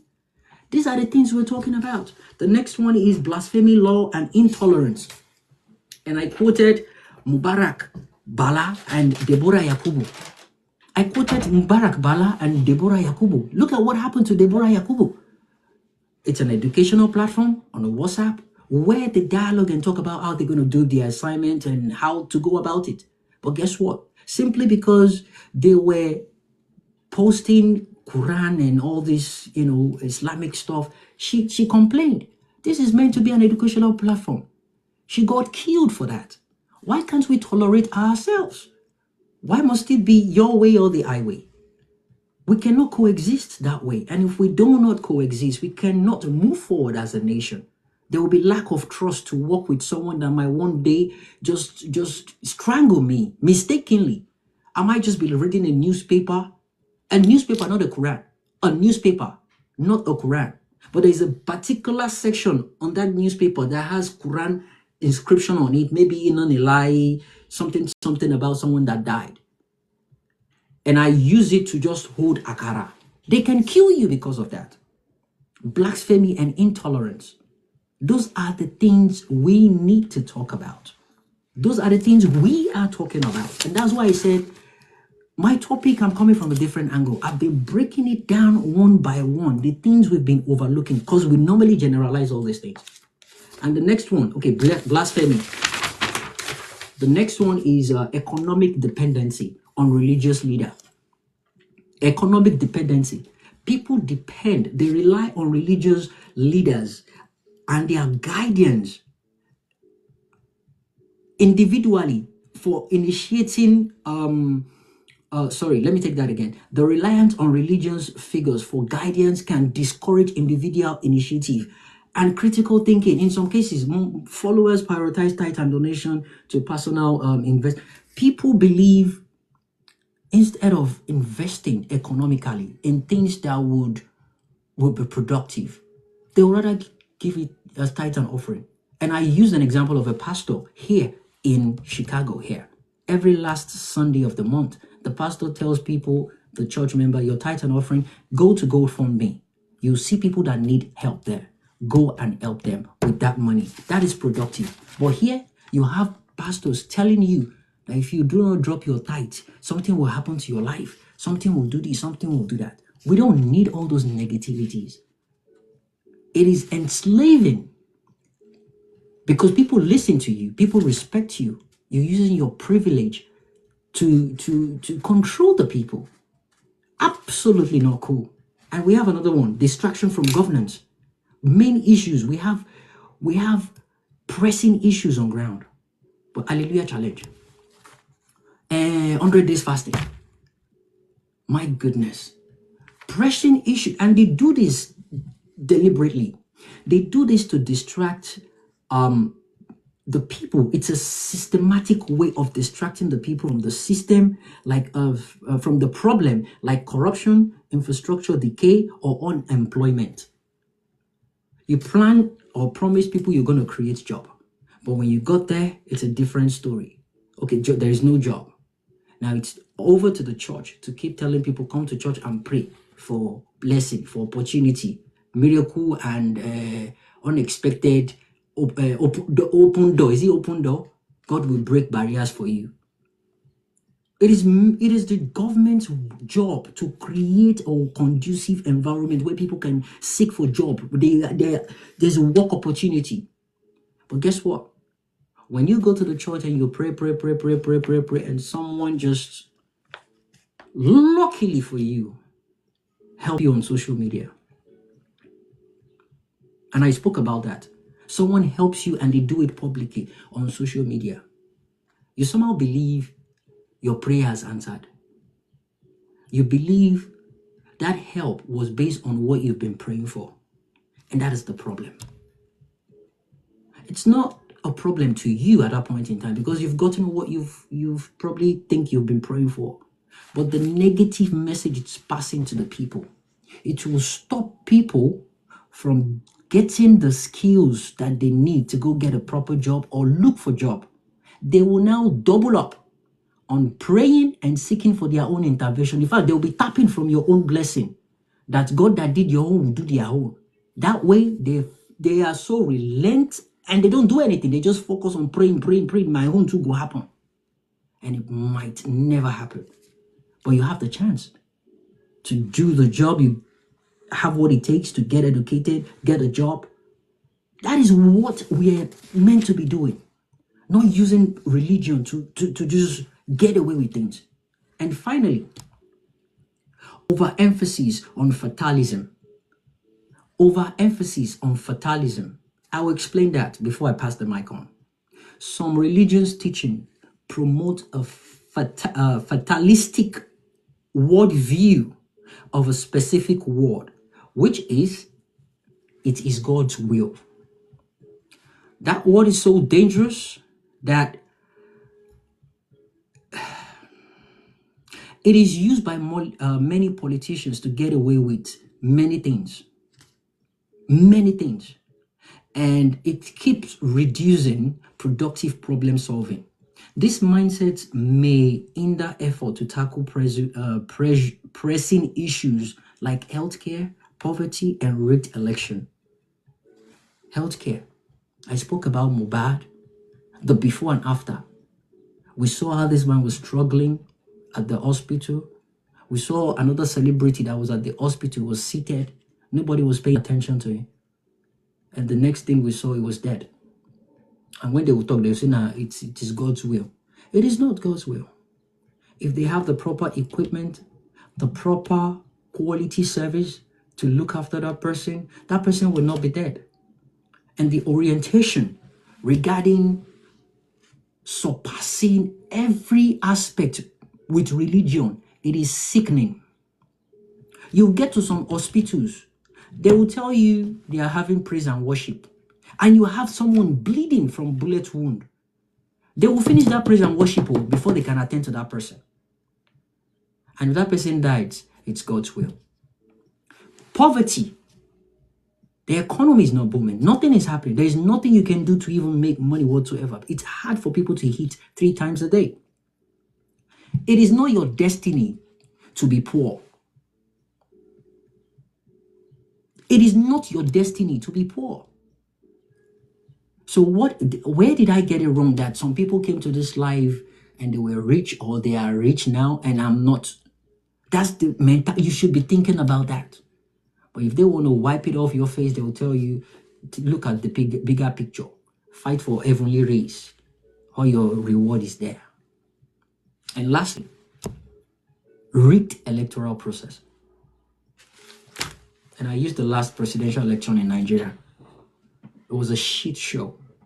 Rigged electoral process. No one has been arrested. No one has taken the blame for the madness that happened. And guess what? It is the will of God. That God must be wicked to give us a kleptomaniac, a heartless, a prolific liar that lacks integrity. Again, for people that just joined, I spoke about integrity, my inspirational topic. Every Friday, I pick a topic and I spoke about integrity. The reason why I spoke about integrity was simply because of Valentine Ozibo. And I compared that with Peter Obi. There is no man that can stand that PO when it comes to integrity.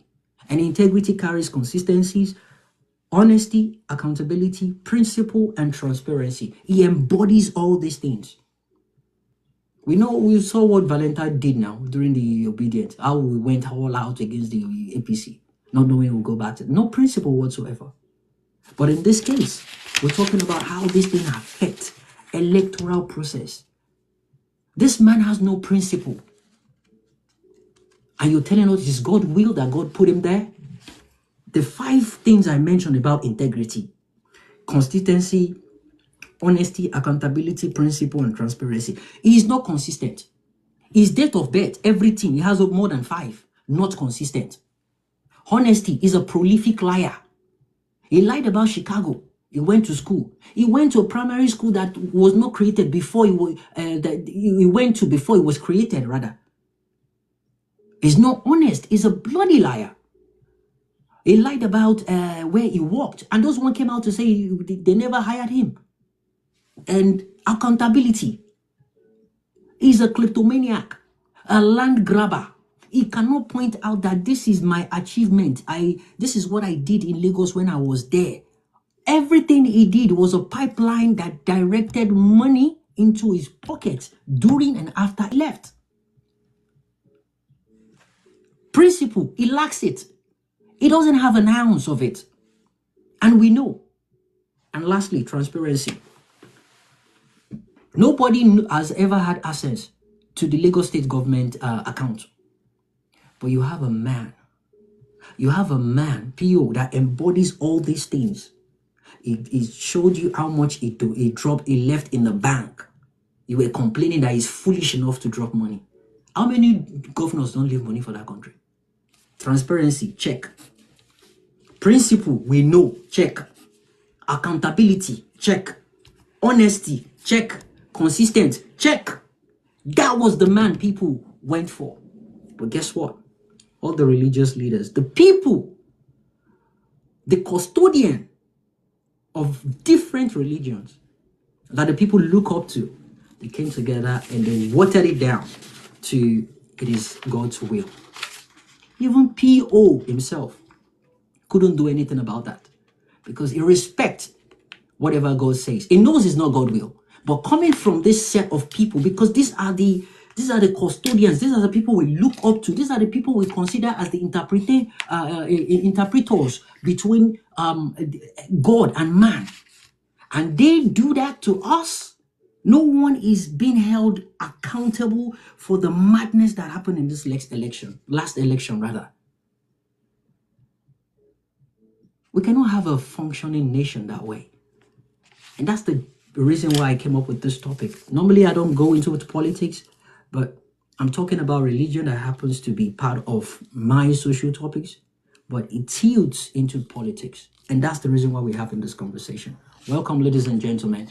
Admiral, I'll give you 2 minutes to say what you want to say now. We need to go to other ends. We need to engage people. People need to speak their minds. And we'll take it after that. Go ahead.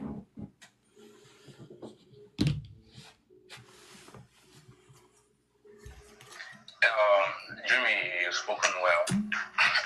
Can you hear me? Crystal clear. Go ahead. Okay, so if I copied what you said correctly, you made criticism of the church from doing, like you said, why didn't he call for protest and stuff like this? Yeah, if you go through my timeline, you will know that I'm very vocal critics of these pastors. But when I understand the point, I know why they do what they do because they have backings and they have other reasons. Because if you call for separation, you want to separate the church from the state, and you don't want the church to influence the state, is not being honest. Because if you want the church to be separate from the state, you don't want the religious values of the church, but you want the church to make political moves, then how do we have a secular country? So that's one thing I want to say. So, and apart from that, it's true. If you check my timeline, there was a time I even criticized DK Olukoya because of this 70 days prayer and fasting every day, every year. 70 days prayer and fasting. I asked that when will we do 70 days of feeding the hungry? Instead of 70 days prayer and fasting, all the money There you they are go. giving to the church, which day? There you go. That's a good point. 70 days feeding the people. Yeah, which day we they do 70 days of feeding the people? Every day is 100 days. And it's not even about feeding the people. We need to do something productive. It's not. It's you cannot keep up with feeding the people. Do something where they can actually get used to and feed themselves. Which day are we going to do 7 days of discussing the national issues, where the ministers all around the world will sit down, hold a live session about what's going on in Nigeria? Like, when are we going to do? Which day are we going to do that? Because you're right when you say that problems lead people to God. Of course, problems lead people to God. These people, do they really want us to stop having problems? They don't. Because they know that if you stop having problems, you will not go for night vigil. 100%. Yeah, if you stop having problems, you will not go and meet the pastor, and then the pastor will tell you to go and bring 50,000 naira for salt. He will bring on the salt for you, or now fine, will tell you to bring. I said, if you don't have problems, if you don't have these problems in Nigeria, these people are benefiting from our problems. Just like you will not see, the truth is, you will not see, there's some things that we're finding out now is that, like, some doctors will not come out to condemn some things. Like, if I was a doctor and then people stop having this kid, let's say Lockheed Martin now, they're war industry, right? They create weapons of war. So do you think these people will promote peace? Nobody goes against his own merchandise. Nobody says things against his own merchandise because they know their stocks will drop. So that's just it.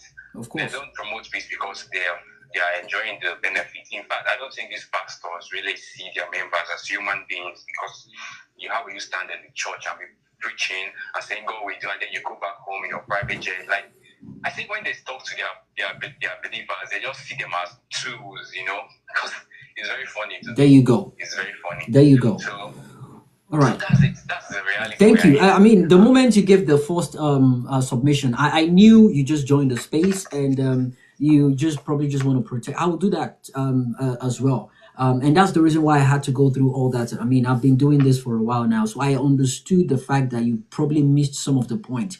I cannot stop people from having faith in what they believe in. It is necessary for. I'm a Christian, and I'm not condemning that.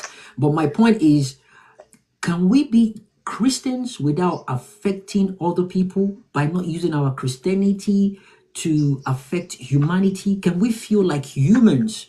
And I feel religion is forcing people to be good. Honestly. Jimmy. Okay. Yeah. Religion is actually forcing people to be good. But if you want to be, if you want to practice humanity, you know that I'm doing this because it's the right thing to do. It's not the Quran it's not because Quran said so or Bible said so. I'm doing it because it feels right, and I know it's the right thing to do. It's a differentiation between right and wrong. Jimmy, Humanity. You said something there. You said feels to be good. You're right, Jimmy. Of course, you're right, because good is very subjective. Like, okay, like justice is good, right? Yeah, go ahead. If you can do that in 2 minutes, so we can move on to other people. When someone kills somebody, as in when you have a serial killer, the good thing to do is to kill that serial killer. So sometimes you have. Well, if they can prove, if they can prove that yes. So the good thing to do, because sometimes not doing something at all, like these pastors are doing. They're not doing anything about the situation of the country. It's not good, because sometimes inaction is evil. If action, so that's why the call for action is what we're saying now. So I want to just point something to you, Jimmy. If you realize throughout this piece, not just to me, to people listening as well. Okay, to people. Okay, I just want to bring something to light. If Go you ahead. realize throughout this piece, it's very easy. It's very convenient for us to come out and call out Christianity. It's so convenient. But why are we not calling out Islam? No. I'm not calling out. See, now you want to play. I'm not playing games. Yeah, but did you hear? Jimmy. Yeah. Jimmy, I think Admiral, you already exhausted the point. Yeah. I'll mute my mic now. Yeah. Admiral, I think. Go ahead, Tudo. Sorry, Fabich. Where are you from? I'm from Kenya. Beautiful. Nice to have you here. We'll go to you next after Tudo. Tudo, go ahead. I Yeah, go ahead. just wanted to address a few things that is guy talked about. Go ahead. And I think the assumption that others may not understand the Bible, so it's listen to you. It's very common with self-absorbed Christians. Because you are a Christian, you go to church regularly. You just happen to know the Bible more than everybody else. That's what I've heard today. And then besides, you're very intelligent. So how can you be wrong? Right? So if we're talking about building society, building a better society, there are some of the things that I've heard here today that are hinged on the religion or Christianity is a problem for society. Right? Just this past weekend, I was part of a conversation between a couple where the guy, Christian couple, where the guy was invoking Bible verses. Oh, God. Yeah. I'm talking about mediation, and the guy was like, the Bible says I'm the head. The Bible says, I am saying we don't need the Bible to build a society. This guy is trying to force you to change the topic of the space. It's ridiculous. We do not need religion to improve, and I'm going to prove it. Okay? The first thing you did, by trying to twist words like, oh, I'm the head, because God designed it that way. But I can't be the head without my body. I sin in my body because the woman is my body. That's nonsense. That is people trying to do mental gymnastics around Stone Age value systems that don't apply in our modern society. Let's talk about love for a second. Do you know that the Bible did not say women should love their husbands? Mr. I know Bible past you. Find me a verse in the Bible that says women, wives, should love their husband. It says they should respect their husbands, but it commands the men to love their wives. So love is one-way traffic. That's one problem right there. Chudo, can you help with the verse that is in the Bible? It's very easy. It's very, very easy. Okay. Let's start with Ephesians 5. The way we're talking about the head and the body issue. Beautiful. For the purpose of people listening and might listen to this. I understand. Ephesians 5:23. Okay? Let's back off to 22. I like to turn this into a Bible study, but sometimes people say things that we just have to address them. Wives, submit yourselves unto your own husband as unto the Lord. The problem, first of all, with that one verse is that he ties the kind of submission he expects from women to their husbands, the same submission they give to God. Can you not see a problem with that? Like, you have to submit to your husband the way you submit to God. Verse 23. The husband is the head of the wife, even as Christ is the head of the church and is the savior of the body. So he analogizes that headship with the way Christ heads the church and saves the body. So therefore, the church is subject unto Christ. So let the wives be subject to their own husband in everything. In everything, he says. So as a woman, you can't disagree with your husband. You can't say he's full of shit. Even if he leads you to hell, you have to follow him there. That's what the Bible says. That's what the Bible, that's the book you want us to follow in 2025. It says in everything, wives be subject. So if a woman has found herself in a terrible marriage where the guy is foolish, you are obligated to still follow him. That's the Bible. Don't come and twist it and say, oh, use your common sense. No. It doesn't say to use your common sense. It says to follow in everything. Now, verse 25, the obligation to the husband is love your wife, even as Christ also loved the church and gave himself. So, it talks about loving and sacrificing. The point is, love has a new meaning in our contemporary time. So, love is mutual now. It's a two-way street. Women can love, and men, of course, can love. But it's a one-way street if you go with the dictates of the Bible. That's what we're saying. Now, 1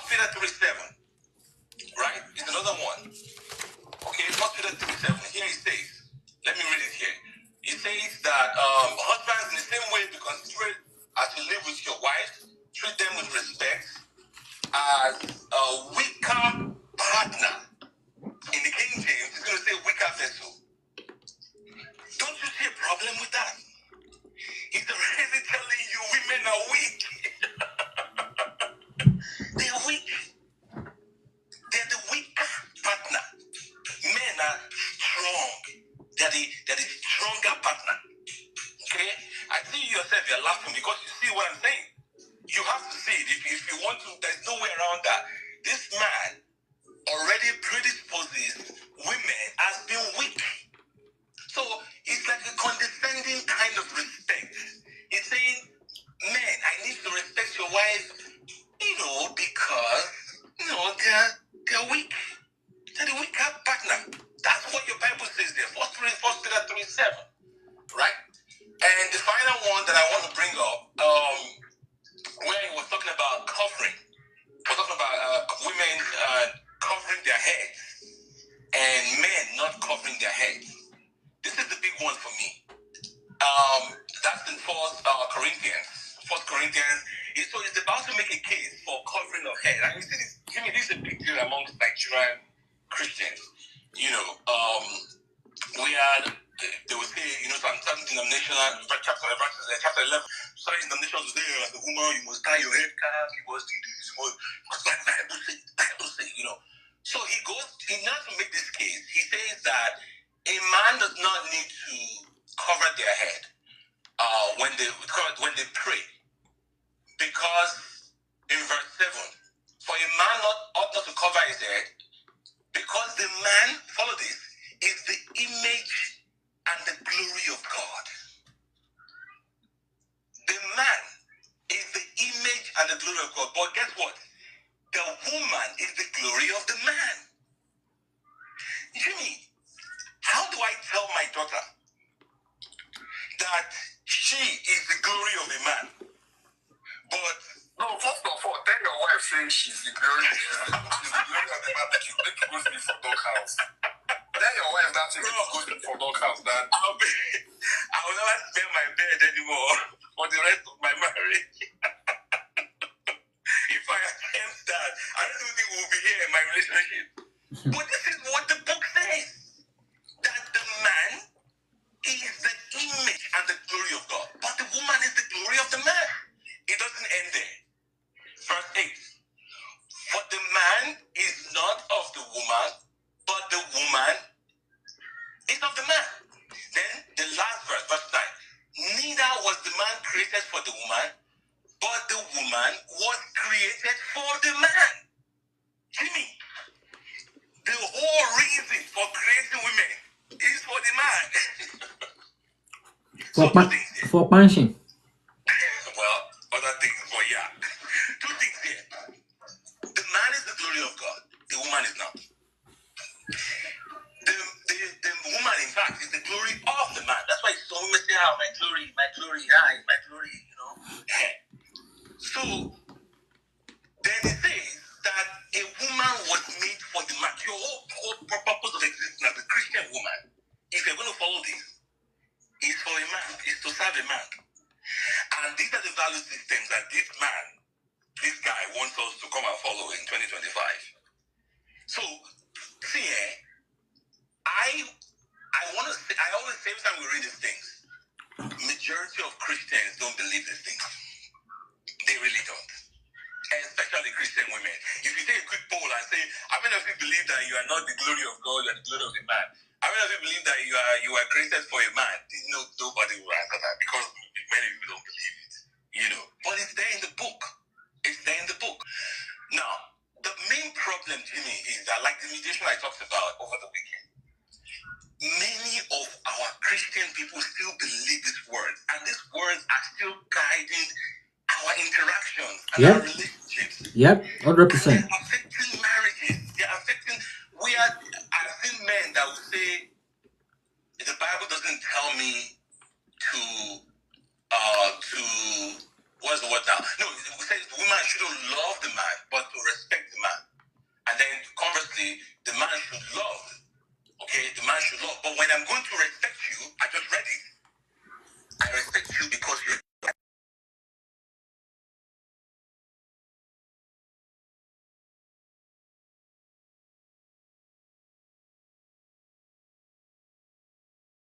just because it tells me that you are weak.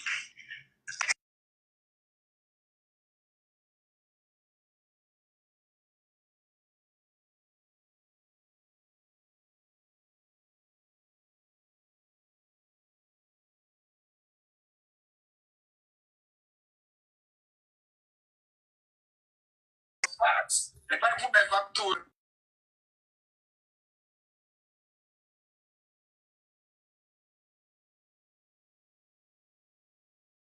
factual. Okay, Tudo asked me to do something. Please, can you listen to me? Tudo, are you hearing me? All right. So All right, Tudo, please. Tudo asked me. He asked me a question. He said I should show him where in the Bible that it says women should love their wives. So Tudo, from what you said, women I or think men? No, he said women. No, he said women. So where does the Bible say that women should love their wives? He asked me that there's nowhere I can find it. So I just want to show you now, Tudo, because there's no time, so I'm going to allow a lot of things to fly. But I'm going to just show you this one because you asked me to bring it up. So open to Titus chapter 2, verse 4. This is Titus chapter 2, verse 4. I'm going to read it for you. Let me start from verse 1. But speak thou the things which become sound doctrine, that the aged men be sober, grave, temperate, sound of faith, in charity, in patience, the aged women likewise, that they be in behavior, as becometh holiness, not false accusers, not given to much wine, teachers of good things, that they may teach the young women to be sober, to love their husbands, to love their children. So I think you really need. I know you're an intelligent person. No. Tudo. I think you need to go to the Bible again and read it with an open heart. Because you said something. When you bring things like this, and you should be ready for people to answer you. Okay. If you keep asking questions and giving me 2 minutes. No, I'm not. That is not enough. Jimmy. All right. Let me. I'll mute my mic now because. No. Go ahead. Finish what you're saying. Yeah, I think he has made his point. I just want us to move on with the bike. We have other people. It can still be on the speaker section. There's not a problem. But if you quickly want to address what is said now, and I'll go to Fabish. Yeah. Okay. So Jimmy. So what we have here in Titus chapter 2. Where is that? I thought about that verse when I said what I said. By the way, I thought about that, but I deliberately ignore it because the reason is that a lot of times, Jimmy, if you ignore that verse, Admiral, please. Admiral, I don't want you to do that. What verse did you? So Titus 2 is Yes, what? Titus 2 verse what? I think verse 7, I believe. So, Admiral. Titus 2 verse 4. Oh, 4. Okay, listen to me, please listen to me. Admiral, you've made your point. Sorry, Tudo. Sorry, I don't want to. Yeah, go ahead. No, go ahead. I just wanted to tell him not to unmute. He has made his point, and people are paying attention, and they're replying you. So don't mess it up with interjecting. Let them convince and tackle the point you make, please. Okay. I wish. I'm going to respond to the titles that he quoted, but I wish he can speak. Titus 2:4 says that they should urge younger women to love their children. Yeah. What's the argument then? So the argument that I was making was that the Bible overall doesn't, and I told him to show me the scripture that the Bible, and so I'm not taking that back. The Bible overall doesn't encourage women to the love thing is one way, and the respect is also one way, except that when it happens from a man, it's from the perspective of the woman is weaker, So the Titus verse, oftentimes, whenever we say that, is when people would ask, okay, look at what is saying in Titus. The problem with the Titus verse, why I didn't bring it up, is because it separates between younger women and older women, and you know that, right? The same way it's going to tell you now. This is. No, Tudo, you said Tudo, you're going through a lot of gymnastics. Hold on. Can you see now? You're having cognitive dissonance. Guys. That's why you're stammering. Guys. Tudo, you went through a lot of passages where women are denigrated and make a lot of points about how this No, he's not going to see all of includes women. Instead of him to pick at those points, he Yeah. So Karigwe. instruction to love them because it's not here to. So Karigwe. No. So Karigwe, to be fair, Tudo and Karigwe, to be fair, I think he's replying to what Tudo said, that there is no verse in the Bible. So he just wanted to. So let me. Admiral.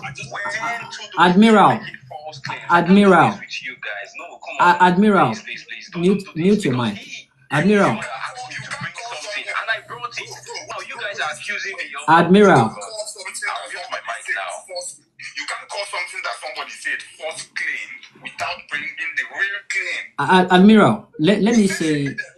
False claims. We tackled your claim one after the other when we want to address them. Why not tackle his own claims one after the other? Why just yeah, so this is what I've noticed. If you don't mind, I would like to explain that the title first. Yeah, before you do that, let me say this real quick. Let me say, of course, you will. I will let you do that.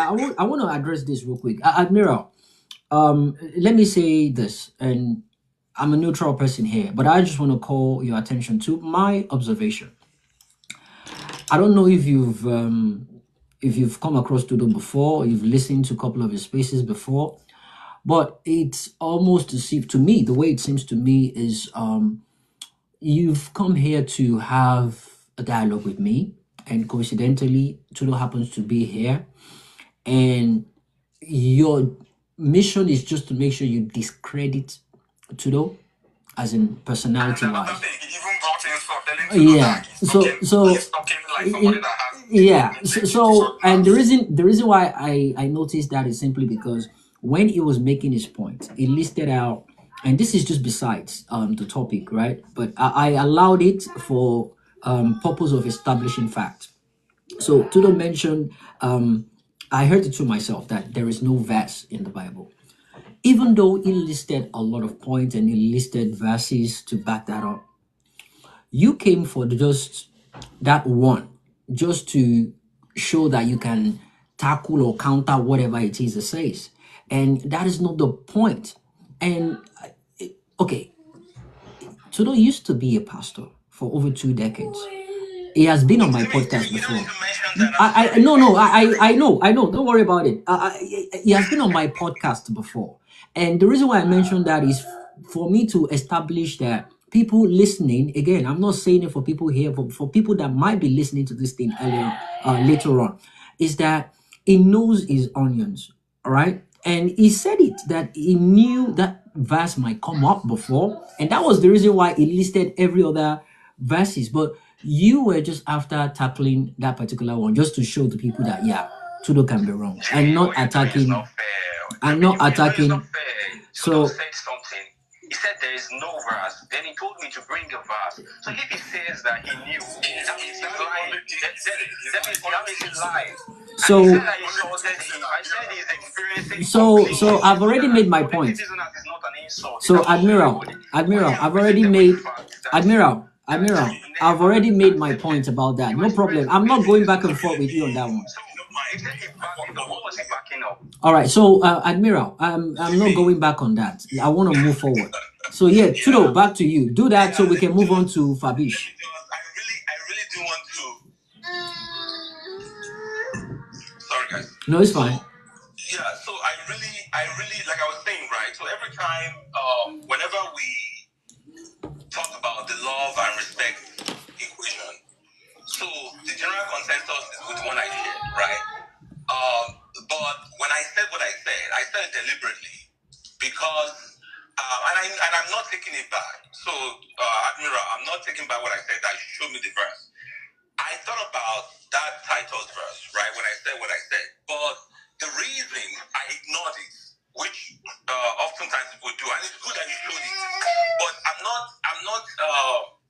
not doing this to score a point or whatever, because it separates two groups of women. That's the problem, and that's why I ignored it. older women and the younger women. All right. So for the older women, because if you read it yourself, it's the same vein where he was giving prescriptions for widows and how they should be treated. He kind of gives a certain age and all of that. That if they've not reached that threshold, they should go and get a job or whatever. Now let's read that. Let's read that verse 4. No, let's start from verse 3. Likewise, teach the older women to be reverent in the way they live, not to be slanderers or addicted to much wine, but to teach what is good. So that is consistent with the general view of women and what he tells women to do, right?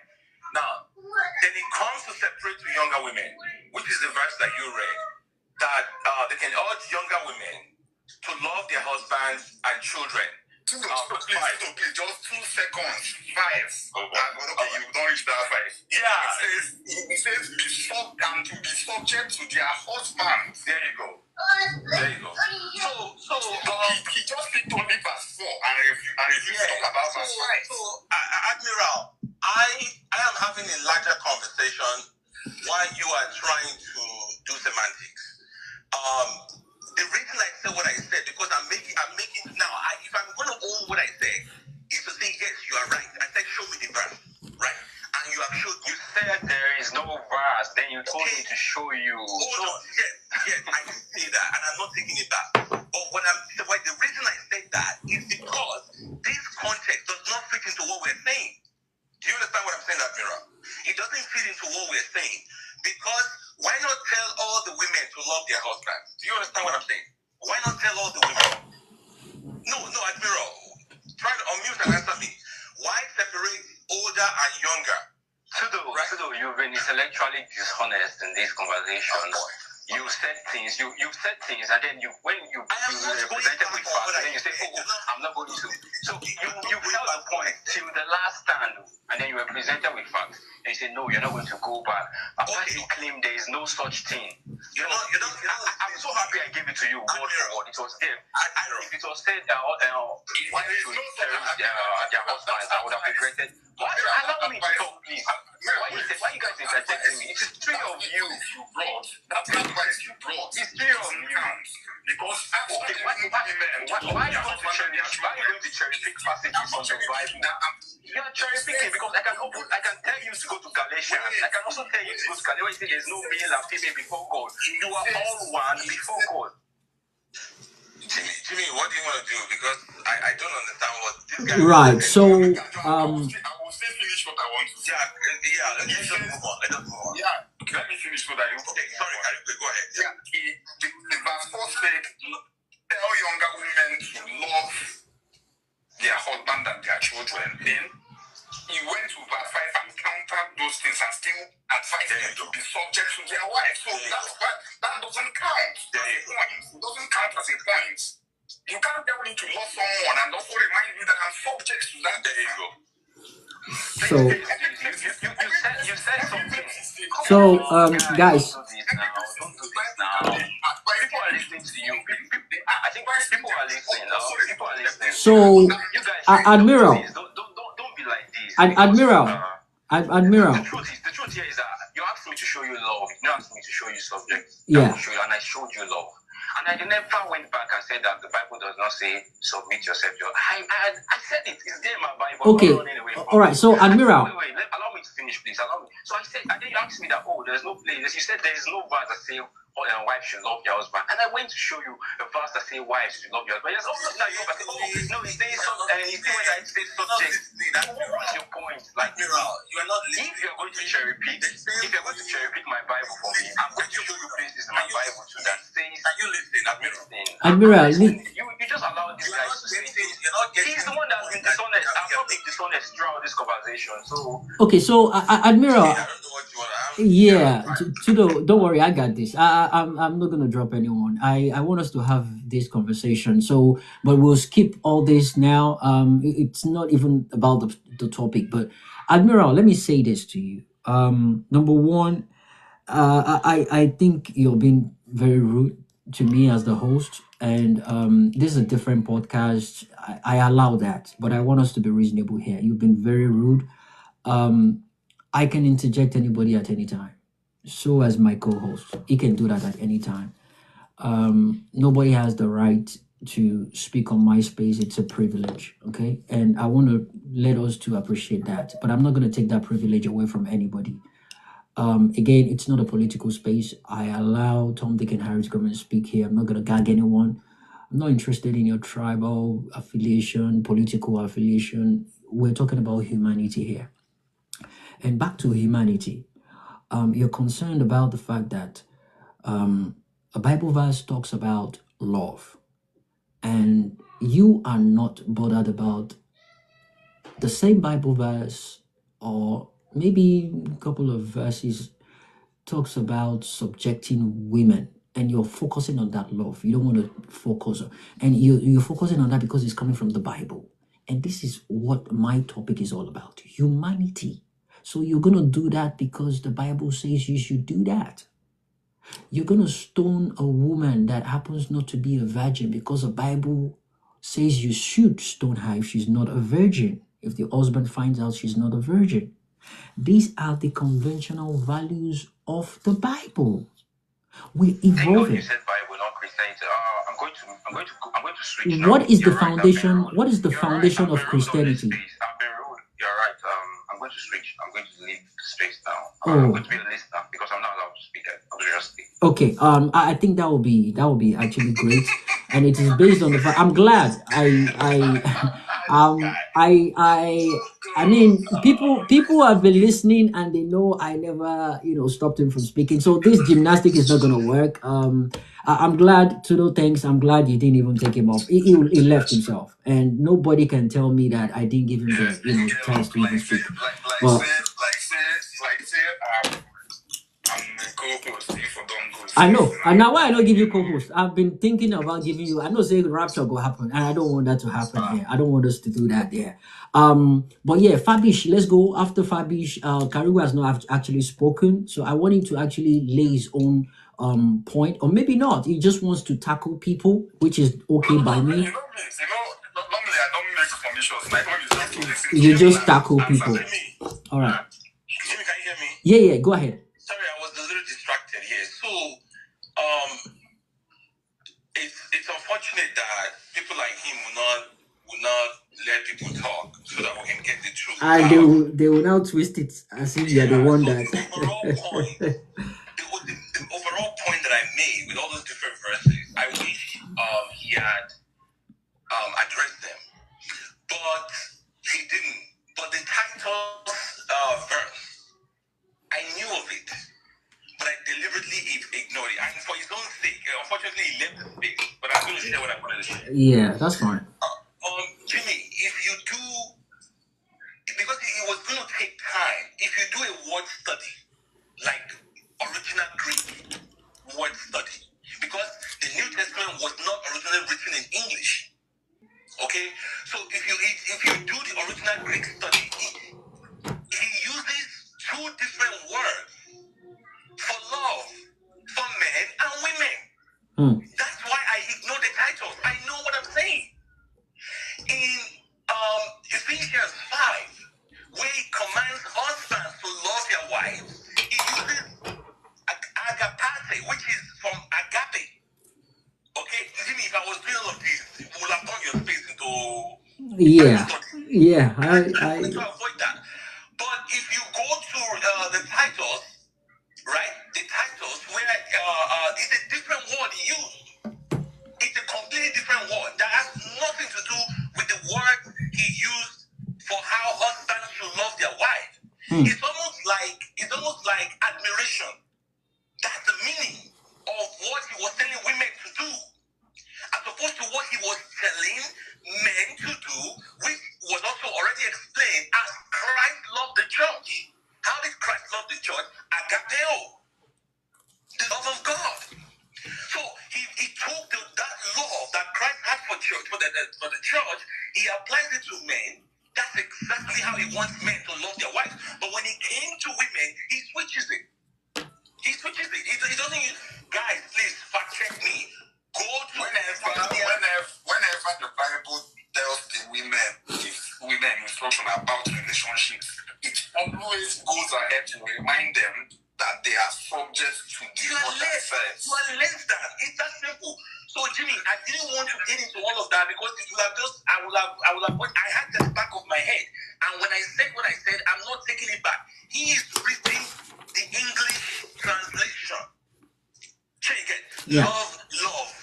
But in the original Greek, there are two different words. So it's one for the husband is like love like Christ loves the church. The love of God, agapeo. But in the whatchamacallit, in the one for women in Titus, the word is philotechno, which is brotherly love. That's why we have philo, like Philadelphia, words like that. You get it? So it's almost like admiration kind of love, admire, not the deep one that he gave to men. That's what I wanted to. That's why I ignored it, because it was taking me time to go into the details of what this original was and all of that. But people like him will not let him talk. Anyways, sorry, bro. No, it's fine. It's all right. I mean, that's the reason why. Yeah. I got that part. And I mean, I understand what he's trying to point out as well, but just that it was focusing on that single one. And to him, it's like, yeah, I gotcha, kind of the thing for him. And Jimmy, that's what he's been. That's the reason I know, why I understand. I wanted to ask him a question instead of him to answer my question. Yeah. Since I said last prophet. Yeah. And went with that instead of Answering the exact question. Yeah. Exactly. I saw through him. I just. He just latched onto that. Whereas Galatians 1 that you quoted, I traced that exactly. The man is saying this message I brought is the final message. Don't let anybody. What does that mean? In that sense. Anyways, Jimmy, I'm sorry. No, it's fine. Fabish. Yeah, Fabish, jump in. Thanks for your patience. As the topic says, religion and progress. Did you join the space when I started? I joined Midway. Okay, yes, so you I like the discussion. did you get the point? Did you get the points I laid out? Because Fabish, yes. did you get the points I laid out? The 10 points I laid out. You got them, right? Oh yes, I got the point. So does that imply to your country as well? Exactly. It's like even you are mentioning my country. Beautiful. I don't even know my country in your mind when you are beautiful. When you are putting points. Go ahead. Because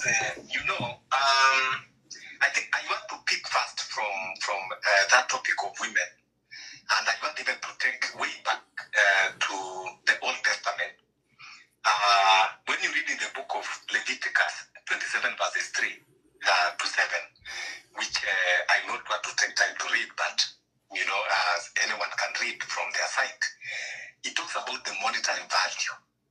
That if you are to sell a man for 60 shekels, that the currency were used then you are to sell a woman for the half of the price, for the 30 shekels.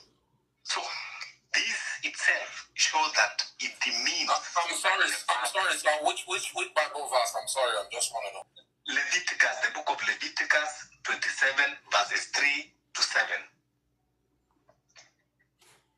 And for the purpose of recording, maybe I would read that verses 3. In the book of Leviticus, it says, if your valuation is of a male from 20 years old up to 60 years old, then your valuation shall be 50 shekels of silver, according to the shekels of the sanctuary. If it is a female, then your valuation shall be 30 shekels. And if from 5 years old up to 20 years old, then your valuation for a male shall be 20 shekels, and for a female, 10 shekels. So, you see, it downgrade the value of women. And there are many verses in the Bible that downgrade the value of women. When you go even to the book of Deuteronomy, where it justifies rape, it says that if a man is found to have,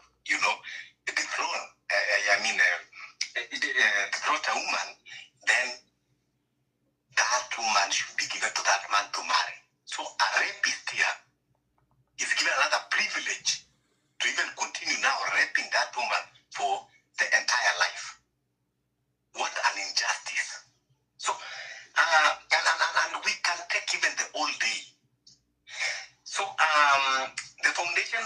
that I want to put about the religion progress. Can Africa move forward without religion? I want to say yes. In fact, religion is a disease of development in Africa. Religion is a system, if we can put it that way. And it was a system that was designed to oppress, not to uplift, not to progress. So, when we go back to the history, you find out that the concept of religion, it is a man-made concept. Forget that we are like to ourselves. I don't know, the Bible was written by men who are inspired, who compiled the Bible. We have 66 books we are talking about. It did not fall from the sky, the Bible. It was men just like us in this space, Jimmy, Judo, and everyone, that they just sit down somewhere, drink coffee and groundnuts, be talking the story and putting the pieces together. That is why when you go to the history, you see how it was compiled in the Council of Nicaea by the Romans. So this is a system that was meant to oppress so that the empire at that time can be able to rule and conquer. And it is still functioning today to rule and to conquer. First, the Bible will oppress the economy. It will oppress the social aspect, the social fabric of the society. It will oppress the political aspect of a society. And that is why today, in most of our constitution that we are using, it has the doctrine of religion. If it is not Islamic, it is the doctrine of Christianity. If I can point out few things even about the Christianity, when you read the whole Bible and you see that how God is described in the Bible, is a very horrible God in the Bible that even you would think twice even associating with that God of the Bible. This is a God that brings confusion. This is a God that creates, some form of hatred. You hear that, Cain killed his brother Abel. Why? Because God accepted the offering of the other one and rejected the other one. If indeed even you as a human being and you are a justified father, will you treat your children differently? If, for example, you have children that they are working and this one come and give you salary and then you accept this one and you refuse to accept this one, what are you planting? You are planting hatred. So Fabish, Yes. I want us to go back on track regarding how this particular how you think religion in your country won't let your country progress. I mean, I listed out what's been happening in my country and I quoted out some points of view regarding blasphemy laws and intolerance about Mubarak, Bala, and Deborah Yakubu. The whole burning the girl because they believe she blasphemed what's it called Mohammed. So does these things happen in your country as well? Yes, you talk of fatalism over action. That is even number one. And that is what is happening in our country. Where people are encouraged. It encourages people that, leave everything to God. So this one, it discourages innovation. It discourages entrepreneurship. They do that in your country as well? Yeah, a lot is happening in our country. Everything leave to God. It is by fate. It is destiny. It is this. A child failed in school because he did not work hard or you did not give him enough support. They say no. It is your fate. God knows you are not supposed to be a doctor. You are supposed to go and become a mechanic somewhere. So it encourages laziness and then again it even stops the critical. It suppresses critical thinking. Because in my country, you find out that the religion even conflicts with scientific progress. It opposes many things, scientific progress. And because everything, the religion says this, the religion says that. when you talk even of the division and conflict in my country, you see we have issue of Al-Shabaab coming from Somalia. It's very deep down there. Al-Shabaab. Yes, it is a fruit of the religion. When you talk of bad governance, bad leadership, because you will be told, you should not question authority. All the leaders are ordained by God. It is in the book of Romans. So you have a dictator, but you are told that all leaders are installed by God. That now you don't have a say. Wow. You question, why are we going to vote then if God is installing a leader? Why shouldn't we just speak and then God will speak from heaven and we have a leader? So, and you see leaders doing terrible things.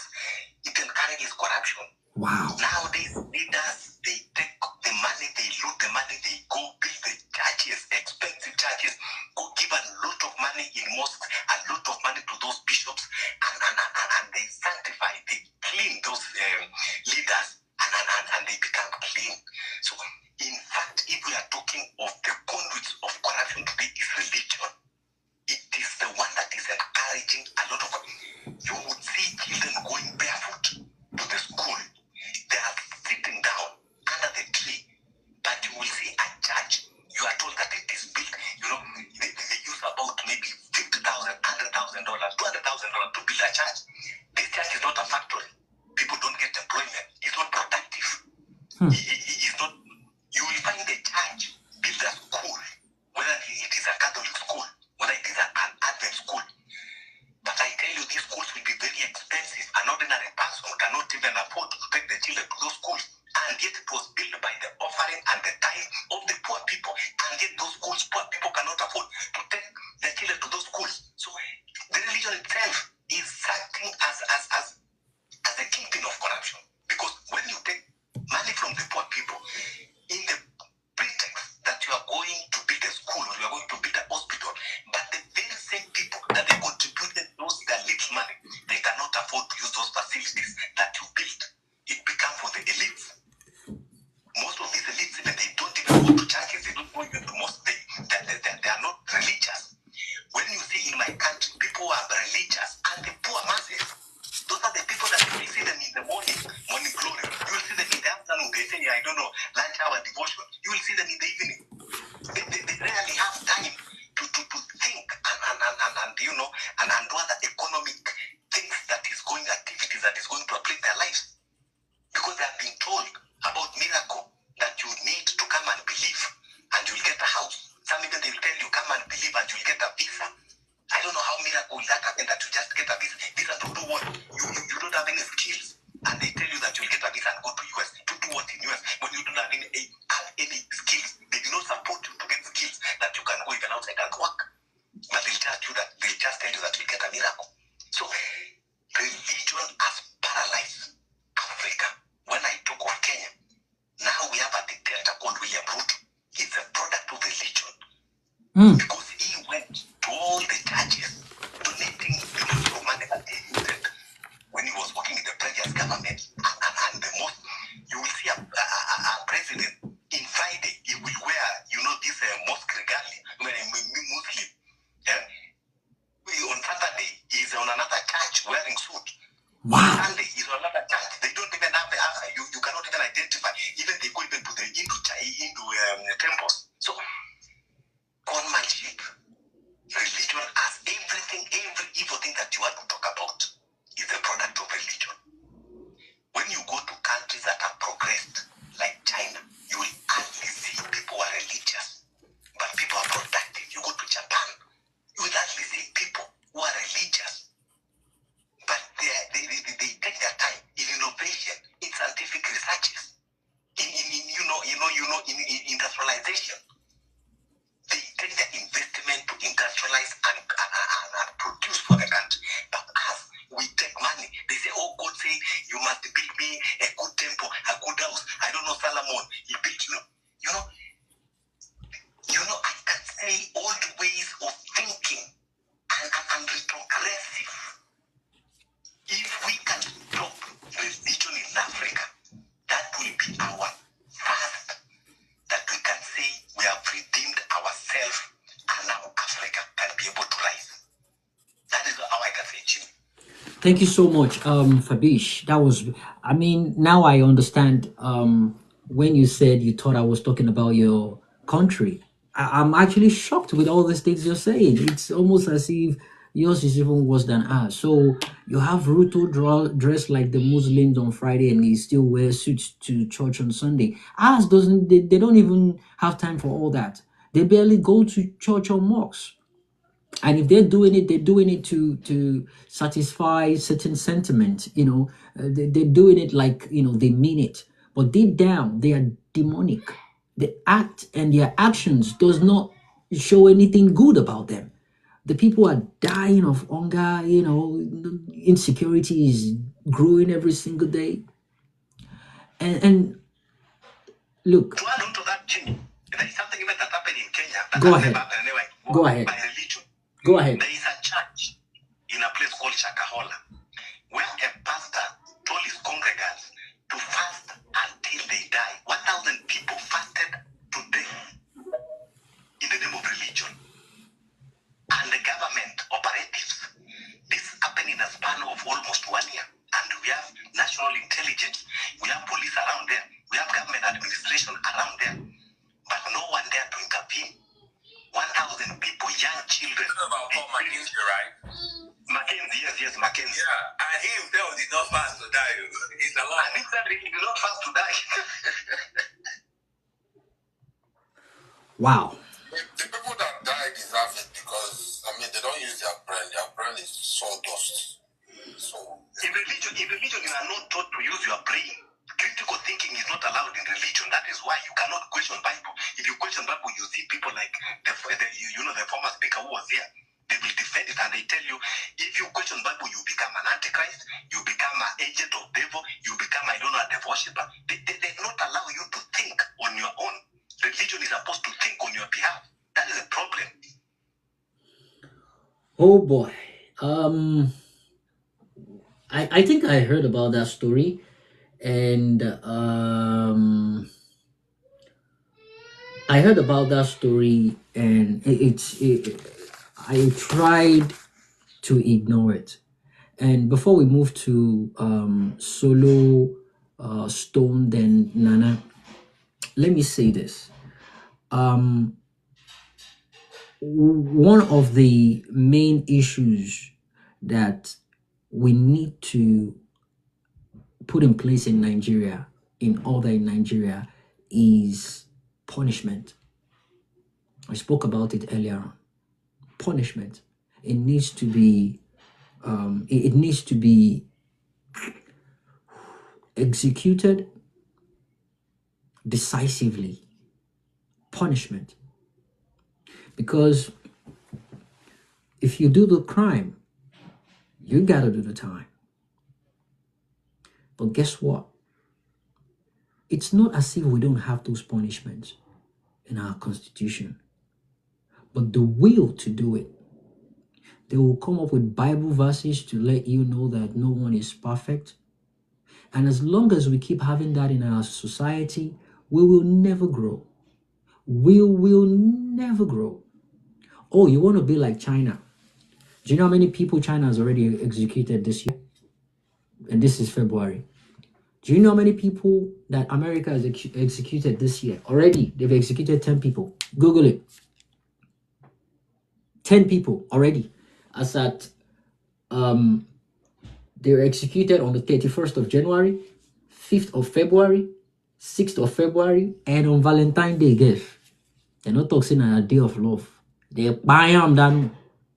Why? Because when they do the crime, they do the time. Now, it's not as if it is outrightly supporting the whole death sentence thing, because there are some cases whereby they say they end up finding out the person is not guilty and they pay the family and whatever. But guess what? It has brought sanity. You don't even want to be in that position whereby they will lie that you killed someone or you did something that will warrant you to be put on that particular spot. You will not dance, reach, go weird, and go pack you, join Roga. You will never, you'll be careful, you pay close attention to what you're doing, but we don't do that. Why? Because there's no repercussion. for every action that happens in Nigeria. A very recent and typical example. Hi, Bibi. Ibrahim Badamasi Babangida, the Maradona and the evil genius, the man that single-handedly annulled the 1993 election. He wrote a book, and it says MK Abiola won that election. It's not as if we didn't know that, you know.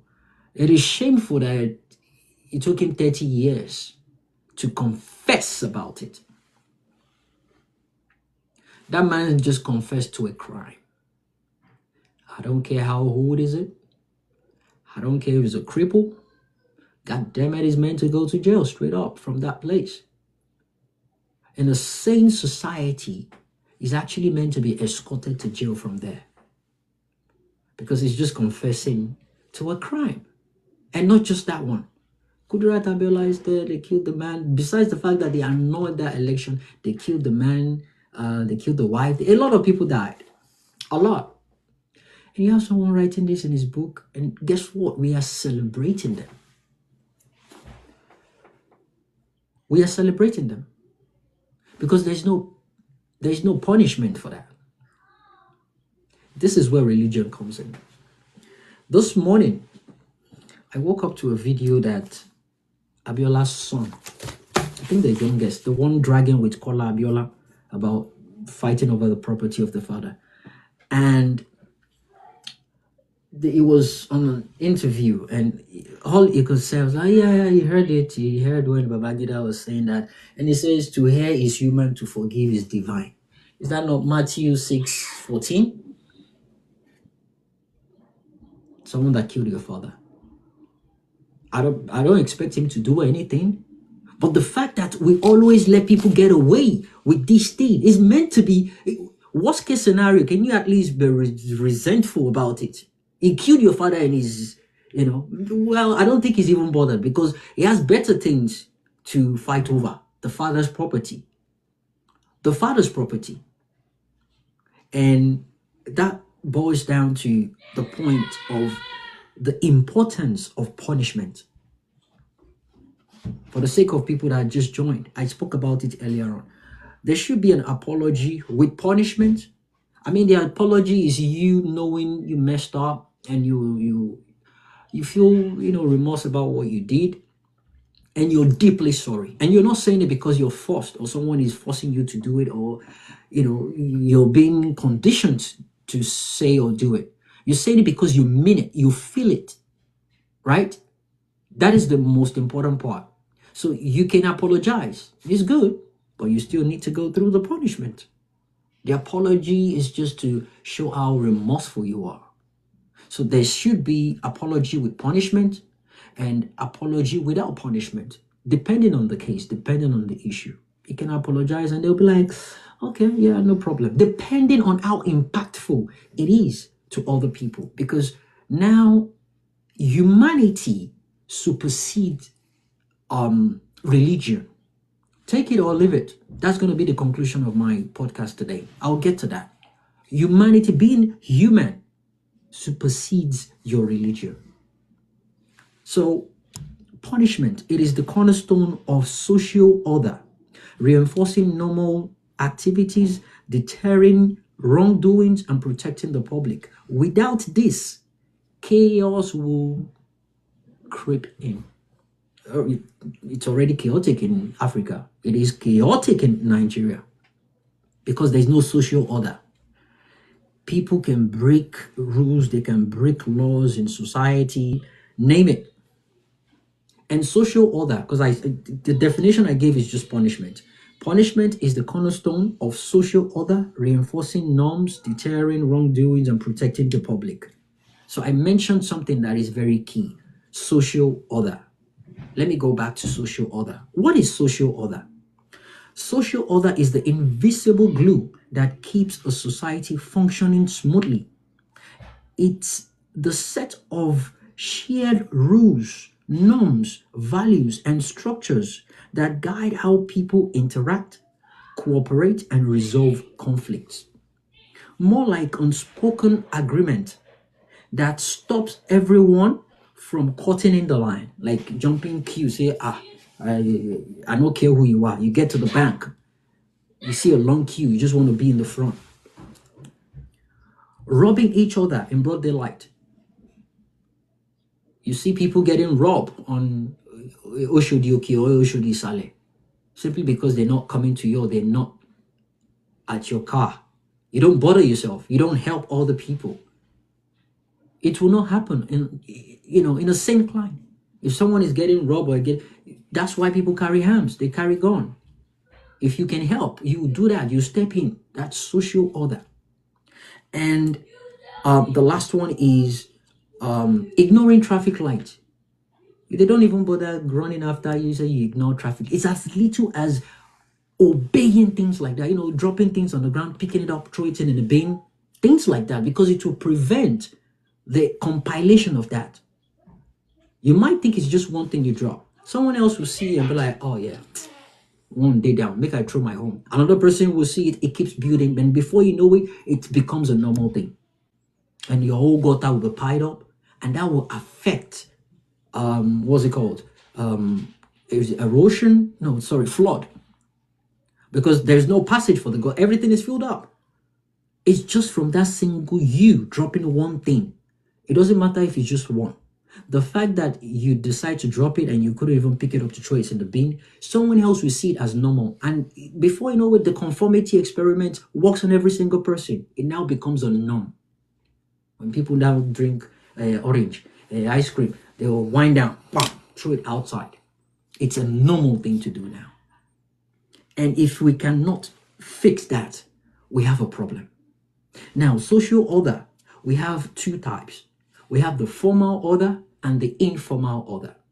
The formal order consists of law, constitution, systems like government, court, police, people, and structures that are there to make sure this social order is enforced, is being carried out the way it's meant to be carried out. The moment that is corrupted, that society is gone. That society, because no one is going to be putting things in order anymore. And the other one is informal, which is our customs, how we were brought up, our tradition, and social expectations. Social expectations, some places they believe if you want to greet an elderly person, you don't shake them, you prostrate or you kneel down, and these things. Without the social order, we'll have a chaotic environment. And for us to have this social order, we have to implement punishment. But guess what? Religion will prevent people from getting punished. This one now, IBB, confessing to a crime. He confessed how he annoyed the 1993 election. He confessed that there was nothing like a fucking Igbo coup. Do you know how mad that is? Do you know how that has damaged the country? A whole tribe has been castigated. They've been demonized because of that narrative. And it took him over 50 years. That is a confession. It took him over 50 years. And people will talk now, they'll be like, Because he knows he was about to die. And that's why he said, and another thing there, he wants to go to heaven. We are celebrating Democracy Day on June 12th, and a bunch of idiots gathered to celebrate the man that stopped that from happening. Nigeria, okay. And the only happiness I had from that confession is I knew it. That was the only happiness. I was like, I knew it. I held spaces about it, and I spoke to one of the survival of the Asaba massacre, during the whole Biafra war thing. I knew it. It wasn't a tribal thing for me. I went through the documentation. I saw that it was not a war. It was a genocide. But the sad part is what is done. The deed is already done, and people died. People died, and that is not enough. Now you've demonized them, you've disenfranchised them, you've stopped them, you've done everything to suppress them from getting into power. It's not as if they're dragging, it's not as if they're begging for it. They just need equal ground. And you've deprived them from that. And you think because you're old or you're crippled now, you're on your sick bed or dying bed, they should just forgive you. You need to go and rot in jail. No one is certain about the heaven you're going or the hell. But right here, the fact that don't be surprised that there's another book he has already written. But that one will be launched when he died. That is where they will list all the people he died. And we'll be hoping that people forgive him, because the forgiveness will open door. They say plenty door day during their transit to heaven. So plenty door day. So it is madness how we've let religion overtaking our humanity to think logically. And now it's like, it is God's will. Hell no. A drug dealer is your president. If it was God's will, God might as well just select the person for us. So why do we need to go for election? Why do we need to get our PVC? Why do we even need to go to why do we have port? Let's just know, how are you communicating with this God? Put it on loudspeaker and let us talk to him. Let everybody talk to him. Let us have access. Let's have that conversation. Why is it just you, or very few amount of you, that are getting these voices from him? And it's at the detriment of other people, millions of people. That is the topic. We've become so religious that we put aside logic, and it's affecting our daily lives. It is affecting our daily lives. I'm not telling people to abandon their religion. I'm telling you that if you apply logic, you need to stand on your ground. I have abandoned any religion, my brother.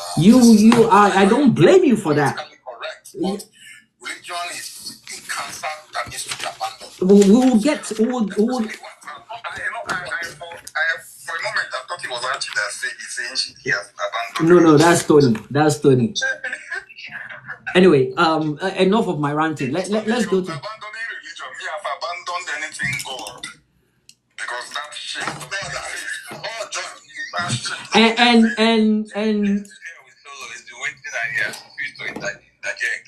And for the record, for people just joining, I heard that Admiral guy speak before he left. He said something that I just sounded funny to me. He said, "Why is it that I'm attacking Christianity?" If you're ignorant, has been paying close attention, you understand that I spoke about both religion, the Christian and the Muslim, and how they've used their positions to pull people back. One thing the Northerners don't joke about is when they hear it's God's will. They don't joke about that. It's God's will. Anyway, let's move on to Solo, and we'll take a new cue from that. Solo, you've been patiently waiting. You dropped a couple of times. Sorry? He must be a Christian. He's very patient. He's a very patient Christian. Go ahead, my brother. Welcome. Yeah, morning, afternoon, evening, wherever you're speaking from. I mean, this is a really, really pivotal and consequential topic. First of all, can Africa move forward without religion? I want to assume everybody can hear me clearly before I proceed. Oh yeah, go ahead. Crystal clear. We can hear you. So to me, my answer is yes, like in capital letters with my full chest, right? Why am I saying this, right? Okay, let me step everybody back. The line I'm trying to toe with this is, start with the origins of religion, and then from there go through instances where religion and government have been coupled together, and the results and what is now or have been and will be now. First of all, religion is a set of morals, practices, beliefs according to a deity, right, which is necessary for the functioning of a society. Yeah. Okay, we have Christianity, Islam, Buddhism, Sikhism, and so many and so forth, Judaism and all, right? All this happened in different parts of the world back in the day. So people needed to find meaning. People needed to find a sense of existence. People needed a way to explain why they are here on earth existing, what the meaning of life was. Some of these, were religion, such as Moses, Jeremiah, Isaiah, and all that, receiving their revelations and all. And they documented texts, aka manuscripts, which today have become the Bible. The same happened in the Asia Minor, which is Turkey, Egypt, and all those areas. They had Islamic scholars traveling from place to place doing all that. Okay. Then, on the other hand, people began to go on conquest, take over lands, take over other places. You had the Vikings raiding, just as we have our own belief. The Vikings too believed if you died fighting, you go to Valhalla, which is like a heaven. You also had the conquistadors, which are like the Spanish conquerors from Spain, going to Latin America to go and invade, conquer, and kill in the name of what? Religion. Okay? So, that being said, the Dark Ages came, the Middle Ages came. This is around 1000 BC to right around 1500 BC or so, right? You had all these diseases, bubonic plague and all that literally halved and decimated the population of Europe. And while all this was going on, they were fighting wars, right? And then here comes, I guess, some sort of awakening, right? So there came the Renaissance period from 1400 to 1700, right? During this period, after much of Europe was in war, Flanders, who was this Flanders, the Germanic tribes and all that, Rus, Kievan Rus, which is Russia and Eastern Europe. After much of Europe was in war, people now began to say, again, we need to find out our origins. How did we get here? What are all this? What is this sun? When it goes up, where does it set? Right? Then you now have entered the Renaissance period. So the funny thing is, during this Renaissance period, when people were trying to trace their origins, this is when you started seeing professions, you started seeing experts emerging in their field. Go and check it. Your scientists, your theologians, your astronomers, your inventors, most of them began to show up during this Renaissance period, of which one of them was Martin Luther, right? So why is this guy important? Then the Catholic Church and the Catholic religion had been prominent back in the day. People went on crusades in the name of Christianity, Islam, and so on and so forth, right? Emperor Constantine and all these people. Then here comes the first instance of religion and government kind of having a little bit of friction, right? So it came to the right to appoint bishops in churches across Europe. The Pope said it was his right, but the kings and all the princes said it was their right too. Here comes the investiture conflict. Oh, you have the right. No, I have the right, right? So they are now wondering, because the bishop and all that are a medium to communicate with the people, but you people are fighting over who is going to appoint them, right? And while all these practices were going on, Martin Luther took his, there is what they call the 95 Theses, basically questioning the practices of the church, right? We are seeing here somebody questioning religion. He went to a door in Germany then and nailed the thesis to the door. It's like, why? Who gave you people the right to do this and do this and do that, right? So now let's look at countries where they decided, okay, we need to move forward without some form of church, without some form of religion in our practice. How do we separate the church and state? You start seeing this in places like the UK, the United States, right? 1776, the forefathers got together and said, we are seeing all this nonsense that's going on in Europe, people fighting because one says this is belief and one said this has been revealed that this is what is supposed to happen. This one having conflict with the other person over who to appoint, right to appoint and whatnot. Let's find a way and separate the church and state. And that's why the very first amendment they wrote in the Constitution is just freedom of speech, right? They believed if we're able to separate these two, right, we can progress because there's going to be multiple religions. And there you have it, right? They formed their government, they fought the Revolutionary War, fought the Civil War, and so on and so forth. Now, let's move on to other parts of the world, including Nigeria and Africa, as we're concerned, right? You had, okay, look at Iran. They had a Shah Pahlavi, right?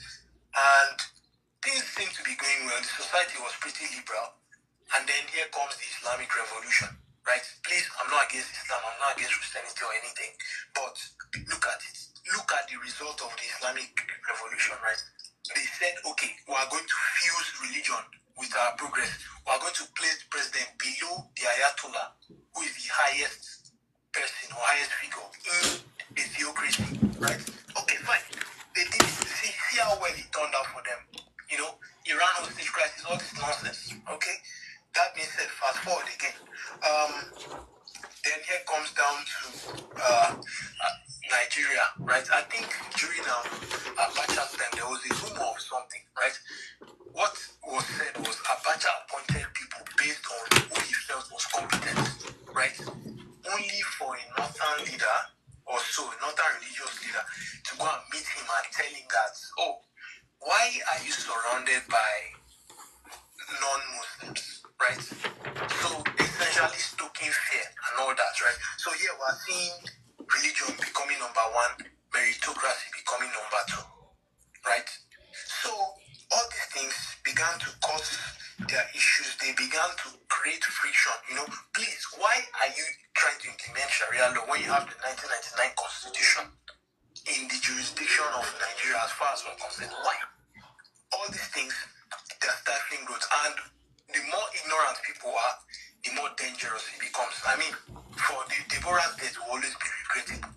All she said is, this is not a good for this. She did not speak against religion. She said post relevant content. Simple, right? And it cost her her life. Who paid for it? Nobody. The vagabond had the guts to go on camera and tell everybody that, yes, this is the set of matches I used to light her on fire. So, religion, okay, and again, if you know, going deep into Christianity, don't forget, there were also the Pharisees that Jesus preached against, right? So, in other words, on one side can be religion, doing things for righteousness' sake. On the other hand, is your relationship with your God, right? Whichever direction you choose to go, they begin to see, so he was calling out the Pharisees for their hypocrisy, right? And I think what you see in Africa is Phariseeism, you know. We need to set back, and the same way the Europeans went through their renaissance, right? Africa might need to go through its own renaissance and say, how can we move forward where everybody is able to practice their religion independently? Please, you want to tell me there are nations where you have Hindus, Christians, Muslims in that same nation? They don't have conflicts, but yet they are proceeding. They are going forward. Singapore, arguably Vietnam, UAE, right? And so on and so forth. Even America, right? You have Muslims here, you have all kinds of Christianity here, you have Buddhists here, you have monks here, but yet somehow the country is going forward because church and state have been separated. So that's kind of my key argument on how Africa can move forward with that religion. And then to conclude, then there was a senator from the north. I think he was trying to marry a 13-year-old girl according to Islamic law. But people shot at him saying, you cannot do that. That girl, she has not approached the age of consent according to the 1999 Nigerian Constitution. So what was But the Quran allows that now. What are you saying? Okay. But now, can you see how the federal government of Nigeria is extending rights, but somebody is imposing their own law to take away those same rights? In the same country. You can imagine. So I think we can do better to, people them out there can do better to educate themselves. And I dare to say it's just because they are ignorant. They don't know no better. If we look at Plato's story of the men in the cave, right? They were in the cave until one of them saw a ray of light. Instead of staying back, they decided to approach the ray of light. The more they approached, it got brighter, and then they saw the opening, and then they got out of the cave. So they are still in the cave, and they need to get out of the cave. So it's sad that people are seeing the harmful effects of religion. There was a time too. Sambu was campaigning with Jonathan. He was in Kaduna or somewhere. I've forgotten what he was telling those people, but he told them that they should vote for him because he is the true Muslim. The guys in APC, they are Christians. Can you imagine how harmful that is? So, honestly, it's too bad. We're seeing the effects of placing religion before governance, but yet we refuse to self-correct. I hope it's not something catastrophic that will help us self-correct, because those who do not learn from history are doomed to repeat it. And that's why I chose this historical I chose to answer this question through a historical lens. I rest my case. Thank you, Solo. Beautiful submission. That was. I love the educational rant you took us through. That was enlightening, and to remind us of where all these things started and how it's been played till date. That was beautiful. Thanks. Beautiful. Thank you very much for Dan Casa. I've not even called your name, sir. You don't unmute mic yourself. All right, go ahead. How you doing? Welcome. Well, thank you very much for having me here. I mean, this is my first time here, and So Dan Casa, where you from? I'm from Katsina State. Okay, Nigeria. Beautiful. You Muslim, Christian? I mean, Okay, go ahead. I love that. I would love to hear from your perspective. What do you think about this? If you're living in Katsina to avoid jihad. don't worry. Oh well, I mean, yeah. Dan Casa, that might sound funny, but are you safe to talk about this topic? Locked.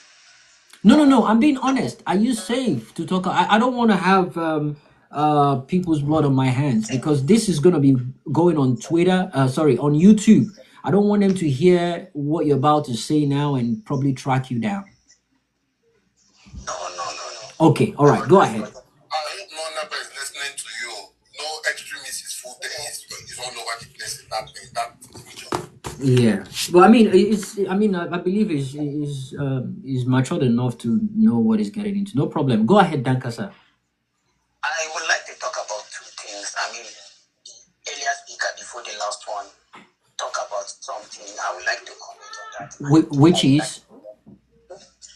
He was talking about religion, or let me say the topic alone was talking about can Africa move on without religion. The thing is, from my own view, religion is not the problem, but the engineers of the religion. The what? The engineers. The engineers of the religion, right? Okay, so what you mean by engineer, that we can all agree that some people created it, right? Okay, all right, go ahead. When someone is intending to, let me say, like, make a judgment on a religion, he or she is supposed to make that based on the message the scripture is, like, passing, not what the preachers are saying, because mostly it's those preachers that give the information in a wrong way to their personal interest, if I may say. I am a student of comparative studies, and during my journey, I served in Ekiti State. I have been attending some church programs, and it is today I get to know that a lot of things that were said about Christianity by our preachers were actually not true. The same way. So, sorry, Dan Casa, sorry for interjecting. So, you were a Muslim, right? Yes, sir. Okay, beautiful. So, and you served in Ekiti. Huh? Yes, sir. Good. So, during your service in Ekiti, you attended churches, and you got to realize that the way they painted Christianity to you in the mosques back in Nasarawa is different from what you're actually seeing while in Ekiti. Is that correct? Yes. Beautiful. That's what I'm trying. Go ahead. Yeah. And same way, my encounter with, let me say, my friends, they got to ask me a lot of questions, and to which I gave them answers to the best of my knowledge. And some of them understand that a lot of things that were said, let me say, a lot of stereotypes that were given to them concerning northern part of Nigeria and their way of life were actually not true. Let me give you two examples. Number one, concerning the religion. I attended a Wednesday program one evening like that. On the Bible studies.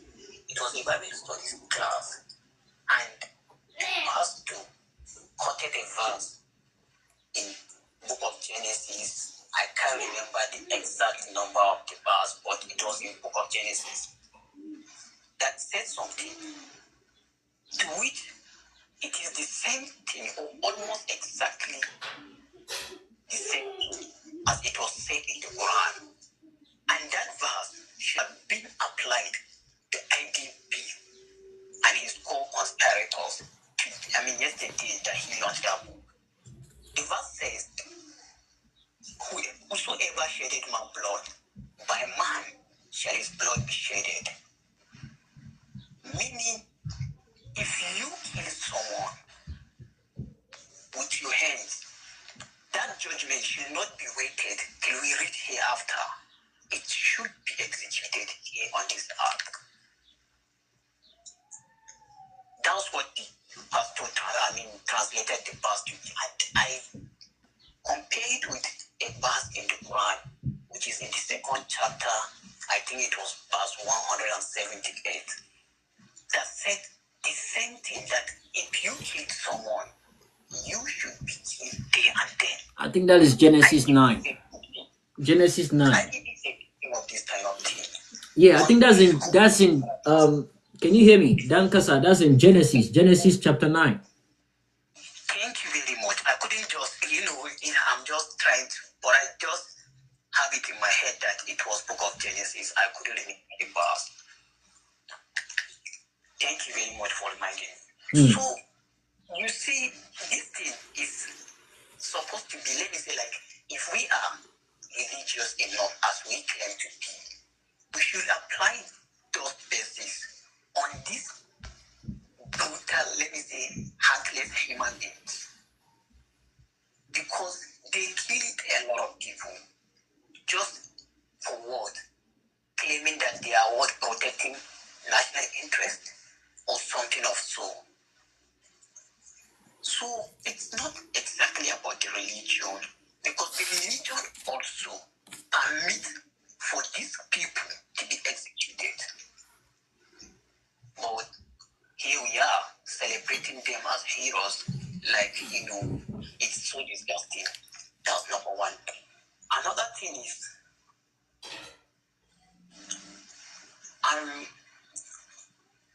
you see, there are a lot of things that, let me say, happen, which those politicians at the top are capitalizing on. You see that people, let me say, the majority masses do not get to know what is going on up there. They see that the majority of us are so keen and eager to do anything that is being said or that is being attached to religion. The moment they say this person is from what tribe, your religion, that's all. I can remember, let me quote someone, it was Prof. Lumumba. He once said that a thief that is from our tribe is not a thief, or a thief that is from other tribes, we call him a thief and seek for his justification. So that's exactly what's happening here. People in the north are being said that kind of thing, like, this is your person, this is from your tribe, this is from your religion, and they will not mind to track his record. They will not mind to look beyond that his religion. They will just go for him. They will not mind to look beyond his tribe. They would vote for him. Same thing applied to the other parts of this our dear country. Most of the people down there, they choose their candidates not because those candidates are the best suitors for the job, but rather because they are from their tribe, they are from their religion. Although the issue of this person is from my religion is mostly from the northern part of this country, but the issue of this person is from our tribe is mostly from that part of the region. And I think Nigeria can only become better, like Nigeria can only be a good place for everybody when we look beyond the person's religion, or we look beyond the person's tribe, or we look beyond the person's, let me say, physical look. When we choose to put someone based on his track record, based on his principles, based on how we perceived that person to be the best candidate for the country.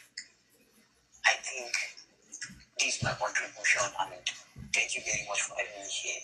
I'll leave it there. Thank you, Dan Kasa. Beautiful. I was going to ask Tudo, what do you think about the explanation he gave when he said religion is not the problem, it's the engineers of religion that are the problem? And he quoted some Bible verses that are similar, saying religion actually tells people to pay the price for any wrongdoings.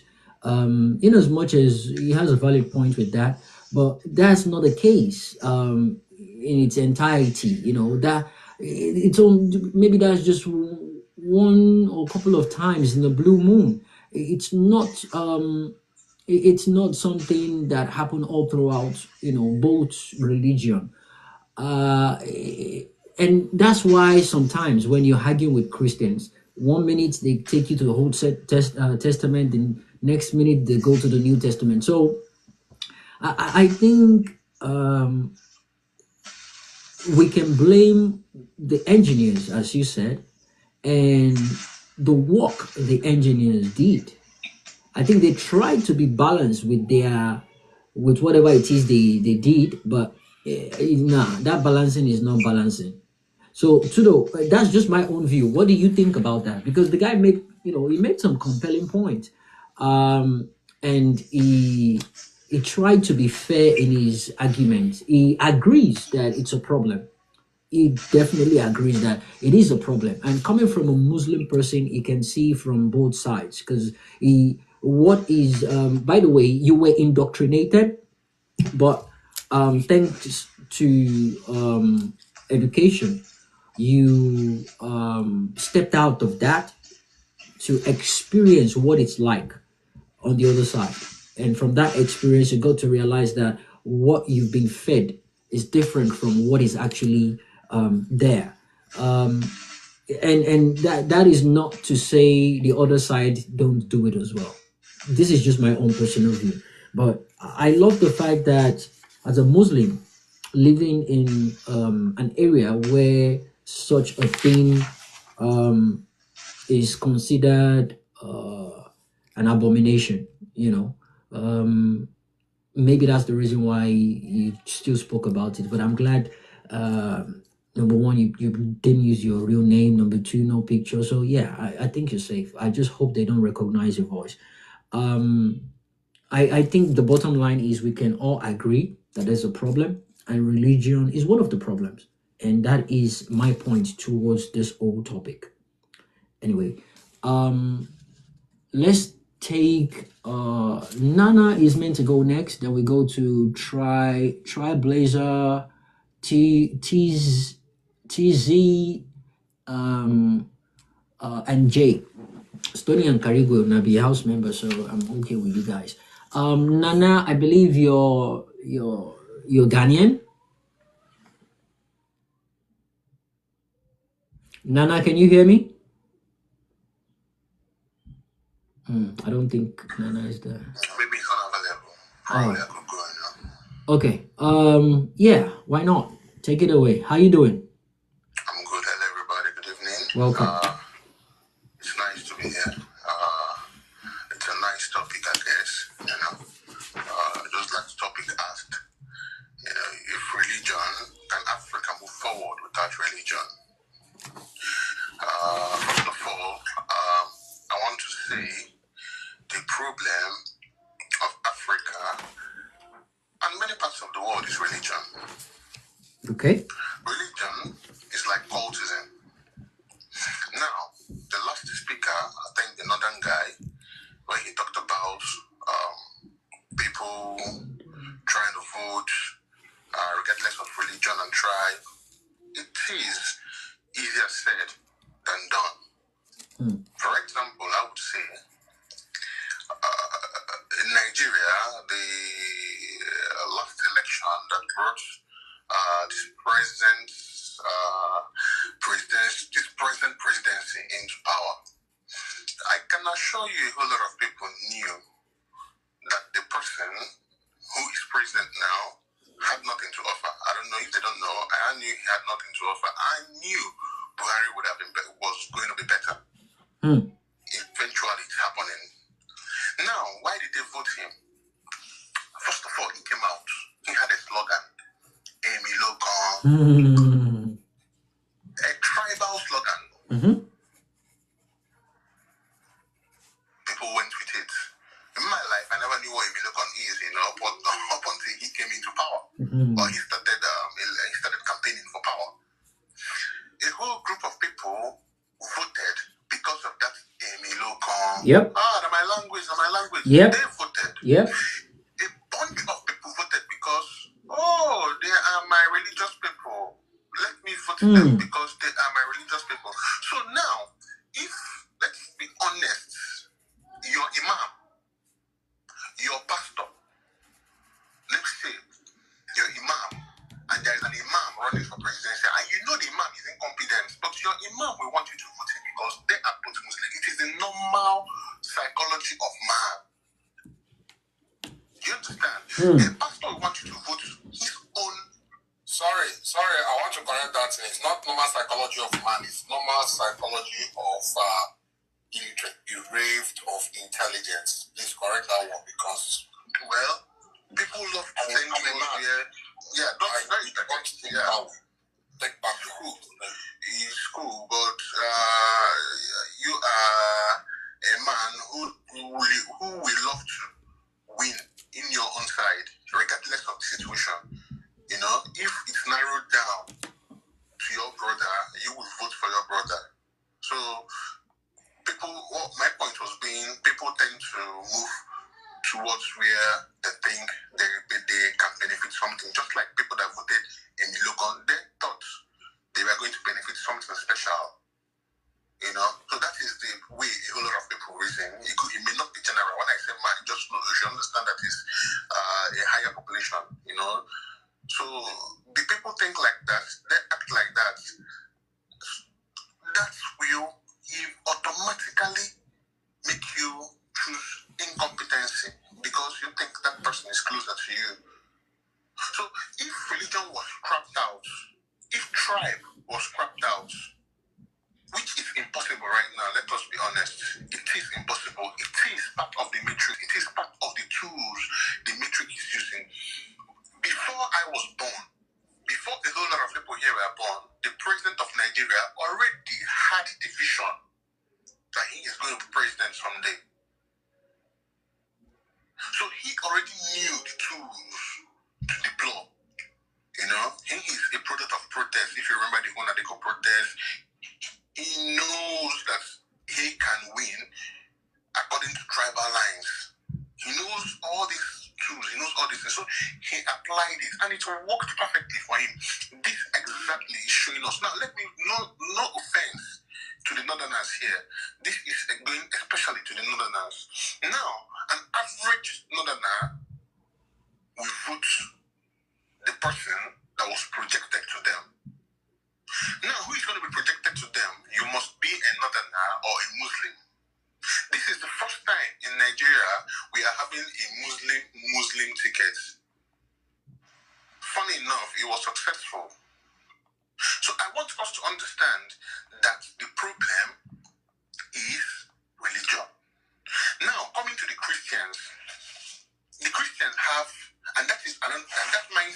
is what they use in acting in Nigeria. Christians, they have a way of believing, in as much as, because that's faith, in as much as it looks delusional, but you still believe, you still hope. And they use that mindset in Nigeria. You see, within you, people in Nigeria, you can see that within your eyes, things are getting more expensive, quality is reducing, things are getting worse. You can see that within your eyes. But every day you come out and believe. That belief mentality, even when things are derailing, was installed in the people through I don't know if Muslims do that, but I know Christians, Trailblazer. Yeah. Can you hear me? Yeah, I can hear you. Can you hear me? Okay, yeah, I need you to, and people listening, I wanted to hear this. Okay.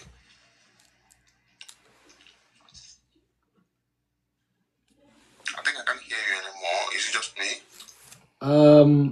Yeah, I don't know. Hold on a minute.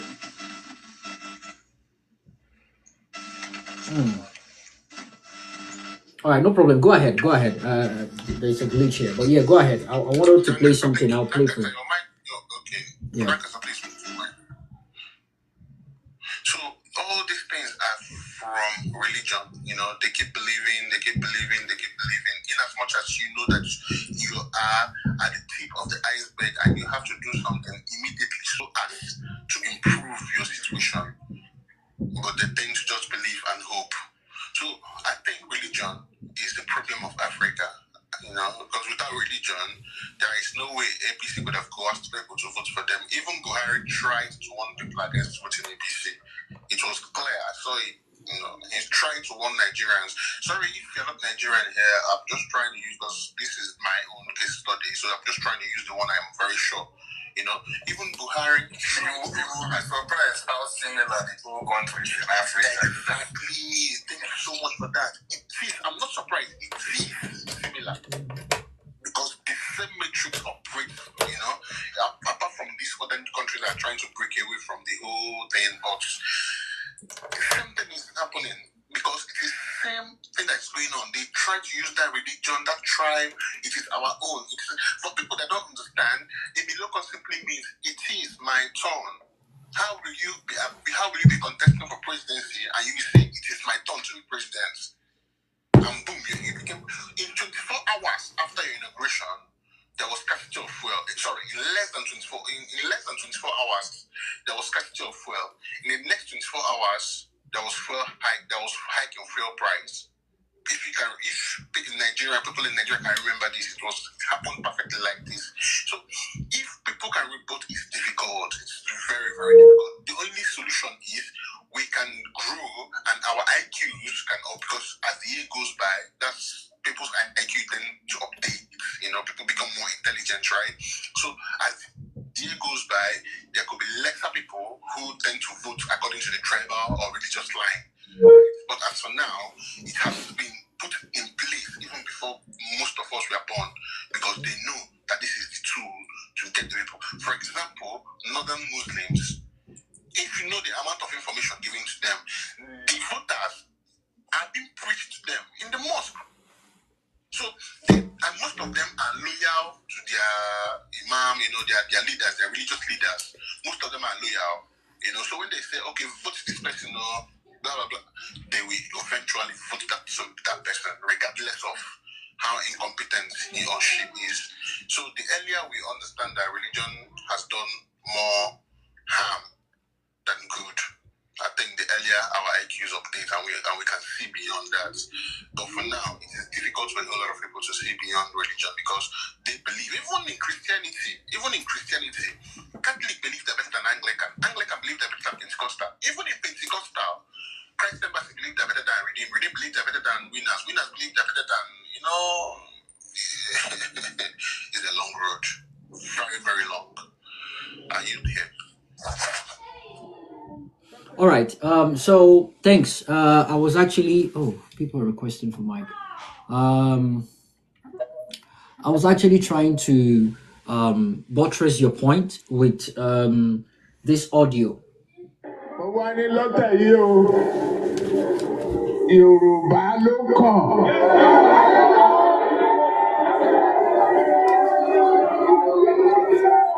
Tá a bá dẹ̀ Òòṣà Yorùbá náà, èmi ló kàn. That's the first one. He doesn't need a Yoruba candidate or an Igbo candidate. This is what the Northerner needs. So I believe I stand before you as a pan-Nigerian of Northern origin. Thank you very much. That is the second candidate. Put all of us on a scale. Let's know who we are. Let's ask questions who we are. Let's verify who we are. It is important for you. Do not say because Peter Obi is from the east, I will vote for him. Do not vote for me because I'm an Igbo man. Do not vote for anybody because he's from the west. Do not vote for anybody because he's from the north. This is time to vote a human being who have conscience and trust. There you have it. I needed to play that just to buttress your point. Yeah, sorry, one more second, right? So, Go ahead. just like that, buttress the point, and you can listen to the three of them, and you can understand how, especially the two first persons spoke and what they spoke. You understand that they understood the matrix and they tried to work with it. So over time, the Yorubas that thought it was Yoruba Locom, they are suffering. And it's no more Yoruba Locom for them because it is Nigeria. You know, it is sad. I believe people will listen and understand.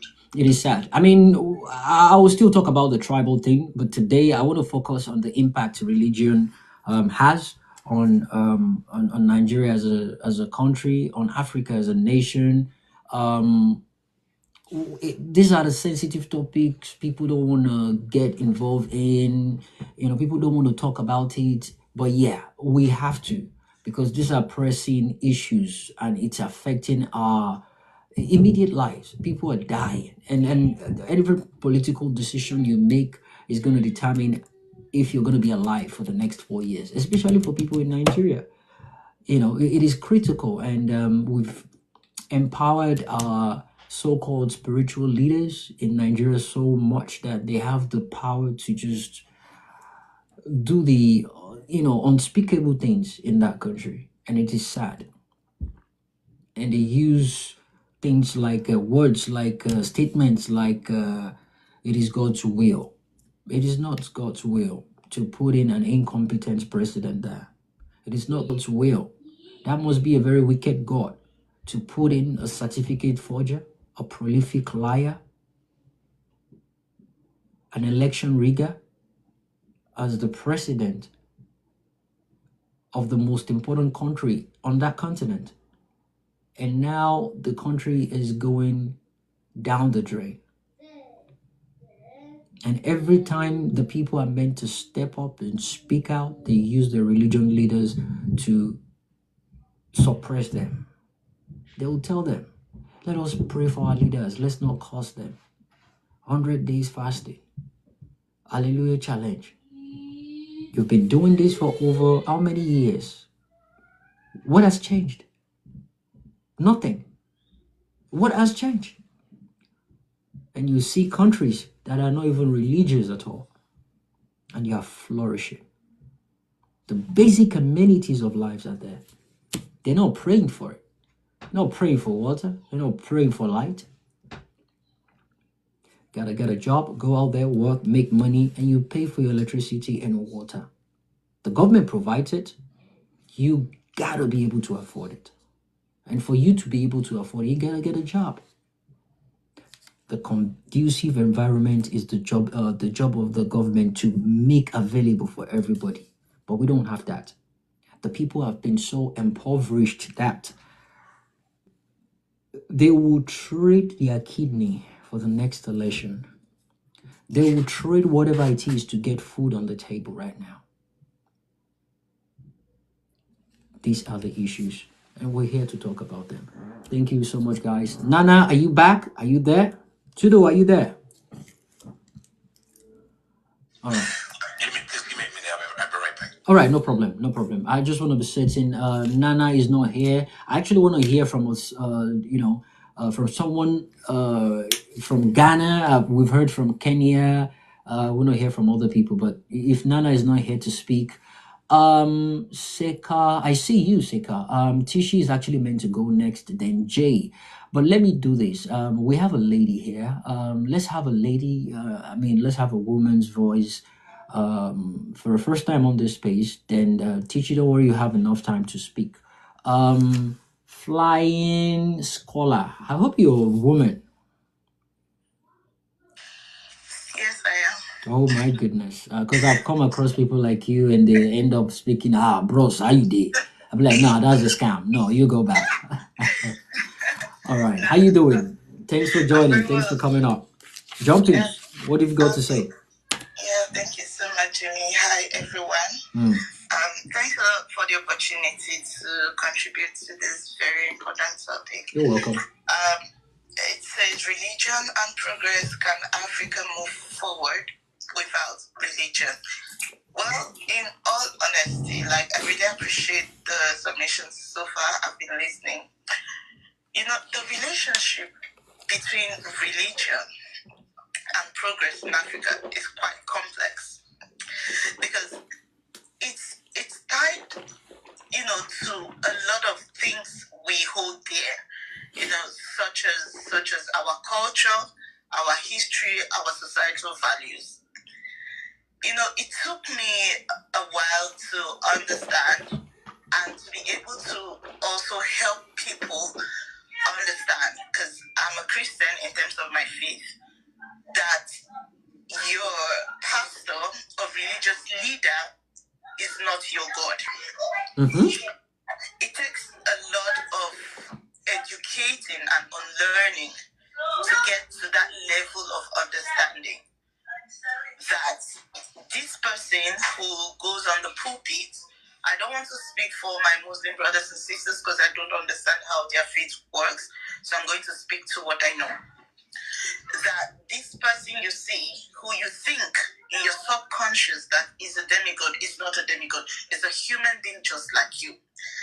I'll share an instance. I had a friend, and when I first knew this person, a situation whereby once the person sees their pastor, you're going into the church with your wife, for example, and because you want to step into the church, your wife, not the girlfriend, your wife, the one you married in church, you are holding hands, but the moment you put your leg on the first staircase or step to get in, you just disengage. I don't enter church.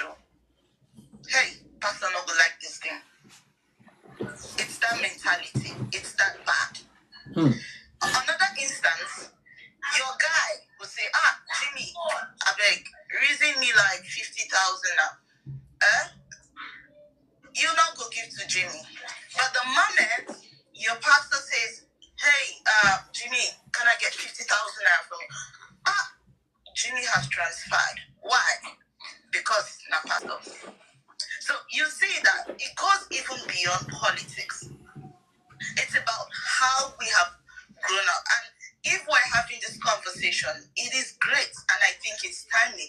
I tend to jump into spaces like this and I say, whilst we're having this conversation, we need to also speak towards our key takeaways.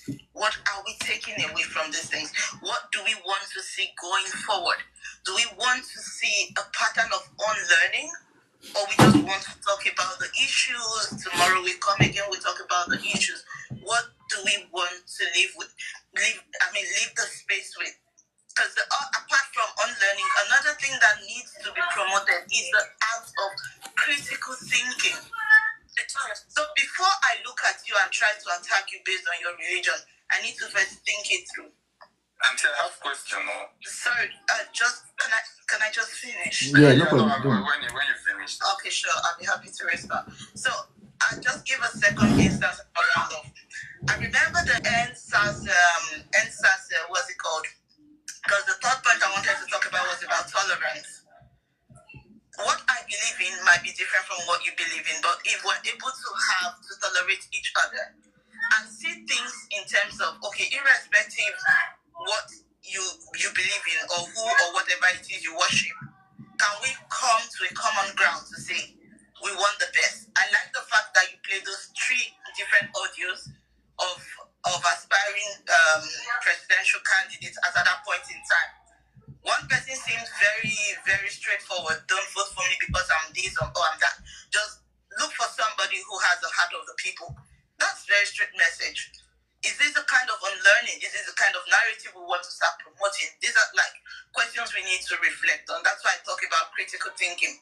And in terms of tolerance, I remember the NSAS protest. There was a certain time during the protest, both Christians and Muslim youths came out, and when it was time for prayer, I saw that one live. Our Christian brothers and sisters gave time for our friends, our Muslim brothers and sisters, to do their prayers. Now that's tolerance. But that didn't stop the aim of the protest, even if it ended, in a very bad way.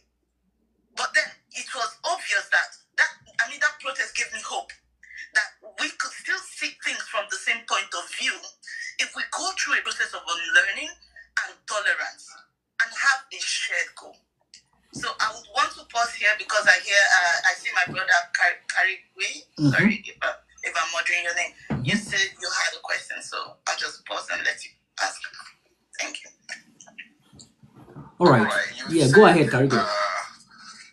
Our pastors are not God, so we shouldn't take everything they say. Or the Bible says otherwise, because the Bible in Chronicles says, "Believe in His prophets, and you will succeed." The Bible in Matthew says, "Anyone who welcomes you welcomes me, and anyone who welcomes me welcomes who sent me." So anyone who welcomes you here means Him sending His prophets. Whoever listens to you listens to me. Whoever rejects you rejects me. Pastors read this every day to their followers, and these pastors are seen as people that God sends.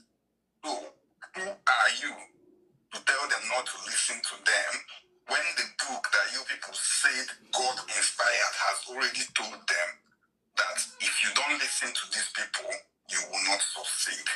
Yeah, well, but I think Karigo, it's a step from unlearning certain things and educating ourselves. No, the reason why I asked that, you can't say if I that I'm no longer a Christian say these things that your pastor is not your God. Yeah, I don't believe in the Bible anymore, so I can say those things. But you can't tell me you believe in what the Bible says as a Christian and you're preaching against it. Okay, sorry. Can I speak? On what you say, guys, hold on. There is nothing that you have said that replaces God to somebody. That God relegates something else to somebody else. If somebody says something that God says, it does not mean that it replaces God. All right, I don't think anyone can hear me. I had to mute. Sorry. We can hear you. Don't worry. Yeah. So I don't want people talking. I sound stupid if I'm speaking and no one is responding. So Seka, don't worry, you have your go. I want people to have a civil conversation. I don't want people talking over themselves. AY, I see you. Don't worry, you have your go. You have your chance. Tish is meant to go. Welcome, Osemo. I see you.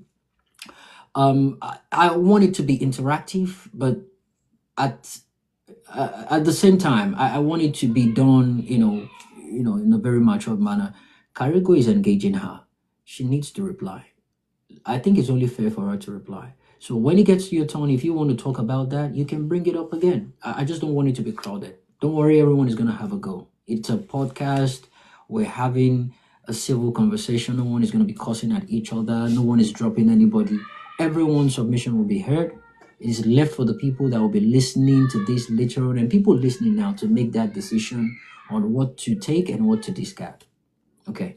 Flying, what's the last one? Flying scholar. You heard Karigo's question. What do you got to say to that? Okay, thank you very much, Karigo. Thanks a lot, Jimmy, for the opportunity to respond. So, if you recall, I said something about unlearning, and I shared a case study about someone. I mean, this particular person literally sees like the pastor as God. It took a long time to make them understand. Nobody's asking you to disrespect anybody, so don't get me wrong. And I'm not asking you to, how would I say, to not read your Bible or anything. I'm a Christian. But then there's a thin line between, I hate using terrible words, between being gullible and understanding the word. I tell people, read your Bible. When you read your Bible, you will understand that whatever grace it is, in quotes, that your leader or the pastor has, that you can also have it. Mark 11:23, the same Bible you've quoted, also says that if you ask and you do not have a doubt in your heart, you will receive. But in doing that, make sure you live at peace with other people. I mean, the Bible is straightforward, and these are the areas in terms of unlearning. If this is the faith we have decided to go with, then we need to read it. Read the word. You don't know. The Bible is not straightforward, though. I said, see. It's not. If it's straightforward, it will say one thing here and say another thing that can counter that thing that it says. Okay, can I continue now? And I'll share with you how I view the word of God. Yeah, flying scholar. I mean, it's allowed as long as it's just the two of you asking question. I just don't want anyone to jump in. But yeah, go ahead. Okay, thanks, Jimmy. So this is how I view the word of God. I take what I think can improve on my life, because the deeper you go, the more confused you get. And if you don't want to find yourself in that state, that's the truth. You understand? There are certain things that might seem so difficult for you to comprehend. If you find yourself in that situation, brother man, go down on your knees. If you are a Christian, pray to God for understanding. In James, he says, he is the giver of wisdom. James 5, he says, if you do not understand, come back to me. So if this book has been inspired by him, and I get to where I think I do not understand, brother, what I do, I go down on my knees and pray. I respect everybody who stays on the book. I go to church, but there's a limit to which I get stupid. That's what I'm trying to say. But I don't want to call anybody stupid. But what we're trying to say is this. This person should be respected, but then in the course of respecting, they shouldn't decide how you live your life. They are open to their opinion. They could say, oh, yes, the advice is there. Advice if you wish. As an adult, it is your choice to accept or reject. And this is the area of unlearning, I mean. Nobody's coming here to taint any pastor to say, Pastor, what you're saying is wrong. No, but we're saying use your head. Know what to say, know what to take, and know what to reject. That is their work. So that was just what I was trying to say. I'm not here to demarcate anybody's faith at all, because I also am a believer, but there's a line. Okay. Sorry, Karigo. I think what Karigo is trying to say is, first of all, to your point, I don't see anyone on this stage that will agree with you. I disagree. Sorry, disagree. I meant to say. We all agree that individual sense of independence, judgment should be applied, not just to religion, to everything in life. So we all agree with that.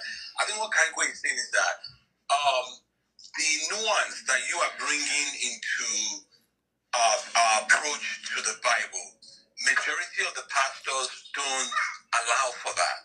And the reason they get away with that is because the book itself says and supports exactly what they are doing. For instance, if you read Matthew 11, it says if you give a prophet, if if you bless a prophet, you will receive a prophet's reward. So, to your example, a prophet says, bring the money to me first, like Elijah did to the woman, you know, and says, oh, the only thing I have left is this small thing for me and my child to eat and die. Elijah says, bring it first.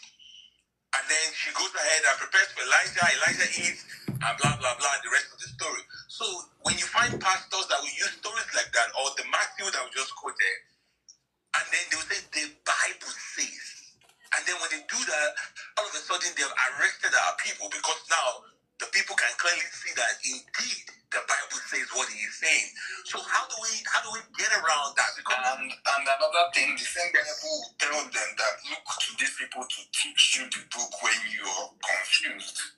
So those people, you're saying if you're confused, you kneel down and pray. I became an atheist because I kept reading the Bible and kept getting confused. I asked pastors, they couldn't explain what I want to hear.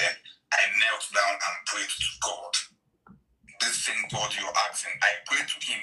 I started doubting God from 2013. I prayed from 2013 till 2017 that I said, fuck it.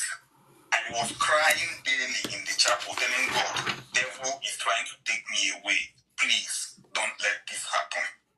But the more I pray, the more I see things in the Bible that don't make sense. So, if I would say, it's even God that opened my eyes that God doesn't exist. All right, thank you. Anyway, so Flying Scholar, I don't know if you get the point that we're making. Oh, yes. And when I have conversations like this, I try to respect, everybody's opinion. Karigwe, I feel so sad about the experience you have shared, and I totally respect and understand where you're coming from, because sometimes in life, it seems like we find ourselves in a very dark hole where it seems like nothing is happening. We're not getting the answers we want at that particular point in time.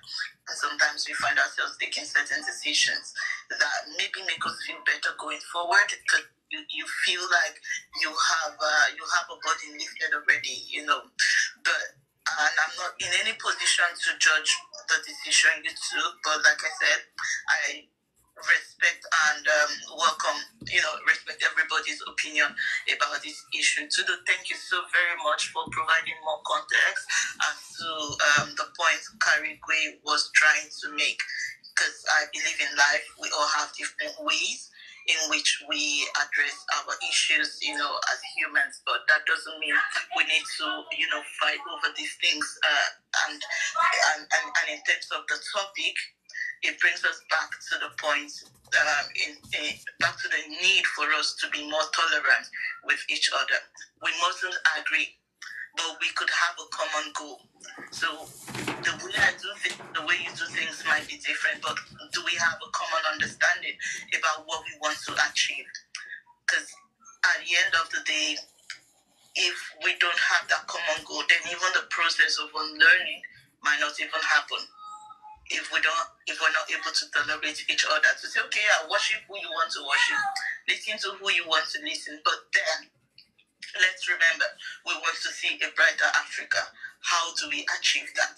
So when we ask ourselves this sort of questions, within us, we would see the need to take certain decisions to say, yes, if this is where I'm going, these are the people who are obstructing, these are the people who are giving me the negative information I do not need at this point in time, and they are derailing me. So then and there, you start being the one charting your own course to make sure you meet your colleagues at the top. So one way or the other, we can make it if we have a common understanding about where we want ourselves. Thank you. All right. Thank you, Flying Scholar. That was beautiful. I love the engagement. These are the kind of things I want to actually, see happen on the space. I don't want the talking over and back and forth. We've just had a lady. We're gonna have Teach to go now, and after Teach, we'll have another lady. AY, we're coming to you next in that order. I want it to be, gender based.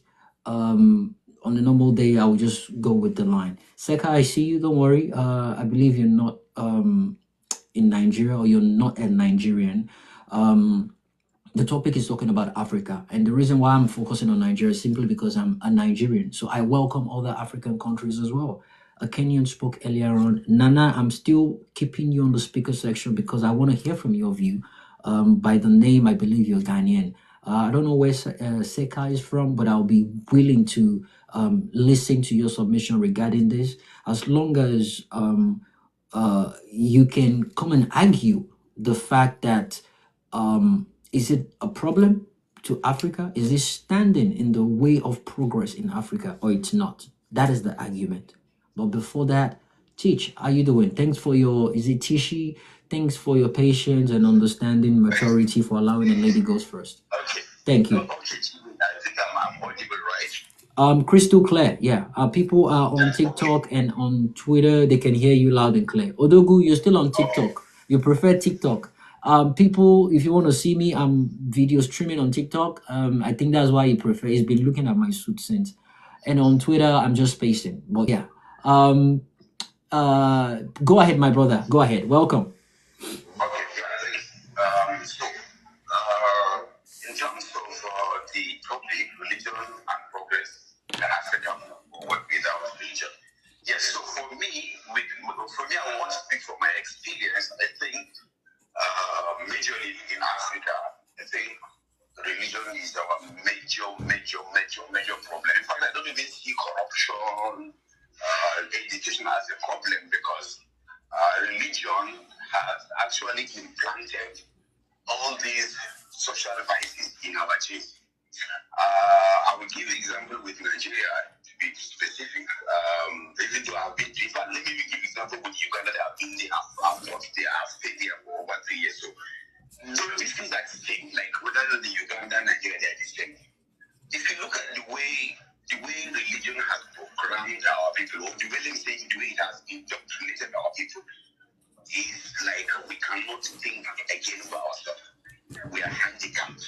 We can no longer use even our basic education that we are taught in primary, secondary. We no longer use them. Everything is either Kabbalish or whatever religion, what Islam, it's the same. It's the same in terms of the effect on us as a people. So yes, if we have to progress, we have to do away with this religious. Now, I know it has, like I said, got that been indoctrinated in our system. It has taken over our thinking faculty. It has taken over even how we converse, how we do everything, how we judge everything. It will be difficult. So, but now, what our government or we as a people we can do is to make it as an individual business, just like how it's been practiced elsewhere in the world. If I'm a Christian, if I want to deal with my Jesus or with my Bible, let me deal with it individually. It shouldn't become a government organ, because to the best of my knowledge now, religion is being funded or is being supported by most of these government agencies. That is why we live in countries where somebody can allocate billions of naira for people to go to another country in the name of visiting the land of Holy Land, and then in the same country you have millions of children roaming the street and nobody says anything about it. That's why we have corrupt individuals who, if the government agencies were able to arrest them, the next thing you see is you see protests from churches, or you see people saying, oh, let's forgive him, or sort of manner of things. So for me, in my own understanding, the major impediment of our progress is religion. And because this religion has even replaced our own culture, like even the common right and wrong that our culture has taught us, it has completely eroded it. It has been replaced with this religion. And how does this thing work? I know a lot of us will come, we have different Bible passages where if they cut it for you, you look as if, oh, you are just an atheist or whatever. But the issue is, what has this religion done to us in Africa in particular? Nothing. We have seen how a state governor will use billions of naira just to build one gigantic church. I don't want to mention the state, but we know, because we are all from Nigeria, one gigantic church that produces nothing, that we cannot even produce. We still import it today. And next, if we also go back and we look at histories like places like Aba or in Kano, there's some places that they are producing certain things that are so unique to our country. By now, it could have been transformed to something better. It could have even put us in a spotlight. I have seen where either Arise or one of these media houses puts forward a secondary school or a university graduate, making it director, for example, who does not use petrol. But nothing, like even our own talent is being eliminated by our own system just because we feel that whether God or Allah is going to do it for us.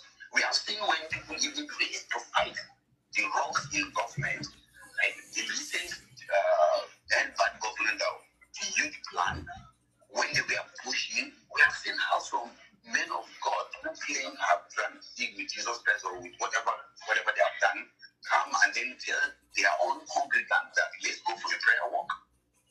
And these are people who command like 30% of the population. So it means 30% of the population are withdrawing from that social protest. We have seen how people who rape kids, and then if the police or the society hold them accountable, somebody comes and tell you, oh, it's devil that pushed them to do that, and they get away with this. So crime, you can easily get away with crime using bad law crime. Just fight it. Somebody have made an example here when they said that he did not wanted to marry a lady under 14 years old. You see how they not uproar. They were supporting this guy. Why? Because Islam allows that. And you also see how even some religions, some pastors in the north or even in the south, who have been caught doing some devious activity like killing people, raping people's daughter, or raping somebody's wife. They still get away with it. Or if police even arrest them to investigate, the whole church ran a rampage on the institution that you have to give this person that this person is prosecuted. So for me, with what I have seen so far, religion is the making development of Africa. If we can make religion completely eliminated, that's my suggestion. Because if that cannot work, then let's make it an individual thing. Let me deal with my God alone in my bedroom. That's it. Government has no right to invest in any religion because those resources is meant for the populace. And in those populace, you have Christians, you have Muslims, you have traditional believers, you have people who don't believe in any of these religions. So what happens to them? So for me, it is clear that we will not move forward if we continue to practice any of the identified religions. I hear you. All right, thank you. That was beautiful. Thanks for that. I love the way you came through, and I'm quickly going to address what Flying Scholar said. Before I do that, let me just use this opportunity to let the people that's just joining understand what my podcast is all about. And I do these every Friday, 10 a.m. Central Time. And when I'm back, we'll pick it up from where I started. The world shaped by events and happenings. Time for Nigeria time. Sorry? I say your audience in Nigeria, you the top central time. How many Nigerians knows what central time is? I know, right? Because it favors them. In a world shaped by events and happenings. How do we keep up with the trends? How do we get a hang of facts and vices playing out around us? Join Off the Cuff with Jimmy, where unscripted, uncensored, and unforgettable controversial family and social topics are discussed by different people across the globe. Topics ranging from depression, abuse, homosexuality, marriage, sex, anxiety, drugs, suicide, mental illness, bigotry, near-death experiences, parenting, PTSD, racism, culture, rape, peer pressure, abortion, and many more. Listen in on Fridays, 10 a.m. Central Time Zone, via YouTube at Off the Cuff with Jimmy, TikTok at Off the Cuff with Jimmy, and X Off the Cuff Jimmy. Join us to explore today and tomorrow while shedding some outdated views from yesterday. If you want your story to be heard, contact us via WhatsApp +1773 461 7622 or X handle at Off the Cuff Jimmy. Just in my mind, Yans Jimmy.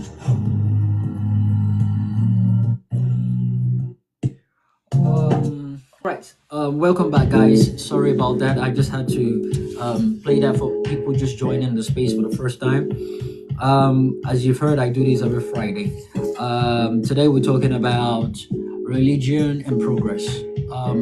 Can Africa move forward without religion? I believe they can.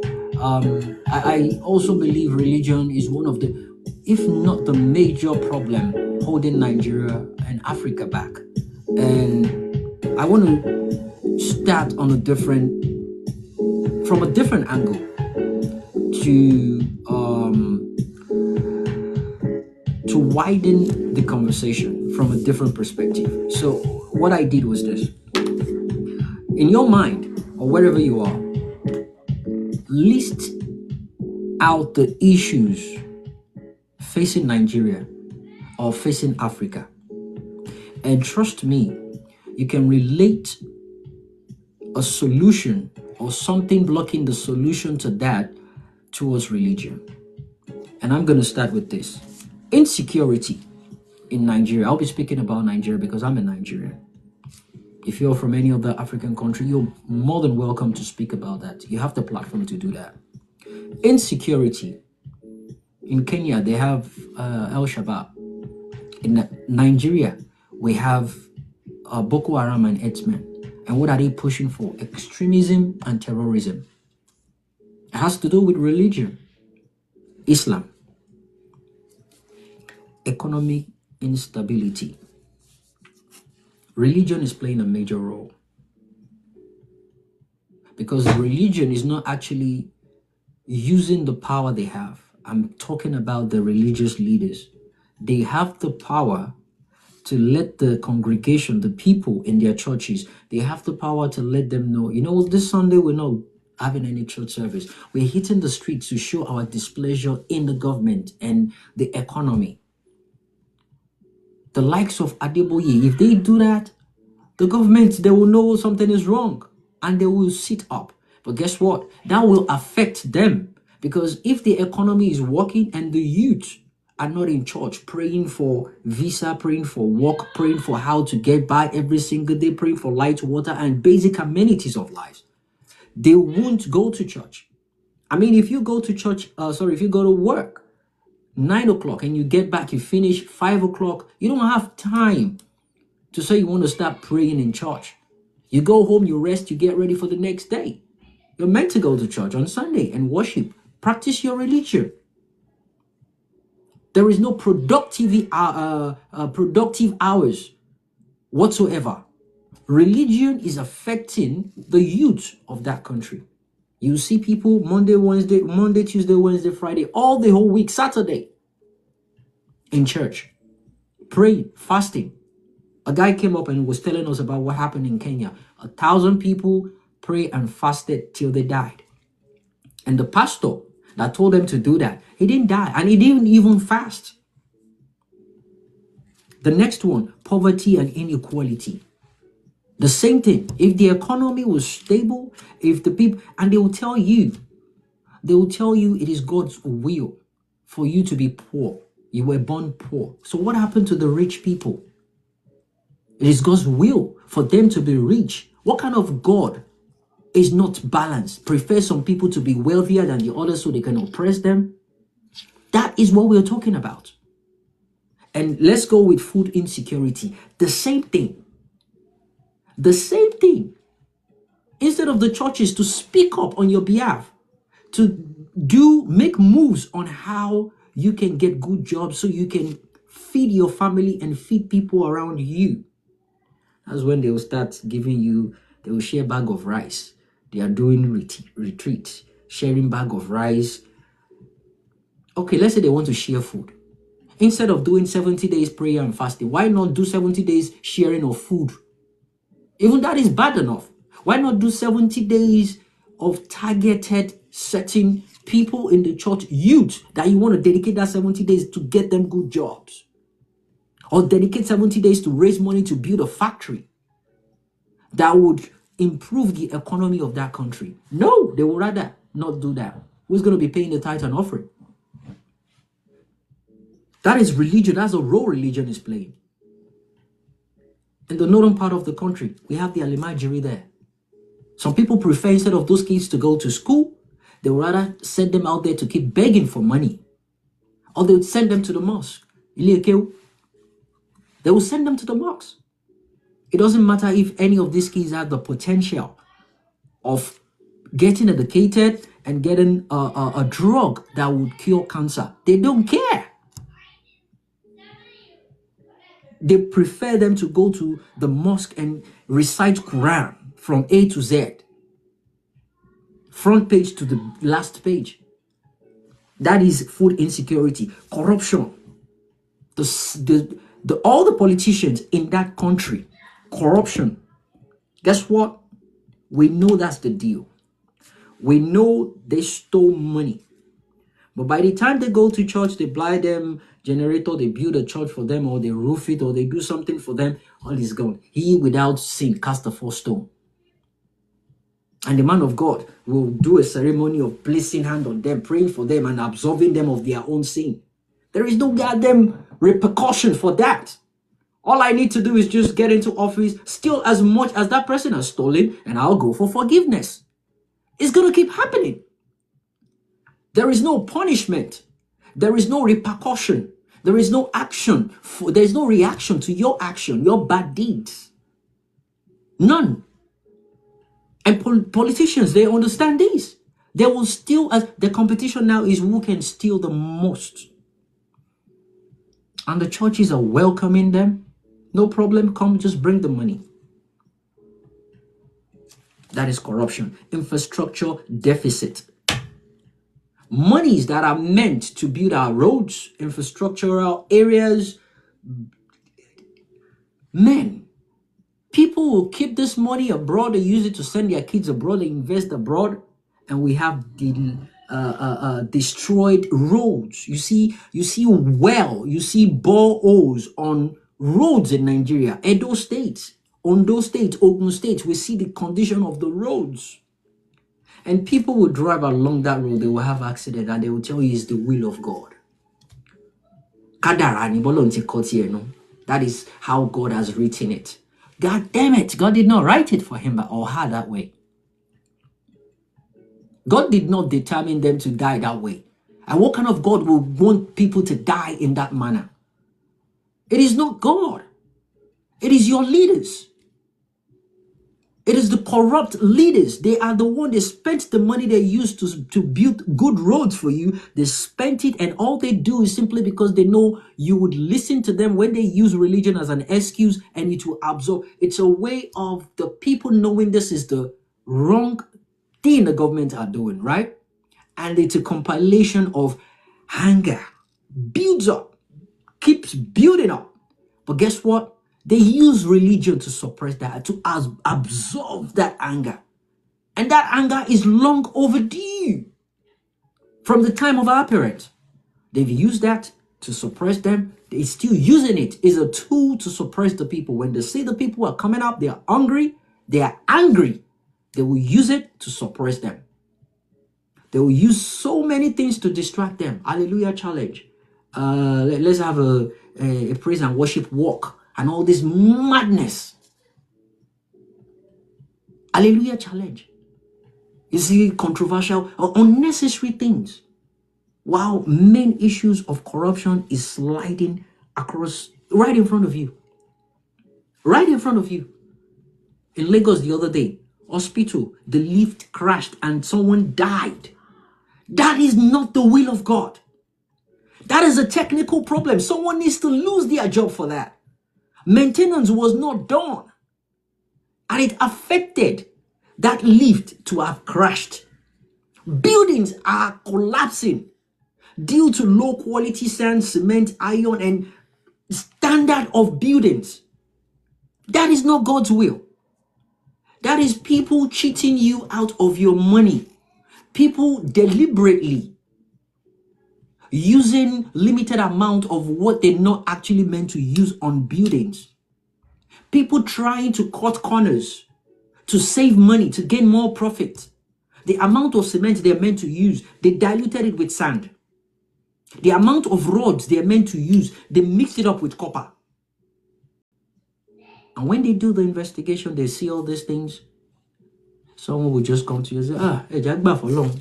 Let's take it that way. What do you mean? The deed is done. Whatever investigation you're going to do now, it's not going to bring back the dead. We know that.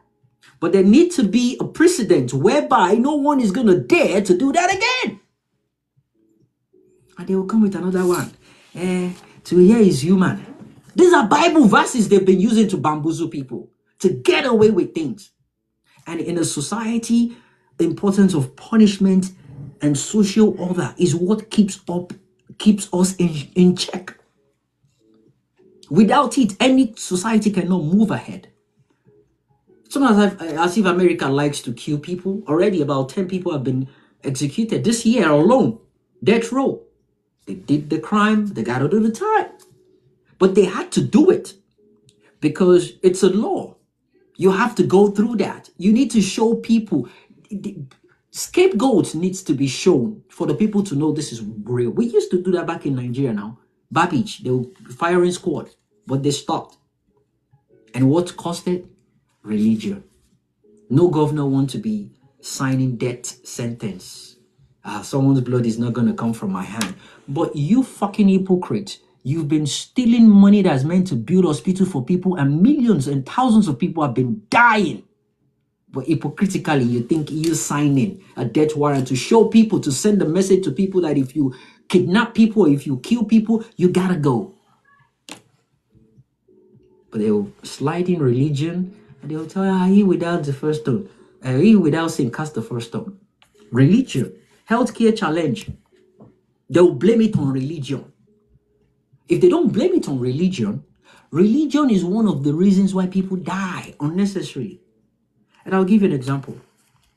You see people, they're before and after one of these celebrities when he went to the hospital. Clearly, this guy is in a bad shape, he's dying. But due to bad healthcare system, he was there seated till he died. We saw his dead body on the table. And someone will come and tell you it is God's will. It is not God's will. It was meant to be in the ICU at that point in time. Well-equipped hospitals, they'll be running simultaneous checks on him to make sure they don't miss anything to keep him alive. It is when they try all their best physically and everybody can see it clearly. It's not as if there's no light. They're looking for petrol to buy generator or diesel to put inside the generator. That wasn't the case. And some hospitals, you would go there for treatment. And guess what? In the morning, they're doing praise and worship. If they don't finish praise and worship, they don't attend to you. Hospitals. Banks too. Offices. Religion. Again. Displacement, uncle. You have people, IDP camps. Who sent them there in the first place? Insecurity. By the, extremism and terrorists. Religion. They don't want a girl child to go to school. And those ones are just a bunch of hypocrites. Because they want to promote jihad. Abi? Western education, no. So why the hell are you using AK-47? Why are they using the state-of-the-art weapon? Why not use sword, knife, and horses?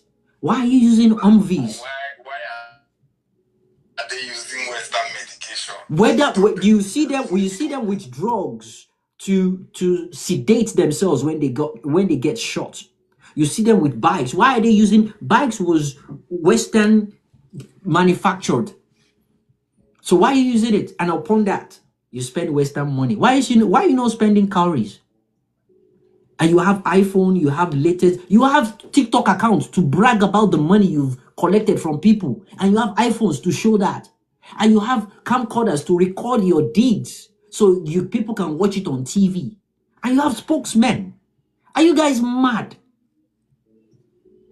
Are you seeing the hypocrisy here? And this is working smoothly in the country. Another one, environmental degradation. Our people, the Ijaw people, oil spillage.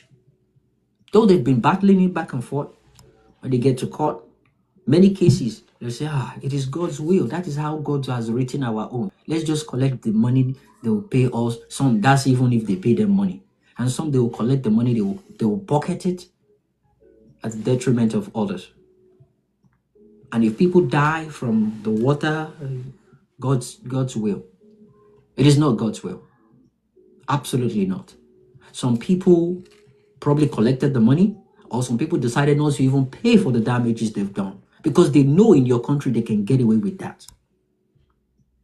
We have another one, political instability, as if we don't know what is going on in the country. They always have the backings of a spiritual leader. And all the spiritual, most of them, let me not say all, I've had a go at them on Twitter. For example, this useless one that calls himself Boju Oyemade, on the 7th of July, 2023, he made this tweet. That was the very day he blocked me. He made the tweet, I replied him, he blocked me, and I blocked him. He said, 7th July 2023, for everyone who loves Nigeria, you want the country to win regardless of who is playing. Are you listening to that? Just like you want your favorite team to win the trophy, even if the coach didn't field your preferred players. When your team scores, you are happy. Let's stay focused. It's all about country winning. See gaslighting. This is him indirectly endorsing Tinubu. This is him indirectly telling the people that whatever happens after this election, let's take it. Whatever happens after the court hearing, let's take it that way. And I replied him, this is shameful coming from a God of man. The election period has really opened and exposed a lot of people, Sha. It is really sad. Deep down inside of you, you know the truth, but you just want to be seen as part of those in support so that they can't come after you. God will display the exact miracle most of you preach about to you very soon. The same thing you wish the Nigerian people, I hope God displays that on you. That is the belief on God, existence of God. But I wanted to engage him on a level at which he believed, and that was the reason why he blocked me, because he knows he's gaslighting the people. And not just him, a lot of them came out to back this nonsense, because if they don't, they know the repercussion. Education crisis. Are you seeing our schools? Are you seeing what is going on in our schools? Are you seeing the condition of classrooms? But guess what? There's a positive aspect to it. Religion or religious leaders are now in control of one of the best schools, or some of the best schools in Nigeria, from the money of people that they gathered together in their church tithe and offering. And some of them will argue as if they had a business doing before they became pastors. They will argue that. But guess what? Not everyone can afford to go to that school or to their schools. Not everyone can afford. But yet, best healthcare, they travel abroad to go get it. They don't get it in Nigeria, but they'll keep telling you to keep praying. If Oyedepo coughs now, if blood come out, then they fly and come out. Private jet. It's so bad they want to have airstrip in his own backyard safe now. Those are the people that you look up to. They can't share the same thing you're sharing. I've been listing out issues that Nigeria is facing, and I'm trying to let you know how religion is playing a major role in every one of them. The remaining three, the next one is foreign exchange. No be here we did. We one pastor, they tell us, we they pray, that is commanding dollar to go down, and is even giving us time frame. How did that turn out? I'll leave that for us. Gender-based violence. Well, northern people, Muslims, in fact, they prefer them young because it's in their Quran. It is in their Quran, and one of their prophets did it. So therefore, why can't they do it? Ruin a young lady or a young girl's life simply because of that religion. And lastly, youth unemployment. They are the founding fathers of that. Because if the youth get good jobs to work, make money, they won't be going to church to pray for girlfriend or for wife. They will work. When you work, you make money. You have self-confidence. You have the boldness to approach a woman and talk to them. But no, the church will rather let you come to church Monday, Tuesday, Wednesday, Thursday, Friday, Saturday. You're not praying enough. You need to keep praying. And if you're praying, if it's not working, you need to have faith. Something is wrong somewhere. And they keep doing that. And while they're doing it, time is fast running by you. And you know you're not getting any younger. These are the points. I listed out Nigerian problem. You can come up with any. I'll explain how religion is related to that. If we take it out of the way, and when I mean take, I'm not asking people to abandon their beliefs or their religion. Whatever you're doing, don't be sentimental about your religion. Let your religion be a personal thing to you. Don't do something based on religion that will affect other people regardless of their beliefs. That is the point here. Let humanity sink in. If you let humanity sink in, you would know that you can pray later on and attend to someone that is bleeding. You will know you can attend to a transaction that needs urgent attention and let them go by their business. And you can just do your prayer later on. It's not an echo chamber. I'll let people go now. Thank you so much, guys, for listening. Tudo, thank you. Karigo, thanks for being around. Nana, are you back? Nana, are you there? All right. If Nana is not there, I think it's fair to drop Nana now. So yeah, Osemo, let's go Osemo. Then we go with NDLNALG. I don't know what that is. But yeah, Osemo, welcome. How you doing? Jump in. Jimmy, I'm doing well. How are you? I'm good. Okay. Good evening from my side of the world, everybody. Okay, so first of all, GB, I want to just tell you that you don't gotta say sorry every time you play your intro sound, telling your audience what your space and podcast is about. Okay. You put a lot of work into getting yourself ready, probably doing some research, so you owe yourself that. So it's not. I just don't think you need to apologize every time you do that. Fair enough. Thank you. But if I don't apologize, I will still get people that will tell me that he's so rude. He's you can't satisfy people. Okay. Fair enough. Yeah. Fair enough. Thanks for that anyway. Thanks. No problem. My pleasure. The person with the username, I'm not gonna even attempt to say the first part, but Sini, he actually said a lot of the things that I wanted to say, so I'm just gonna go over it quickly without doing too much elaboration. Okay. I hate to repeat what other people have said. I don't think it's effective. Yeah. Anyway, so so let me just go straight to the question then. Can Africa move forward without religion? My answer to that is yes. In fact, I would argue that Africa would thrive without religion. And when I mean without religion, I'm specifically speaking to, like I said, what Sini said. Religion, Africa will survive or thrive without religion playing such a significant role in our society, right? Without religion being just another arm of government, okay? Without religion being overrepresented in government, settings and in governance, period. It has no place in governance, right? So what we should be looking for is focusing on a secular Africa, okay? Secular governance specifically, things like scientific progress, and Pan-African unity, right? Mm-hmm. Can you hear me? Yeah, we can. Yeah, there's a noise in your background, but yeah, we can hear you. Yeah, it's my phone. Let me just close it because No, it's fine. Well, that's me to spank him, and not today.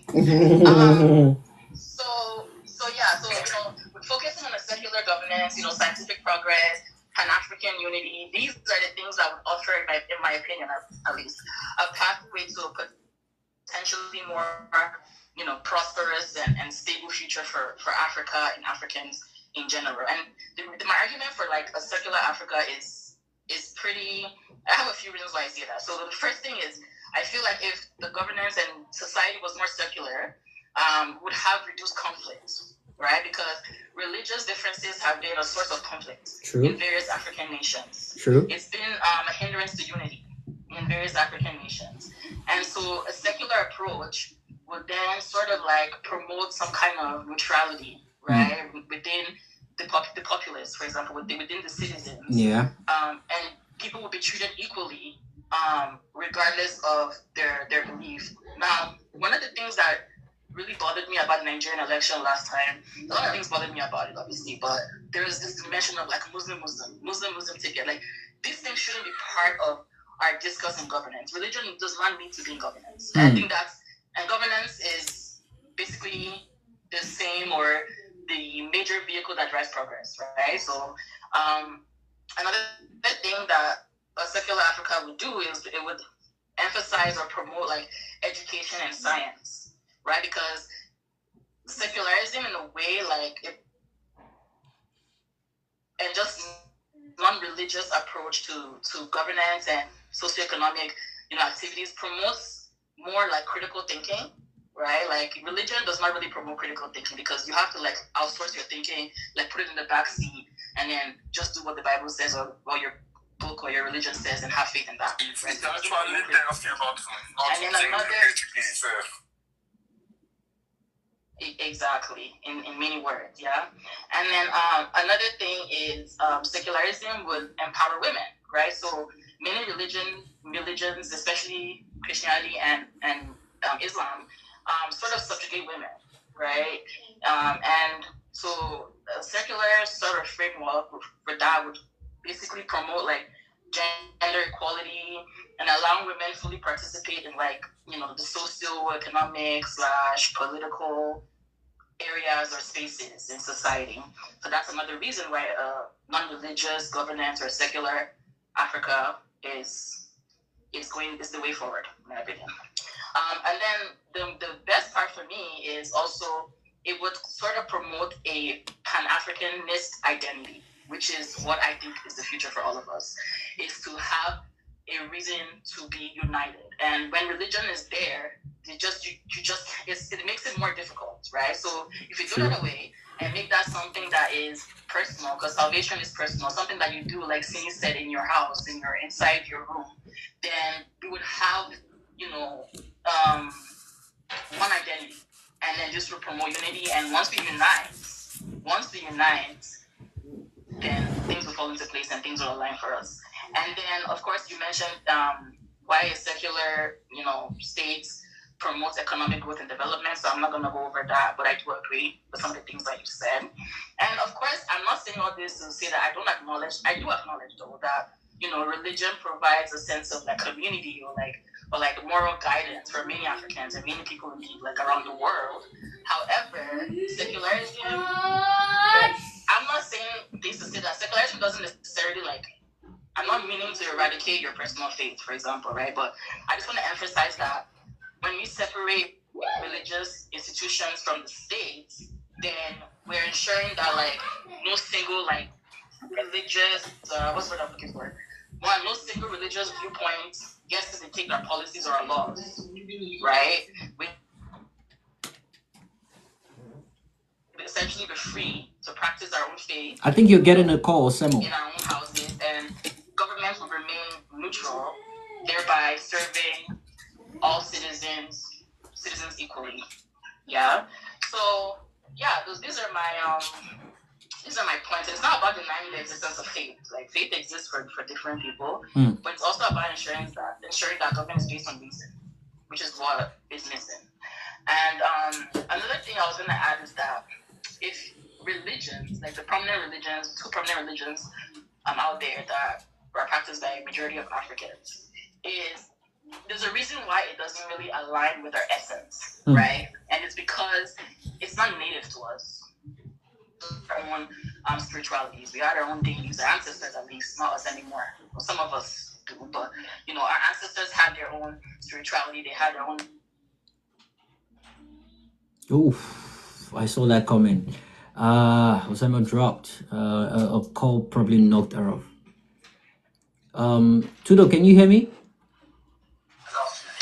Yes, I'm right. Oh, I want to be certain it's not from my side. Okay, all right, beautiful. So let me do this real quick before we move along. For people on TikTok, I'm gonna be shutting down on TikTok. But I will still retain the space on Twitter. So we've come to the end of today's show, guys. Thanks for being part of these. TikTok has been sending me. Jimmy, just 1 second, please. No, don't worry. I've not shut down. I'm trying to sign out on TikTok. I'm signing out on TikTok. Okay. Yeah. So guys, we've come to the end of today's podcast on TikTok. All right. People, viewers on TikTok, you can see I'm actually having a video live on TikTok. So it's been over 9 hours now on TikTok. I need to shut down and move on to Twitter, where we can carry on with the conversation. It's about doing this for humanity, and we do this every Friday. It's an unscripted, unrehearsed, and a real sensitive conversation we do every Friday. People find it difficult to talk about these things, but yeah, it's welcome here, and it's not a political platform for me. It's just a coincidental case of religion slipping into politics, which is very sad, but we're here to talk about it, and I know where to draw the line. For next week, I'm not certain about the topic. I have a couple of topics. I've not decided which one I'll be going into. But yeah, I will let the people know during the week. By Wednesday, I'll make my decision regarding that. It varies from disadvantage of helping jobless people financially, and abuse, marital abuse, and seeking greener pasture, and the fourth one I have not really decided. But yeah, definitely next week Friday we'll be having another go. Thank you guys for being part of this. Odogu Fatai, General Oluchi, thank you so much, guys. XL, James, Sam, every single one of you on TikTok, thanks for being part of this from the beginning. TikTok covered the whole lengthy submission, monologue, and inspirational conversation. Thank you so much, and we'll be calling it a day today. Thank you so much. If you still want to be part of the conversation, you can join me on Twitter. The conversation still proceeds on Twitter, so I can give people the chance to hear their view and have a beautiful conversation regarding this. Thank you so much. We'll be